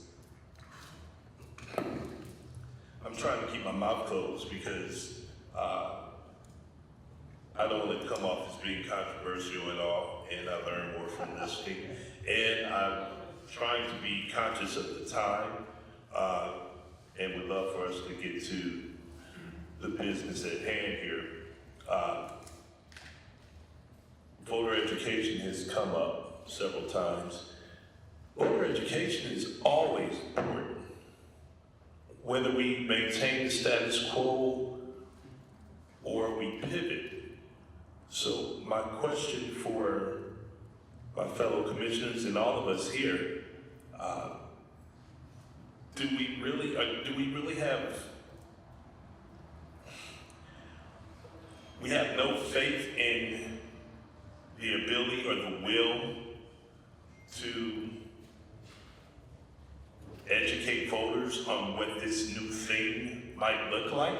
I mean, is that what we're saying? Because I would hope we could do that or make a concerted effort to do it, especially if we're talking about full implementation of this come 2032. So the fact that it would take very concerted effort to educate voters on what this new paradigm would look like, that I'm not concerned about that, with all due respect to everyone who chimed in. If this was if this were to happen tomorrow, next week, next year, I'd be concerned. But we have 6 years to get ramped up for this, to get prepared for this. I would hope that we'd be able to do that.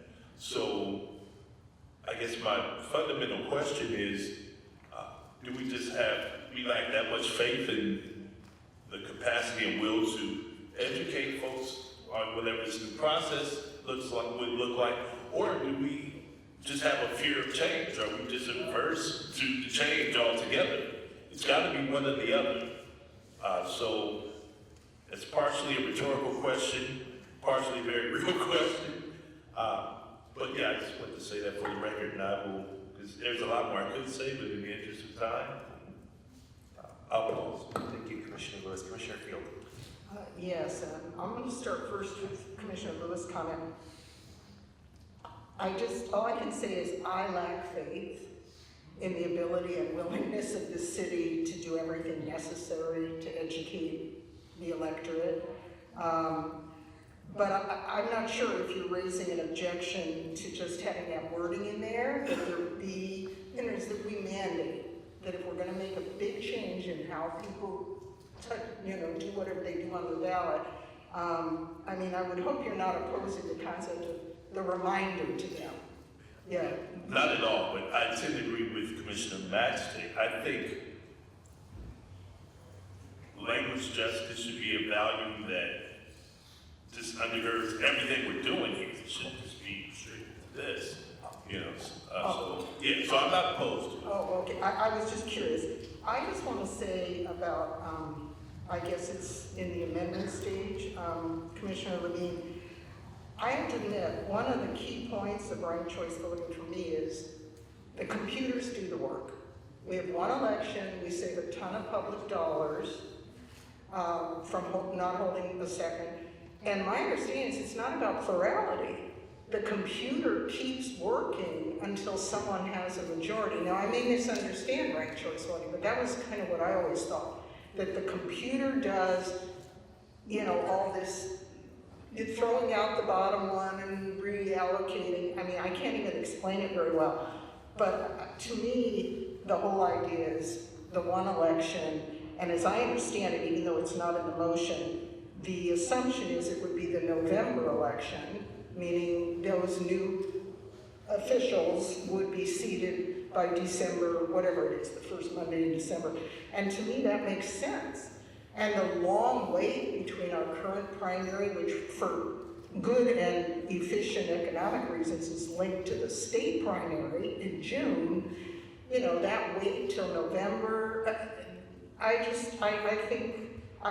don't favor having two elections. I would be interested at another time. I'd like to hear more about cities that do that. I never heard of ranked choice having a runoff, but maybe at another time you could explain.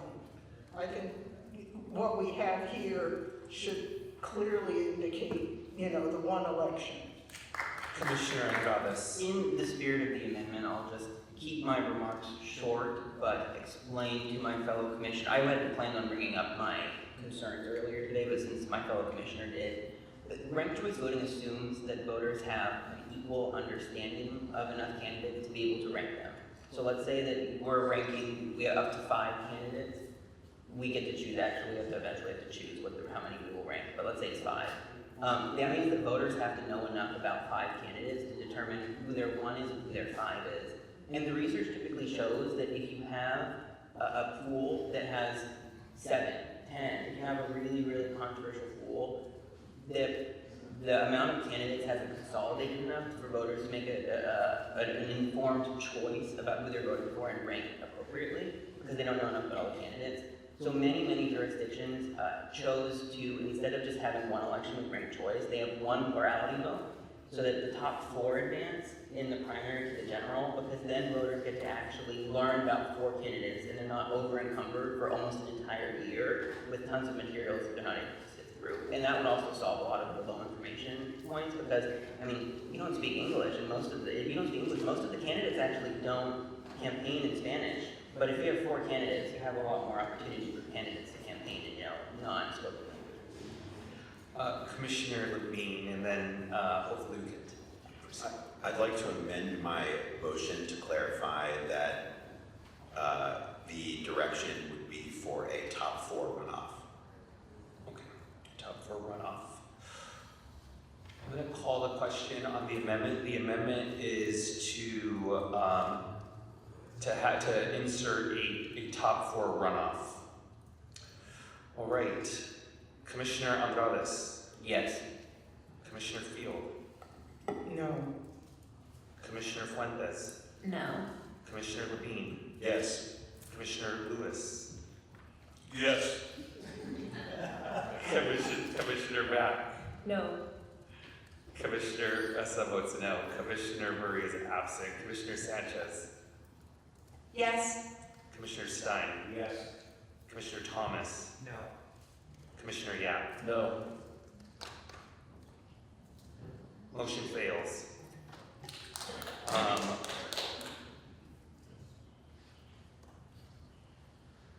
We now move on to the main motion, which is whether it be ranked choice voting shall be used for all city municipal elections. We further instruct the council to pass an ordinance that implements this by 2032, including a voter education program and language accessibility. Can I move that we vote, because we've already had the discussion? Can I do that? You can. Is there any objection? All right, seeing none, I'm going to call a vote on the motion that was just read. Commissioner Andrades. Yes. Commissioner Field. Yes. Commissioner Fuentes. Yes. Commissioner Levine.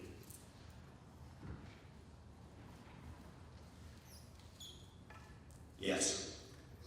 Commissioner Lewis. Yes. Commissioner Mack. Yes.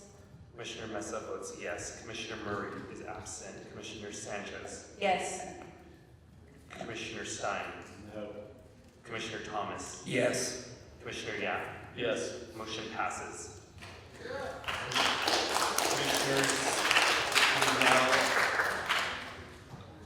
Commissioners, I would, as you've seen, there is food in the back. I would like to, instead of recess, continue to proceed. And if you do need to get something, feel free to bring it up to the dais, be on the side, do whatever you need to do. But let's continue through.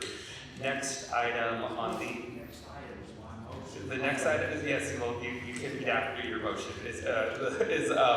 we're going to go to Chief Financial Officer. Motion has been circulated by Commissioner Stein. I will give him the floor. Commissioner Stein.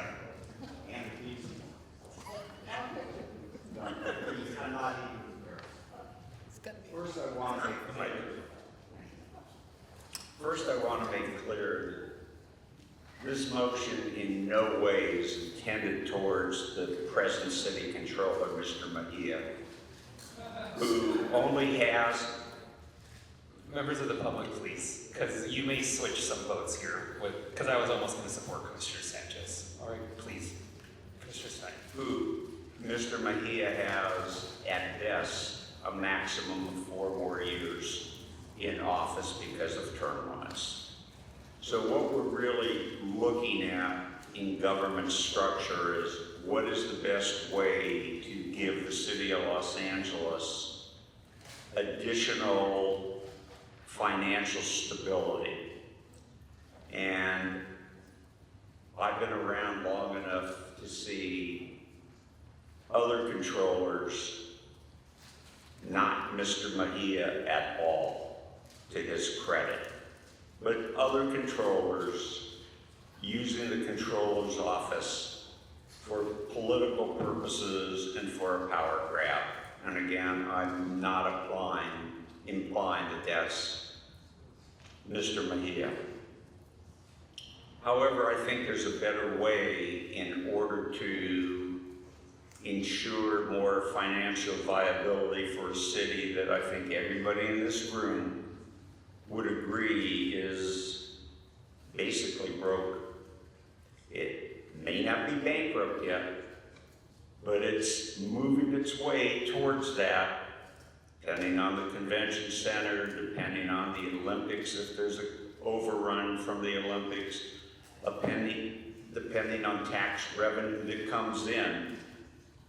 I refuse to put my hand or head into the sand and just ignore those programs. So therefore, I move to remove the CAO from the charter and create a new CFO position. That appointment power I would rest, because I do believe in a strong mayor form of government, would be appointed by the mayor for a fixed term. That CFO would be responsible for preparing the budget, advising the mayor and the council on fiscal policy, producing revenue forecasts, acting as the financial authority for the city's capital improvement plan, which commonly we refer to as CIP, to investigate fraud, waste, and abuse in conjunction with the city controller, whoever he or she may be at that particular time, and all other duties that are currently under the purview of the CAO.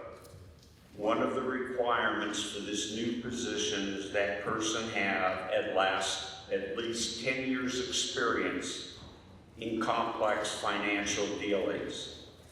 I give credit to Mr. Mejia for advancing the ball partway by in his proposals including that the person must be a CPA.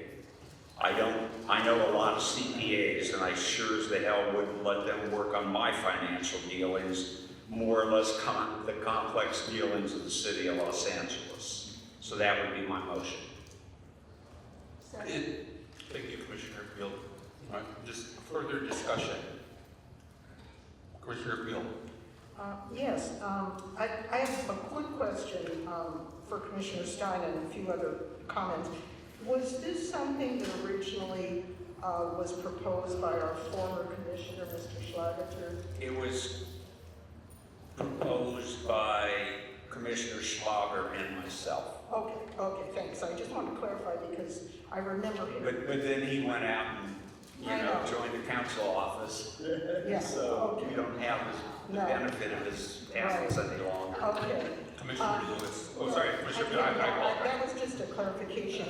I just want to say that among the key phrases in the motion, and I think very important based on the testimony of the Mejia fan club, that fraud, waste, and abuse would be, I presume, audited in conjunction with the city controller. That is correct. This is not a replacement, this is a collaboration. And it seems to me very good because one of the issues that has come up regarding the controller's audit powers is, can that particular elected official audit other electeds, the mayor, council, whomever? And there's been quite a controversy. So it seems to me the controller can audit the CFO and the CFO can audit the controller, and then that gets taken care of, and then they figure out how to divvy up the rest of the audits. So I favor this, and the only other comment I want to make, with due respect to our very, very energetic and active controller, as we say, he has 4 years maximum left, then it's termed out. I've heard about many, many audits, and honest to God, I haven't heard much that change resulting from all these audits, and that's, to me, the issue. It's great doing all the audits, that's good. Get the data, point out the bad stuff that the city's doing with our money, but for heaven's sakes, the next level is a whole nother conversation. And I just want to point out that people seem to think that doing a lot of audits is the most amazing thing in the world, but if it doesn't result in change in how the city functions, then I don't think it does what I want to see. And that's why I think this is so important. This is a change in the responsibilities. First of all, if I remember right, our controller at one point listed all the things that his office does, and it was way overloaded. This way, maybe some of it is someone else's job, and then they coordinate, they work together. So I think this is a very good and logical proposal. Thank you. I have Commissioners Lewis and Thomas, and the Commissioner Lewis. Commissioner Stein, it's clear that there's major opposition to this from the public. So just a question for you. The controller's role as it is today, you think it is really compromised in being able to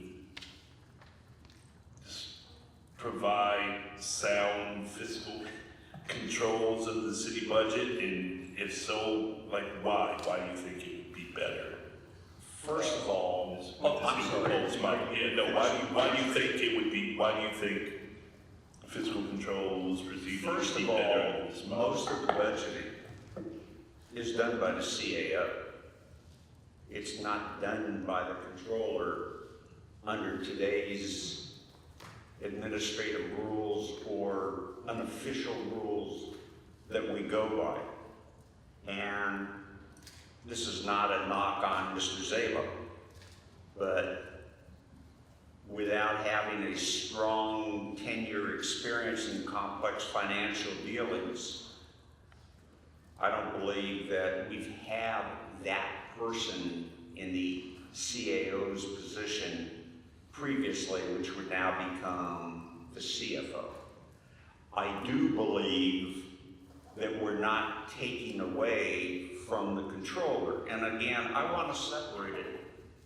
I'm not making any campaign endorsements here, but Mr. Mejia has done a very good job as controller, and Mr. Mejia has tried to keep, for the most part, politics out of the controller's office. But Mr. Mejia's next step is to run for mayor or run for another public office after this election that takes place in June, and if there's a runoff in November.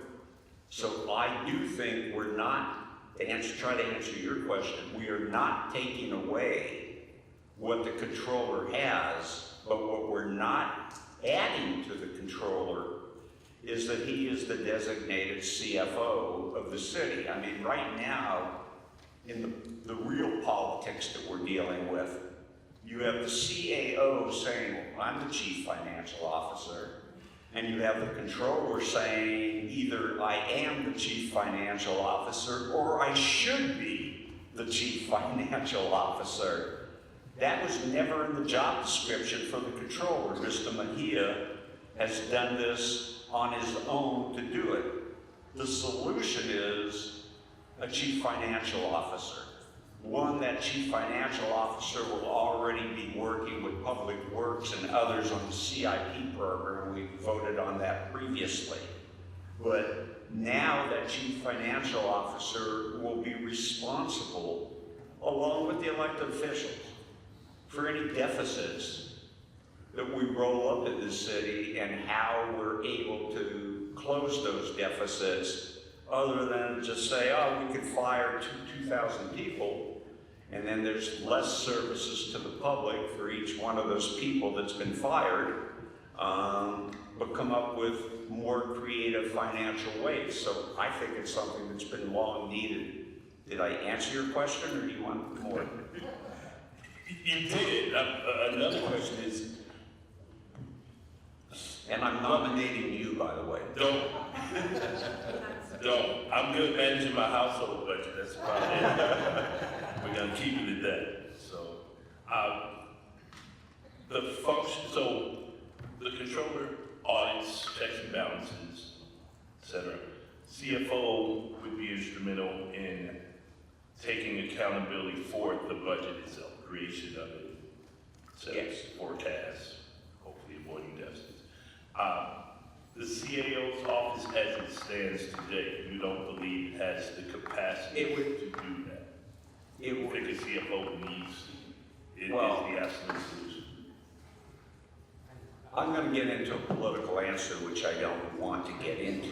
I'll answer the question a different way. Okay. The CAO's office today believes that they can have that capacity and has asserted that that office has really become de facto the chief financial officer. So yes, I think there's that there. They told you that? Excuse me, I'm speaking.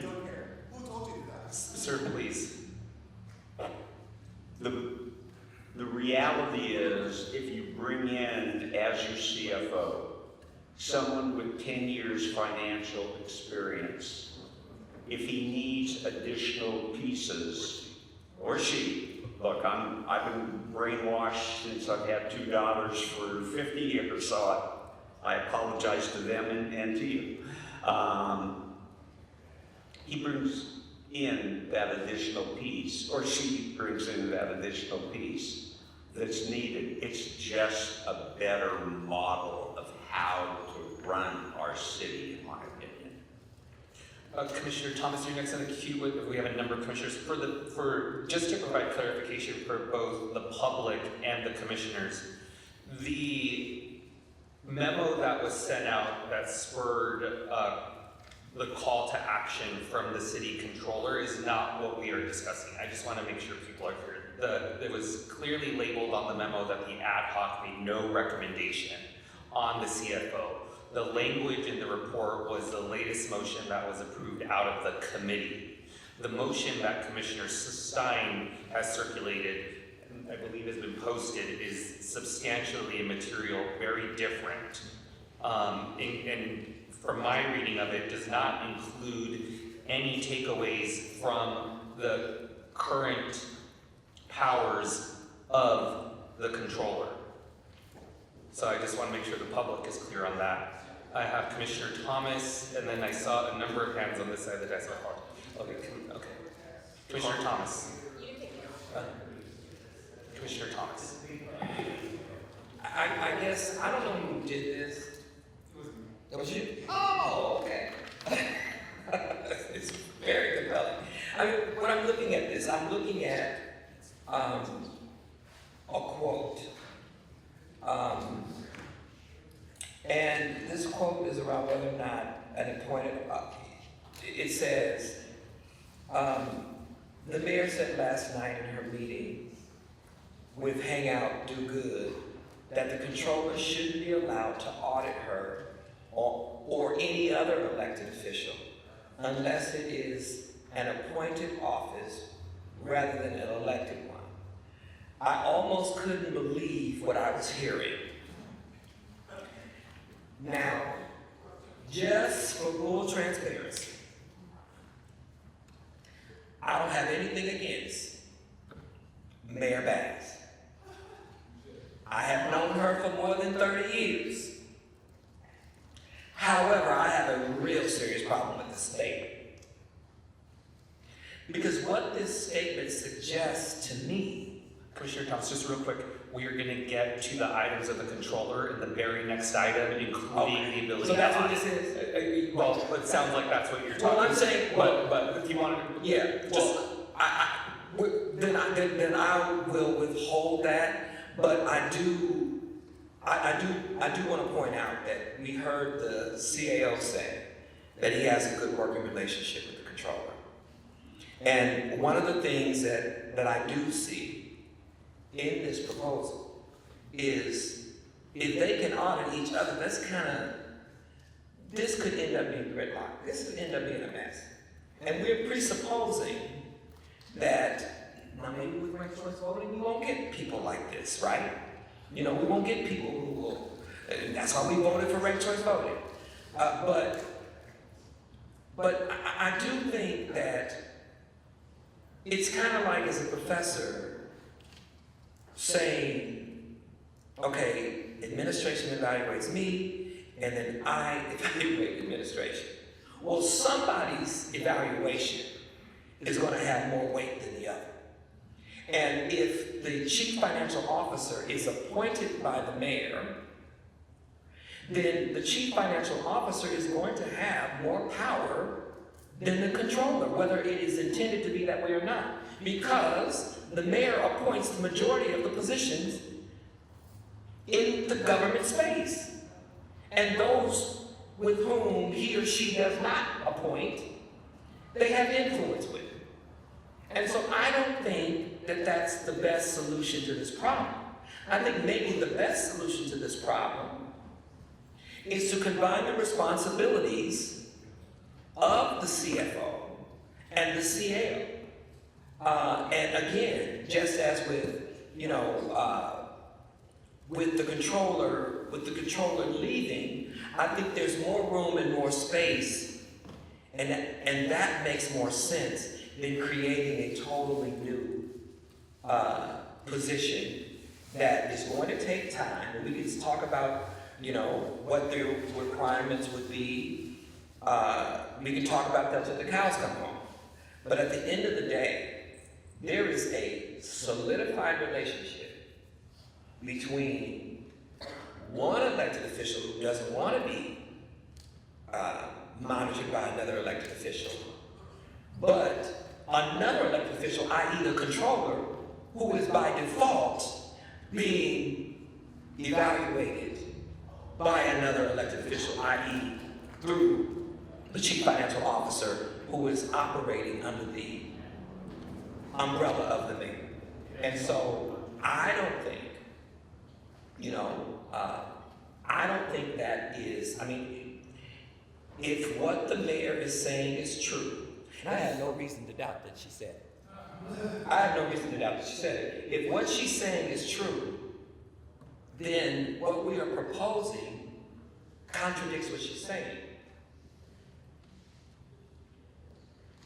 You cannot, if she doesn't approve of elected officials evaluating other elected officials, auditing other elected officials. Now, a strong argument can be made for the fact that Thomas, you will. Oh, I'm sorry. I'm just reminding you, just so you can go. Okay, so I think I made my point. Thank you. You see how Can I just ask, may I just answer one of James' questions? Yes. Yes, you can, Mr. Commissioner. I'm so formal now. The new CFO would be appointed for a fixed term, and that term would run longer than the mayor who appointed he or she to that office. So I think that would eliminate some of the questions that you've raised in terms of the mayoral appointee. Commissioner Yap. Commissioner Yap.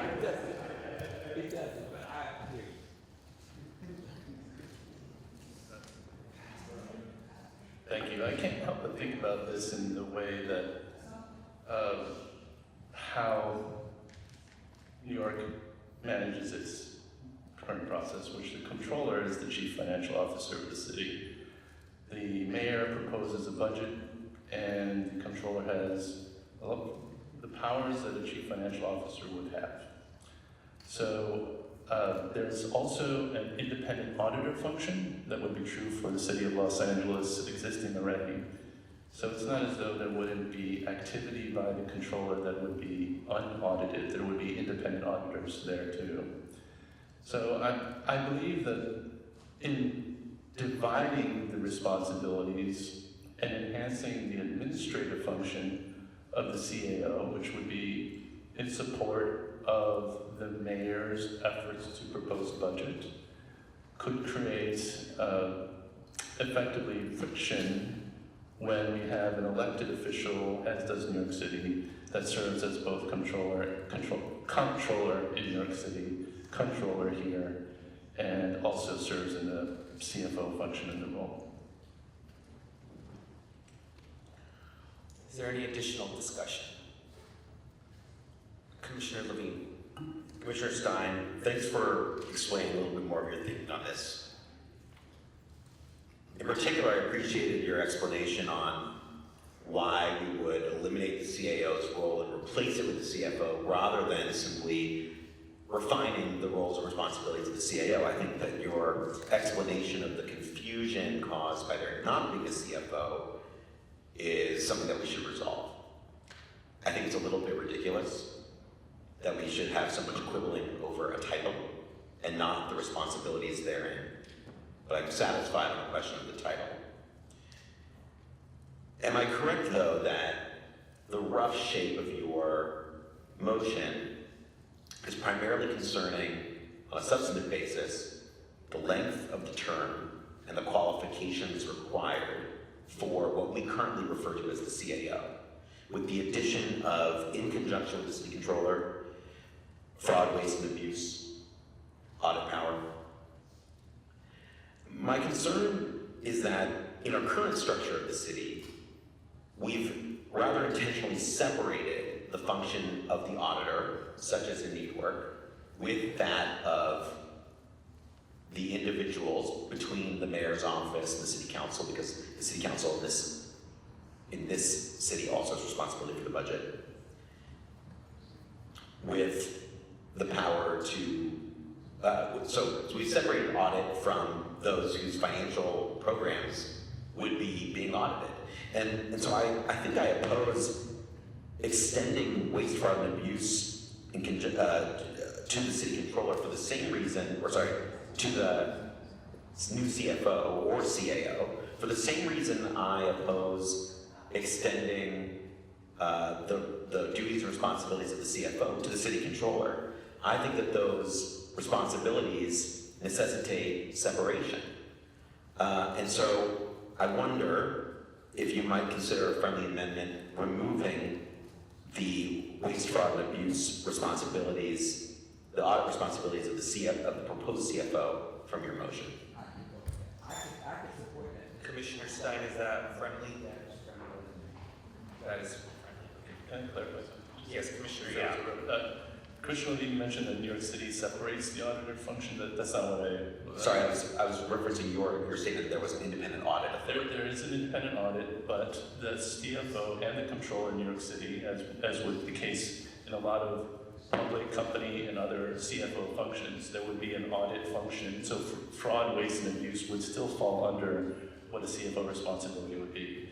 My point was that work done by the CFO would still be subject to an independent audit, as would be the case with public companies as well.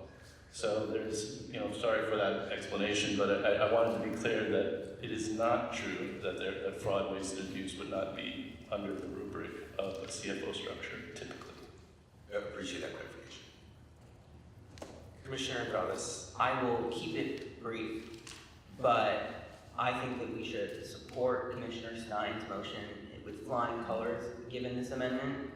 We talked at length at the committee level, ad hoc and government structure, but primarily the ad hoc.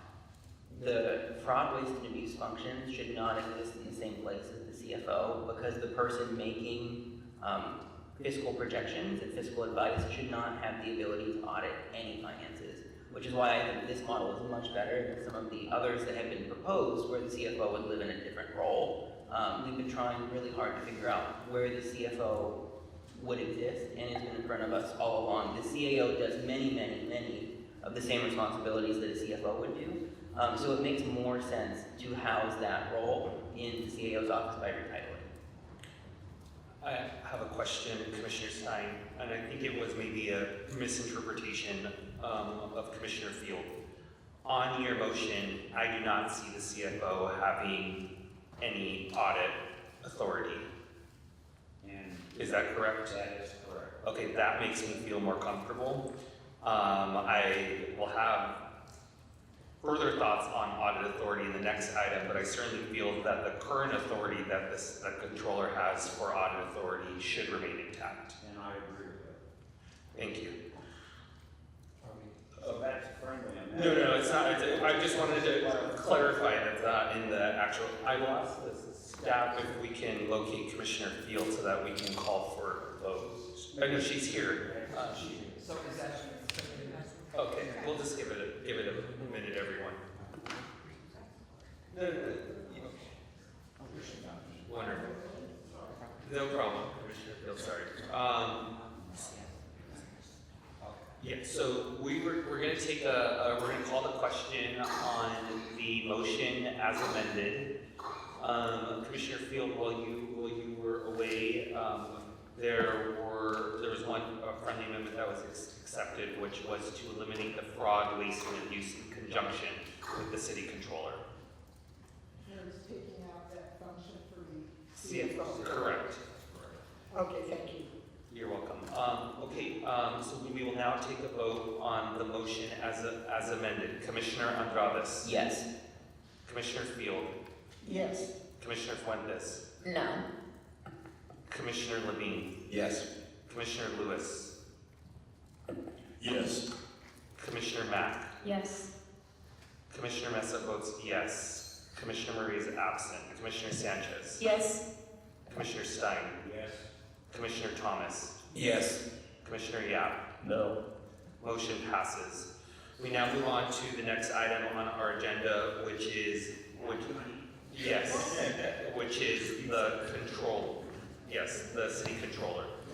Item D. All right, so why don't I do the report since I'll give you one. So you go get this.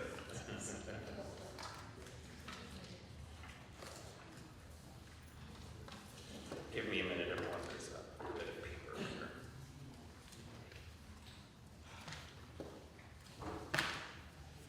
Okay. The ad hoc advanced the following to the commission for consideration. One, no changes in the current duties of the controller except if they are required with the creation of a new chief financial officer to be determined by the full commission. We just had that discussion. Two, the office of the controller shall receive an annual appropriation from the council at a fixed percentage of the general fund to be determined by the full commission. Three, there shall be a minimum qualification for city controller. Four, the controller's audit authority shall be clarified to include performance audits of all city programs, including those under elected offices, including safeguards in the use of this authority. Five, the controller's fraud, waste, and abuse functions shall be enshrined in the charter. Six, the controller shall not be designated as the city's chief financial officer, and we've already also dispensed with that item too. So you can strike 1 and 6 from this document. Okay, that is the report from Ad hoc Commissioner Andrades. I motion to advance items 2 and 5. There is a motion to... And only 2 and 5. To only advance 2 and 5? Correct. There's a motion to advance items 2 and 5. Items 2 is the office. Does your motion leave silent the remaining, or does it dispense with the remaining? It dispenses of the remaining. Okay, so the motion on the table would advance item 2, the office of the controller shall receive an annual appropriation from the council at a fixed percentage of the general fund to be determined by the full commission. And advance the controller's fraud, waste, and abuse functions shall be enshrined in the charter. It will dispense with there be minimum qualifications for the city controller, and that the controller's audit authority shall be clarified to include performance audits of all city programs, including those under elected offices, including safeguards in the use of this authority. Is there a second? I'll second. Second by Commissioner Sanchez. Commissioner Andrades. Yes, so I made this motion for a few reasons. I do think that there is importance in protecting the budget because the controller, as we have discussed earlier, has very important fraud, waste, and abuse functions. And those functions should not be diminished if the city is in bad fiscal shape because they actually do help the fiscal health when they find any fraud, waste, and abuse. I also think that it's important to advance item 5 because that, again, would enshrine the fraud, waste, and abuse authority into the charter and would not allow city council to diminish that through repealing the ordinance that currently exists. Now, I have hesitancy with options 3 and 4 for several reasons, but option 3 is probably the easiest to discuss. Voters get to choose who they elect to an office. That's the whole point. We should not place unnecessary qualifications on an elected official, especially that would shrink the pool, because we've had very, very good CAOs, and not all of them have had financial experience. You can get financial experience in a lot of different ways, even beyond, having a financial role like we had talked about with the CFO. The voters really should have the penultimate decision, and if they want to elect somebody who does not have a CPA or does not have a finance degree in undergrad or their master's program, I think that is totally fine in the prerogative of voters. Now, I do think that it's important that we talk about option 4 in depth, that the controller should have the audit authority, that the audit authority should be clarified to include all city programs, including under-elected officials. Now, I have no qualms with the controller that is currently in office, but I see a slippery slope in which someone who plans to run for mayor, someone who plans to run for city council, someone who is termed out as controller and wants to protect their ability to stay in office and be a career politician will weaponize their audit authority against their opponents and against potential opponents. We created the Inspector General yesterday because there does need to be someone. Sorry, Tuesday. It's been a while. Feels like There needs to be someone who has the ability to audit everything with regard to the conduct of elected officials and their programs. But we have, as a commission, we've already decided that the Inspector General will have that power. I think granting that power to another elected official and potentially further politicizing an office is not worth the cost. I have nothing against this controller, but I can see a future controller that totally weaponizes that at the detriment to Antolinos across the city. Commissioner Fuentes. I would fully support this motion. I was originally in favor of item number 4 under this section, but I would offer an amendment to you to bring back allowing the controller to hire outside counsel in accompaniment with the same reasoning you offered for the annual appropriation from the general fund. I think a budget and council would make sense. I'm going to consider this not friendly, not because I don't agree, but I would love to hear the sentiments of the rest of the commission. Is there a second? I second. Okay, so we're gonna have discussion on the controller having outside legal counsel. That will be the discussion. Commissioner Thomas. I gotta say, I whispered to my friend here, can we include 4? He said, no. Just like that, he said it. But what I want to say is, you convinced me. That's really hard. But I do think that anyone who is looking into fraud, waste, and abuse needs to have access to independent legal counsel. Because in the same way that the controller's office could be weaponized if they audited city programs under elected officials, well, we already have evidence that elected officials use their power to retaliate against those who would call out fraud, waste, and abuse. And so, I think that it makes a lot of sense to be able to, I'd like to tell my students, and I'm going to be done, I'm going to reward you for what I want to see.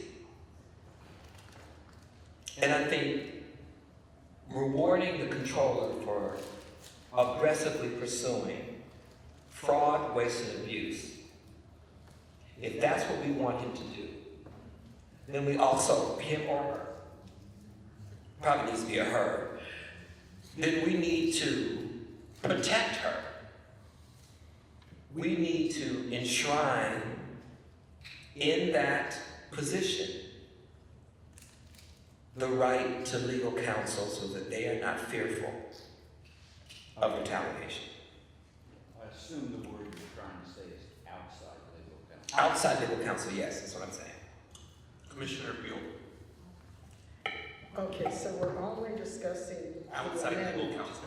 Right, I'm gonna have questions about the main motion. We'll get back to it.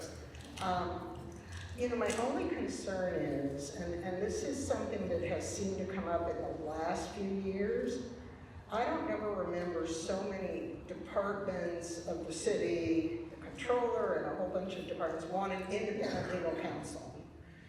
And, you know, that can become a financial challenge for the city because those outside law firms charge a lot of money.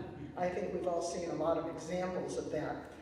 I'm just wondering if rather than putting that in now, we should see how things play out now that we have, and we, as if we're in charge, you know, we're recommending splitting the city attorney.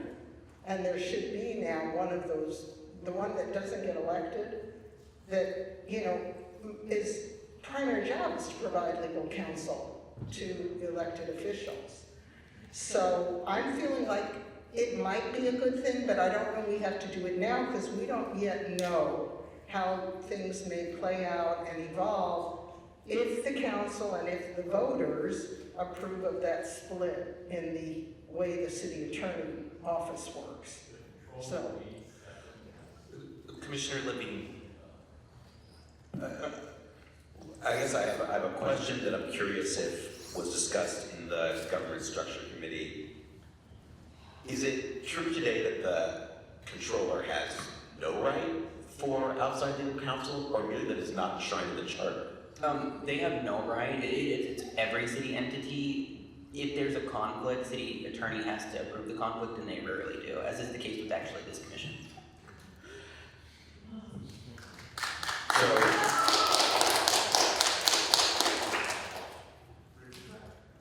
So I made the same concerns you do, Commissioner Field.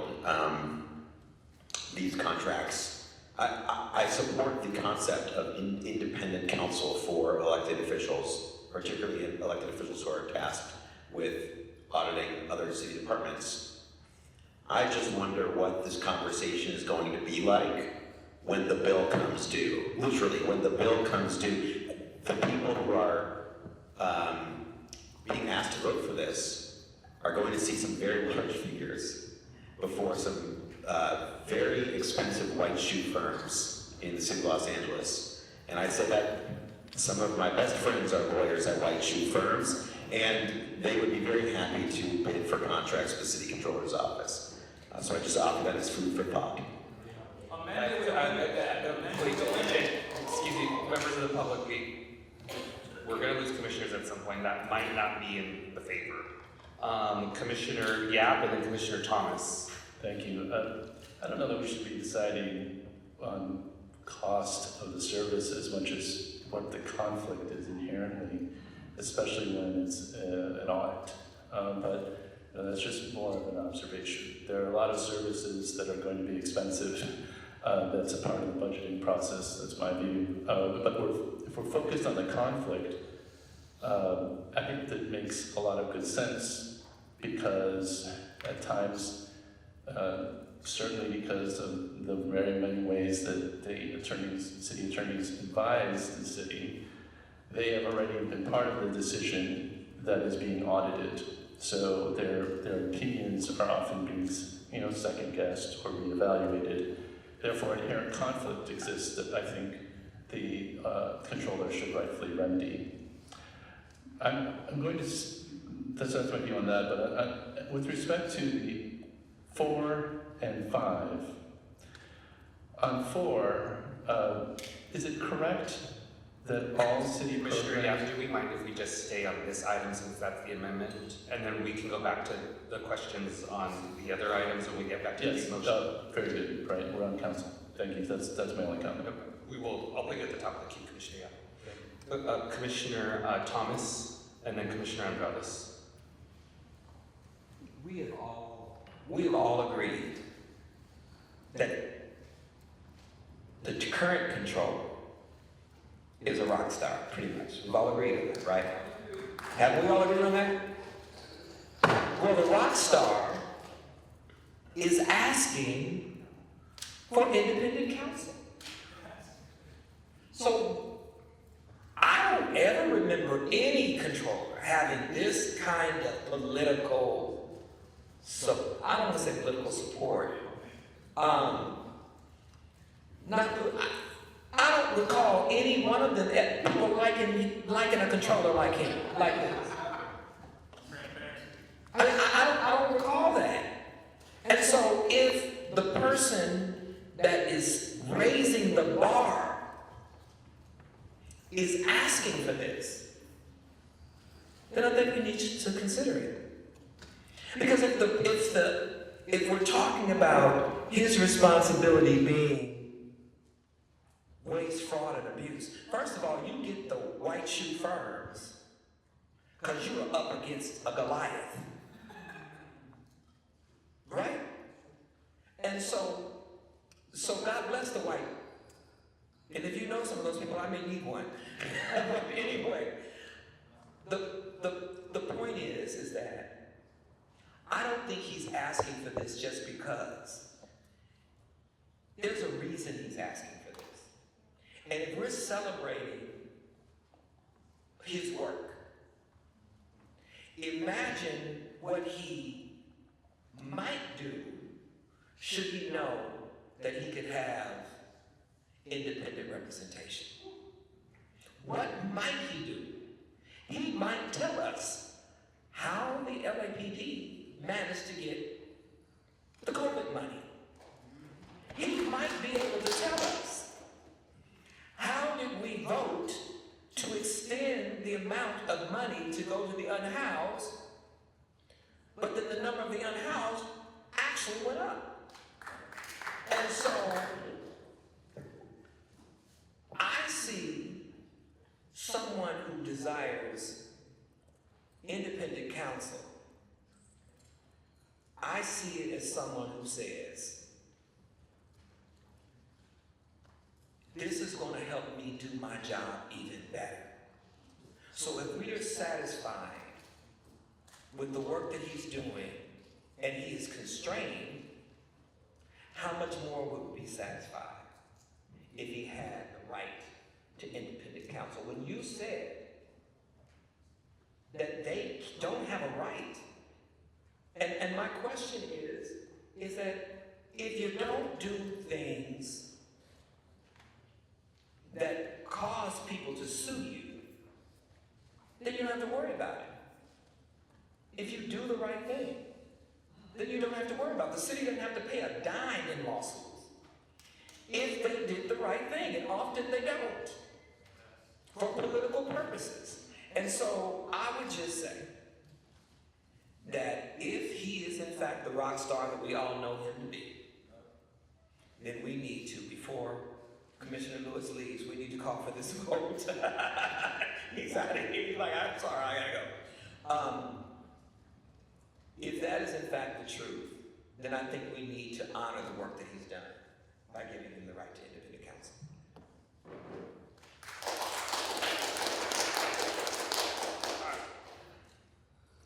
I will use I statements in what I'm about to say is my positions on items related before this commission have had nothing to do with the current office holders. Nothing to do. And will never have anything to do with the current office holders. Because this is not about the current office holders. This is not about any individual. This is about the position and the governance of the city of Los Angeles. I have relationships and history with multiple elected officials, including the city controller. The city controller fully knows what that is. And irrespective of that, my opinions have nothing to do with the individual who is sitting in this position, and certainly not a champion of this position. Just as my votes on the bifurcation of the city attorney's office had nothing to do with the current city attorney and my relationship with the current city attorney. And so I just wanted to make that clear, because that is extremely important to me for the integrity of this commission. Commissioner Andrade. Is this the vote? I'm sorry, I saw your hand. Oh, yes, sorry. I'll keep it quick again. The main thing that was brought up at one of the committees was that when a lot of entities have the ability to access outside legal counsel, the city started to sue each other a lot. So with regard to New York, we had in New York, one of the many New York attorneys come talk to us. Different institutional entities in New York City tend to sue each other a lot. So it's not necessarily that the controller would be able to use outside counsel to sue wrongdoers, but instead it would be that they would be able to use outside counsel, potentially in a way, to sue other elected officials who might not necessarily be doing anything wrong, but again, to get political points. So I do see the value in, I see the sentiments in this position, but I also see the value in testing out the new bifurcated role first, because I am not necessarily a fan of anything that could lead to hyper-politicization, especially in today's hyper-polarized era. Alrighty, we're going to call the question on the amendment. The amendment is to include, is to give the city controller the authority to hire outside counsel. Commissioner Andrades? No. Commissioner Field? No. Commissioner Fuentes? Yes. Commissioner Levine? No. Commissioner Lewis is absent. Commissioner Mack? Yes. Commissioner Mesa votes no. Commissioner Murray is absent. Commissioner Sanchez? No. Commissioner Stein? No. Commissioner Thomas? Yes. Commissioner Yap? Yes. Motion fails. We go back to the main, the main amendment, which is to approve items 2 and 4, but it's 2 and 5, and dispense with items 3 and 4. I have Commissioner Yap first in the queue. Commissioner Yap. Yeah, this was more of a, trying to get a clarification on how this is being read, but it is that 4, now my understanding is that many, if not maybe all city programs are under elected offices. So if we're tasking the controller with looking into fraud, waste, and abuse, but then not giving the authority to do performance audits on city programs that are only under elected officials in the first place, it seems to be these things seem to be in contrast, 4 and 5. Commissioner Yap, I would ask this. My understanding is that actually very few programs are under elected offices. Okay. Can we verify? Is there someone who can verify that? If the staff want to come up, or the city attorney. We have an emergency, next I say that's under the mayor. If the staff want to come up. My understanding is that the mayor or city council members are the people who manage the budgets for city programs. So well, it's where your question was where, so unless I misunderstood your question or your statement, was that most of the programs of the city are housed under elected officials. Yeah. That I believe is incorrect. I think most of the programs of the city of Los Angeles are housed in departments. If you take the whole, very few, although some noteworthy ones, very few are under elected officials. So just directly answering your question. So who appoints the department heads? Who appoints the general managers, and who? I mean, what is the? I mean, they're nominated by the mayor and then confirmed by city. So then they're under the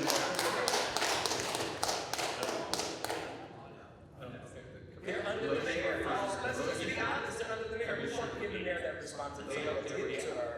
The motion refers. Let's not pretend. The motion refers to programs, and they're under elected offices, meaning housed within them. So, I heard a comment from the audience inside say that this would be housed in the mayor's office, but the Department of Engineering, or the Bureau of Engineering, or the Department of Rec and Parks is not under the mayor's office. She has appointing authority for the general manager. The council has, a role in that as well, but the program does not sit within her office, and that's the distinction. And the controller already has authority to audit those programs. But that's not what this says. I'm not interpreting what that says. I'm directly addressing a statement that was made. That is not what is in the motion. So Commissioner Yap, and then I have Commissioner Field next. That's a helpful clarification. So it would be perhaps a request on my part to because I'm clearly not understanding it very well, but including those under elected offices probably needs another more specific clarification. That would be more an accurate way to describe what city programs we're trying to. Oh, it's the fact sorry, that it's being It's very simple, Thomas. All, would you like to get in the queue? Yes, I will. Okay, I will. So I think I'm noting though that it's actually being excluded, so that's helpful to know. So we're not really making any adjustments to language because it's not in there. Nothing else at this moment. Thank you. Commissioner Field. Yes, I want to be sure I understand exactly what is still in the current motion. I just want to understand. Item 2, the Office of the Controller receive an annual appropriation from the council at a fixed percentage of general. We're not trying to say that percentage. We're just using this language. We will eventually have to determine the annual appropriation. The Controller's Office has made a number of proposals on this, but we will determine the amount.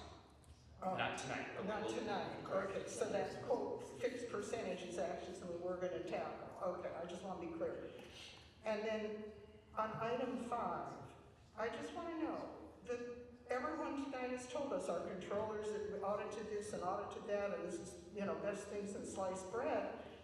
So it's already happening, and I'm just curious. The fraud, waste, and abuse is in ordinance. The Controller's Office is asking us to enshrine it in the charter. In the charter, okay. I just want to know, and maybe, I don't know if anyone can answer at this moment from our staff, but all the things that our current controller, remember, not every controller is going to manage the office the same way, but have any of those programs, and are they not on, I know there was a conflict with the mayor. I'm just going to say it. I know she didn't want an audit of whatever it was, but there have been all these audits. So is there a problem other than that the mayor didn't want the controller auditing her? Or is it just, he's been able to do all these audits. So you're just saying it's already in ordinance, we should put it in the chart. That's the recommendation. So Commissioner Field, so on, I believe I answered for numbers 2 and 5, and then your last question was on number 4. As you heard, or I don't believe you were with us when George Kiefer was here. This is a long-standing, decades-long debate in the city of Los Angeles, and it centers around what Commissioner Andrade was discussing, which was the potential.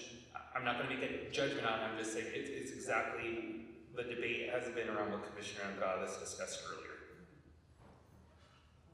Thank you.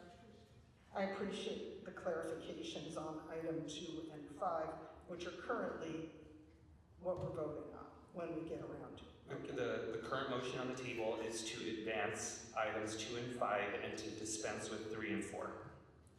Okay, thank you. You're welcome. Commissioner Thomas. The only thing that's new, my understanding, is the auditing of elected officials' offices. So if you're looking for fraud, waste, and abuse, that's what the controller is charged to do. We're enshrining that, right?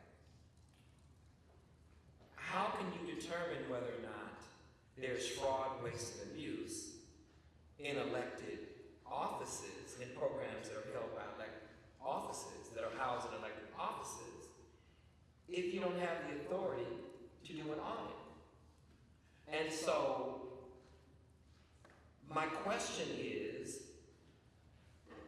why does, and again, going back to why we're here because of corruption in elected officials. Fraud, waste, and abuse. One of the reasons that I'm sure that the mayor doesn't want this, and we can say all day long, we can speculate about abuses of political power. And what I find so interesting in our speculations about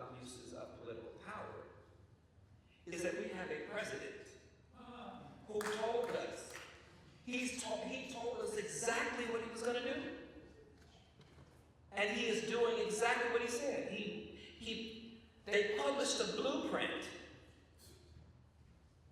And the person that was in charge of developing the blueprint is his chief of staff.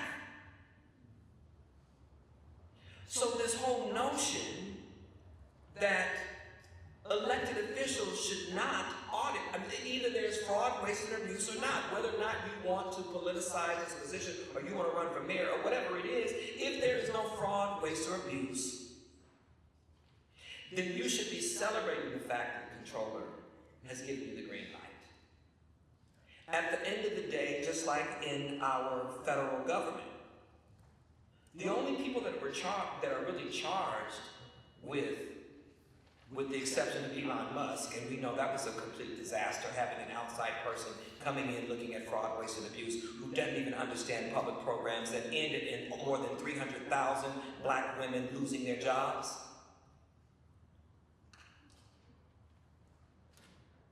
It just seems as if, I don't know how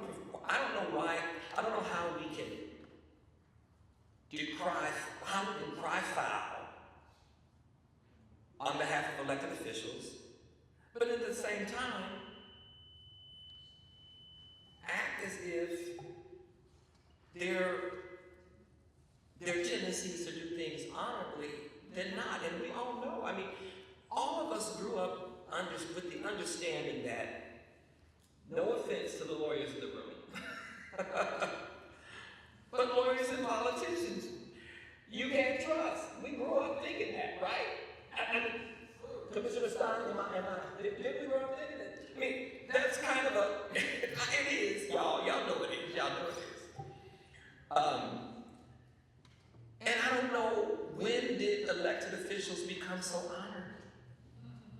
These are the same elected officials who ended a woman's right to choose, who ended affirmative action, who is now flipping affirmative action. I mean, when did they become honorable? They haven't become honorable. They haven't become honorable. What they have done is that they have built a system where their constituencies are not heard, where they don't have to listen. I've said it once, I've said it 1,000 times. If we want to solve the problem of this city and this country, we would do well to listen to the people that are governed.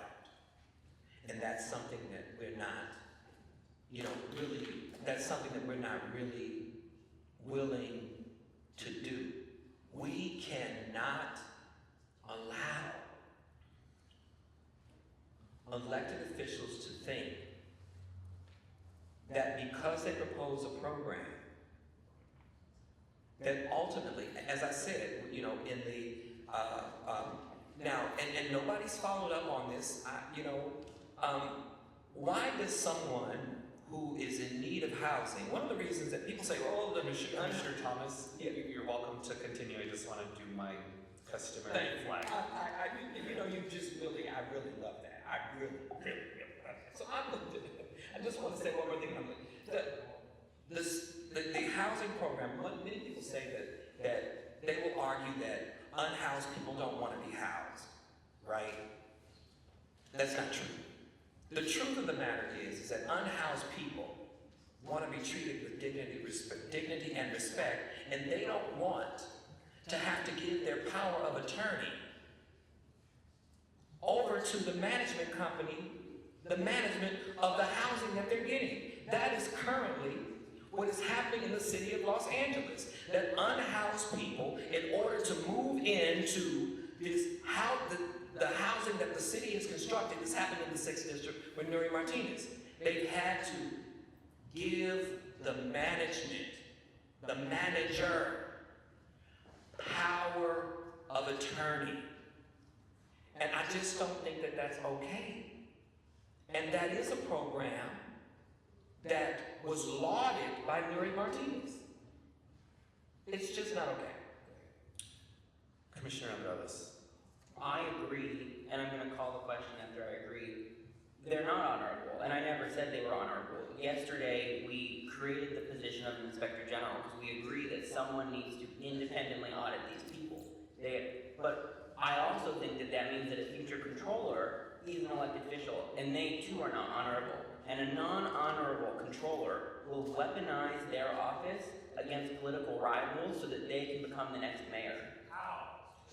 By directing civil servants to open an audit. You don't have to have any findings, but if I am in an election year and I say, I am opening an audit, it does not matter whether or not there are conclusive findings. The electorate only cares about the first headline because it will take too long for the audit to be completed. Then they win an election, then 6 months later we find out they didn't do anything wrong. There was a frivolous audit that was opened by a political appointee who directed, by a political elected official who directed staff. So with that, I will say, I call the question. Is there any objection to calling the question? Can I Is there objection to calling the question? Yes. Yes, then we take a vote. It's a non-debatable motion. Okay, Commissioner Andrade. Yes. Commissioner Field. Yes. Commissioner Fuentes. No. Commissioner Levine. Yes. Commissioner Lewis is absent. Commissioner Mack. No. Commissioner Mesa votes yes. Commissioner Murray is absent. Commissioner Sanchez. Yes. Commissioner Stein. Yes. Commissioner Thomas. There was an objection though. That's why we're taking a vote. Oh. Commissioner Thomas. No. Commissioner Yap. No. Motion fails. It's a 2/3 threshold. It was 6-4. But what was the, The motion was to call the question, which is to end debate. The motion to end debate is 2/3 threshold. The motion failed. Commissioner Mack. Yeah, I was just gonna suggest maybe if it's friendly or not, you let me know. But I was just gonna say we can just vote on 2 and 5, and then take out dispense 3 and 4. And if anyone at the table right now wants to vote on 3 or 4, then they can do so, or make a motion to do so. Actually, that's friendly. I'm sorry, can you repeat the motion? It would delete the part of the motion that says dispense, so it would be only to advance 2 and 5. Which is the motion, right? But it would leave another commissioner to reconsider 4. Who was your second? I second. No, who was your original second? Who was it? Can the staff, can I see who the second on the motion? Friendly requires a second to accept it. Well, it was by the author, but who's the second? It's a friendly amendment. I understand, ma'am, thank you. Who is the second? Yeah. Sanchez.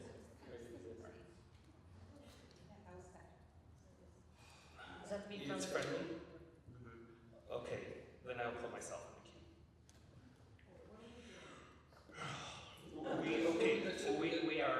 That's a great question, Commissioner Field. We are kicking the can down the road after we have been here. Commissioners, there are many commissioners who want to leave. And who need to leave for a variety of reasons. There are other agendized items that may not be heard tonight, or be voted down because of a lack of commissioners who would have supported it if we would have had a more efficient meeting. And you all are going to be like, just agendize it again. I will. But it will continue to be at the end of the agendize to incentivize us to have more efficient meetings. And we are going to run out of time. There is 35 days. 35. And I don't know what you, and do you think that we're going to agendize this when we're talking about police reform or accountability? We're going to get to it?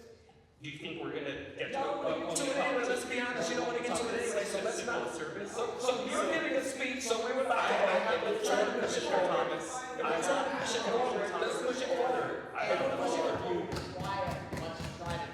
So what I would ask Commissioner Hernandez, because I fully support 2 and 5, but I do not support kicking the can down the road. I don't support kicking the can down the road, but I imagine if a subsequent commissioner wants to motion to take 4 and then that fails, then it's dead tonight. And if they don't do it tonight, then it's done. Commissioner Mack. Yeah, I think since I suggested the amendment, I just wanted to clarify. I think based on the discussion today, my understanding was that 2 and 5, there was a consensus that people were in favor for it, but 4 was kind of the back and forth. And so I thought it would be faster to do 2 and 5, and then if 4 comes back to the table, we can talk on that. Someone could motion a call for the question. I just thought from a facilitation standpoint, it would be faster, because I felt like there was some consensus, and then there wasn't on 4, and so I think that was just the spirit of my amendment. So we have the motion as amended is to advance items 2 and 5, correct? Yes. All right, I think we're ready for a vote. Commissioner Andrades? Yes. Commissioner Field? Yes. Commissioner Fuentes? Yes. Commissioner Levine? Yes.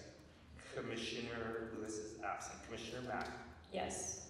Commissioner Mesa votes yes. Commissioner Murray is absent. Commissioner Sanchez? Yes. Commissioner Stein? Yes. Commissioner Thomas? Yes. Commissioner Yap? Yes. Yes. We now move on to item E, increase mayoral powers. No, since we did not dispense, I would now like to call the question on item 4. I would now like to motion to move forward item 4, and I would like to call the question since we had extensive debate. Okay. So the motion is to move Forward with item 4. So to advance. Advance item 4. So, okay, so the motion is to advance item 4, which is the Comptroller's audit authority shall be clarified to include performance audits of all city programs, including those under elected offices, including safeguards and the use of this authority. Is there a second? Second. Second. I'd like to call the question. Is there objection to calling the question? All right, seeing none, we will go to a vote. This is to advance item 4. Commissioner Andrades? No. Commissioner Field is absent. Commissioner Fuentes? Yes. Commissioner Levine? No. Commissioner Lewis is absent. Commissioner Mack? Yes. Commissioner Mesa is no. Commissioner Murray is absent. Commissioner Sanchez? No. Commissioner Stein? No. Commissioner Thomas? Yes. Commissioner Yap? Yes. Motion fails. I will now move to dispense with item number 3. There shall be a minimum qualification for city controller. Is there a second? Second. Is there any discussion? No. No. Okay, we'll take a vote. Commissioner Andrades? Yes. Commissioner Field absent. Commissioner Fuentes? Yes. Commissioner Levine? Yes. Commissioner Lewis absent. Commissioner Mack? Yes. Commissioner Mesa is yes. Commissioner Murray's absent. Commissioner Sanchez? Yes. Commissioner Stein? Yes. Commissioner Thomas? Yes. Commissioner Yap? Yes. Motion passes. We now move on to item number 4, or number E, item E, mayoral powers.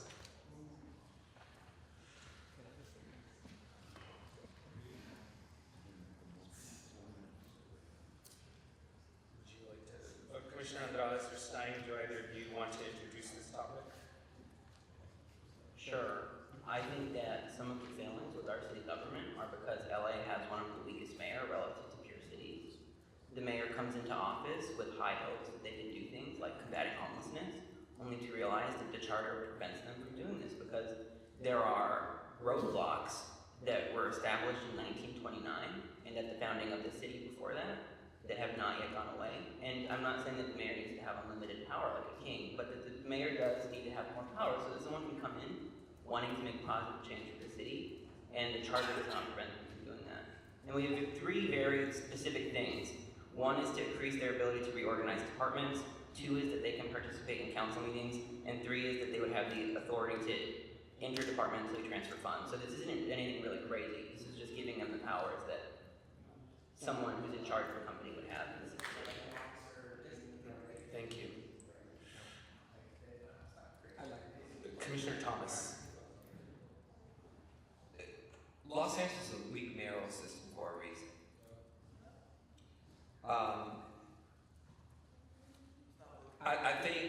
I think what ends up happening is that there have been mayors in the past with this system who was able to build collegiality with city council.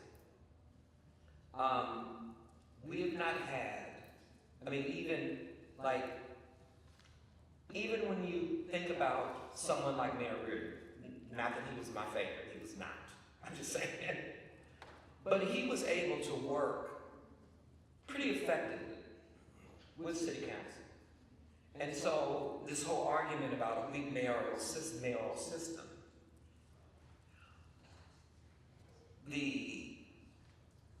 the mayor was able to appoint the chief of police, which is the last of the good old boys in LAPD. The mayor was able to increase the funding to LAPD. That's why I find it very interesting that we keep talking about funding, but we keep funding a police department that is less than 2% effective. I just don't. And even in terms of allowing the mayor to participate in city council, the mayor can participate in city council. Mayors in times past have participated in city council. But they don't, but their influence is neutralized. It's not automatic. So you have to build relationships with people. And that ain't always easy. Coming from someone like me, that's not always easy, especially when you are very strong in your views and your principles. And so I don't think that we disrupt the power of the mayor at this particular time. We have added to the mayor's powers by the Inspector General, by some of the other reforms that we have recommended. But I don't know how the people will feel about giving more power to the mayor. I remember when the mayor wanted to get rid of Chief Willie Williams. I was in the room.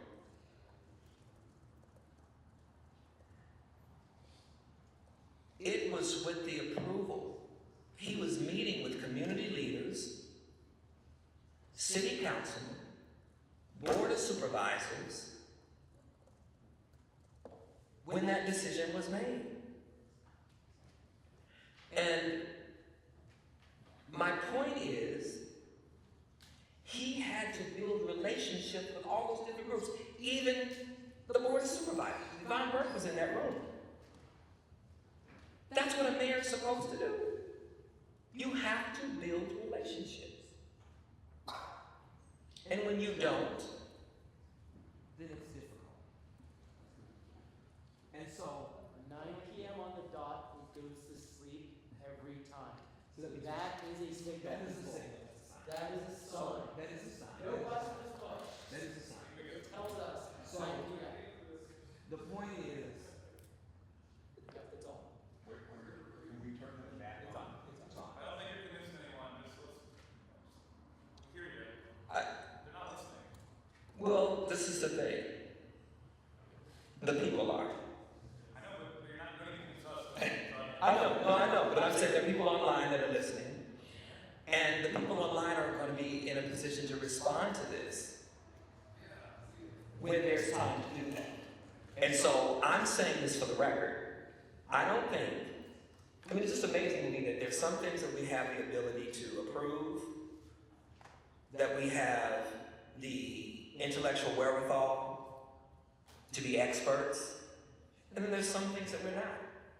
And it seems like some of the larger things, like giving more power to the mayor, is something that needs to be studied, I think, further. What does that mean? What are these, and I wasn't a part of this committee, but when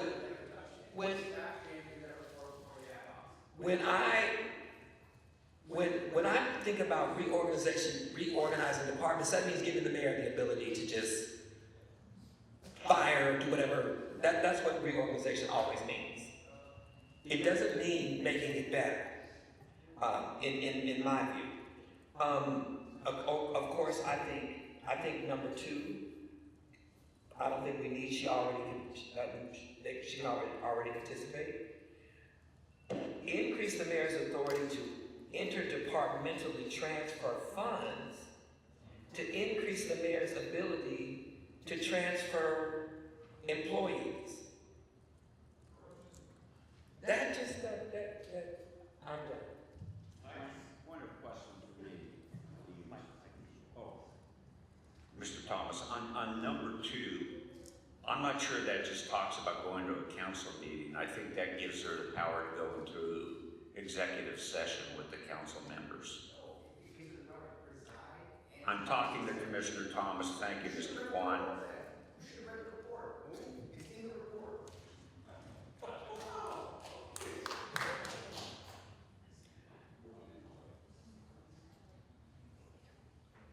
If it gives the mayor the right to preside over the meetings, absolutely not. Absolutely not. We have a weak mayoral system for a reason. There is a purpose for that. Because all mayoral systems don't work as well. And so I think that, I don't know, I think we should not consider any of these. And again, this has nothing to do with whether or not I think Mayor Bass is doing a good job or any mayor in the future. But I just don't think we need to put this in the chart. Because it's not. So I'm going to make a motion that we just get rid of all of these. Yeah! We get rid of all of this entire and move to the next public advocate because I think, and proportional renters voting, I think, especially for the people that are in the room, they're more interested in that than they are this. Commissioner Thomas, I agree that I'm reserving my right to make a motion. I agree that the people in the room are more interested in discussing those items. I also addressed the commission at our Tuesday meeting that the staff and many commissioners cannot go to 10 p.m. or past 10 p.m. 2 nights a week. And the staff have to write charter language for items that we have already advanced. And commissioners are just gonna have to exercise more brevity in the future. But I will be making a motion to adjourn. Is there a second? I second it. All right, we're gonna go to a vote. Commissioner Hernandez. Yes. Commissioner Field is absent. Commissioner Fuentes. No.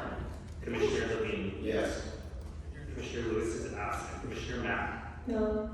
Commissioner Mesa votes yes. Commissioner Murray is absent. Commissioner Sanchez. Yes. Commissioner Stein. Yes. Commissioner Thomas. No. Commissioner Yang. Sorry, clarifying, we're voting on whether to adjourn? On motion to adjourn. Yes. Motion passes. We are adjourned. Thomas does public comment. No public comment. You said you were going to listen to us. You said when you don't have a quorum, you're going to listen to us at the end. All those people on Zoom waiting around for hours to hear from people. Wow. Chair's word means nothing. That's great.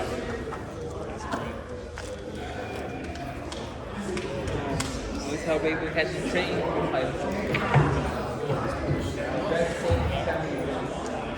Yeah. Yeah. Yeah.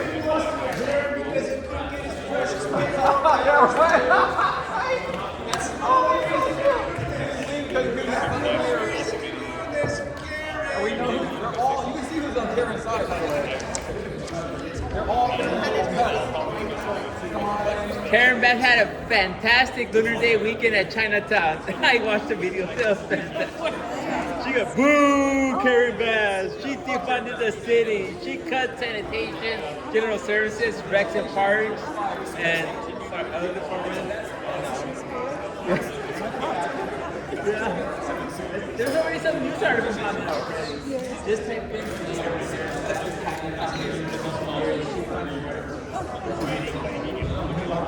Yeah, but still, to do it with this video. Sir, Arnold, yes, good to see you, sir. Fellow validating. That's right.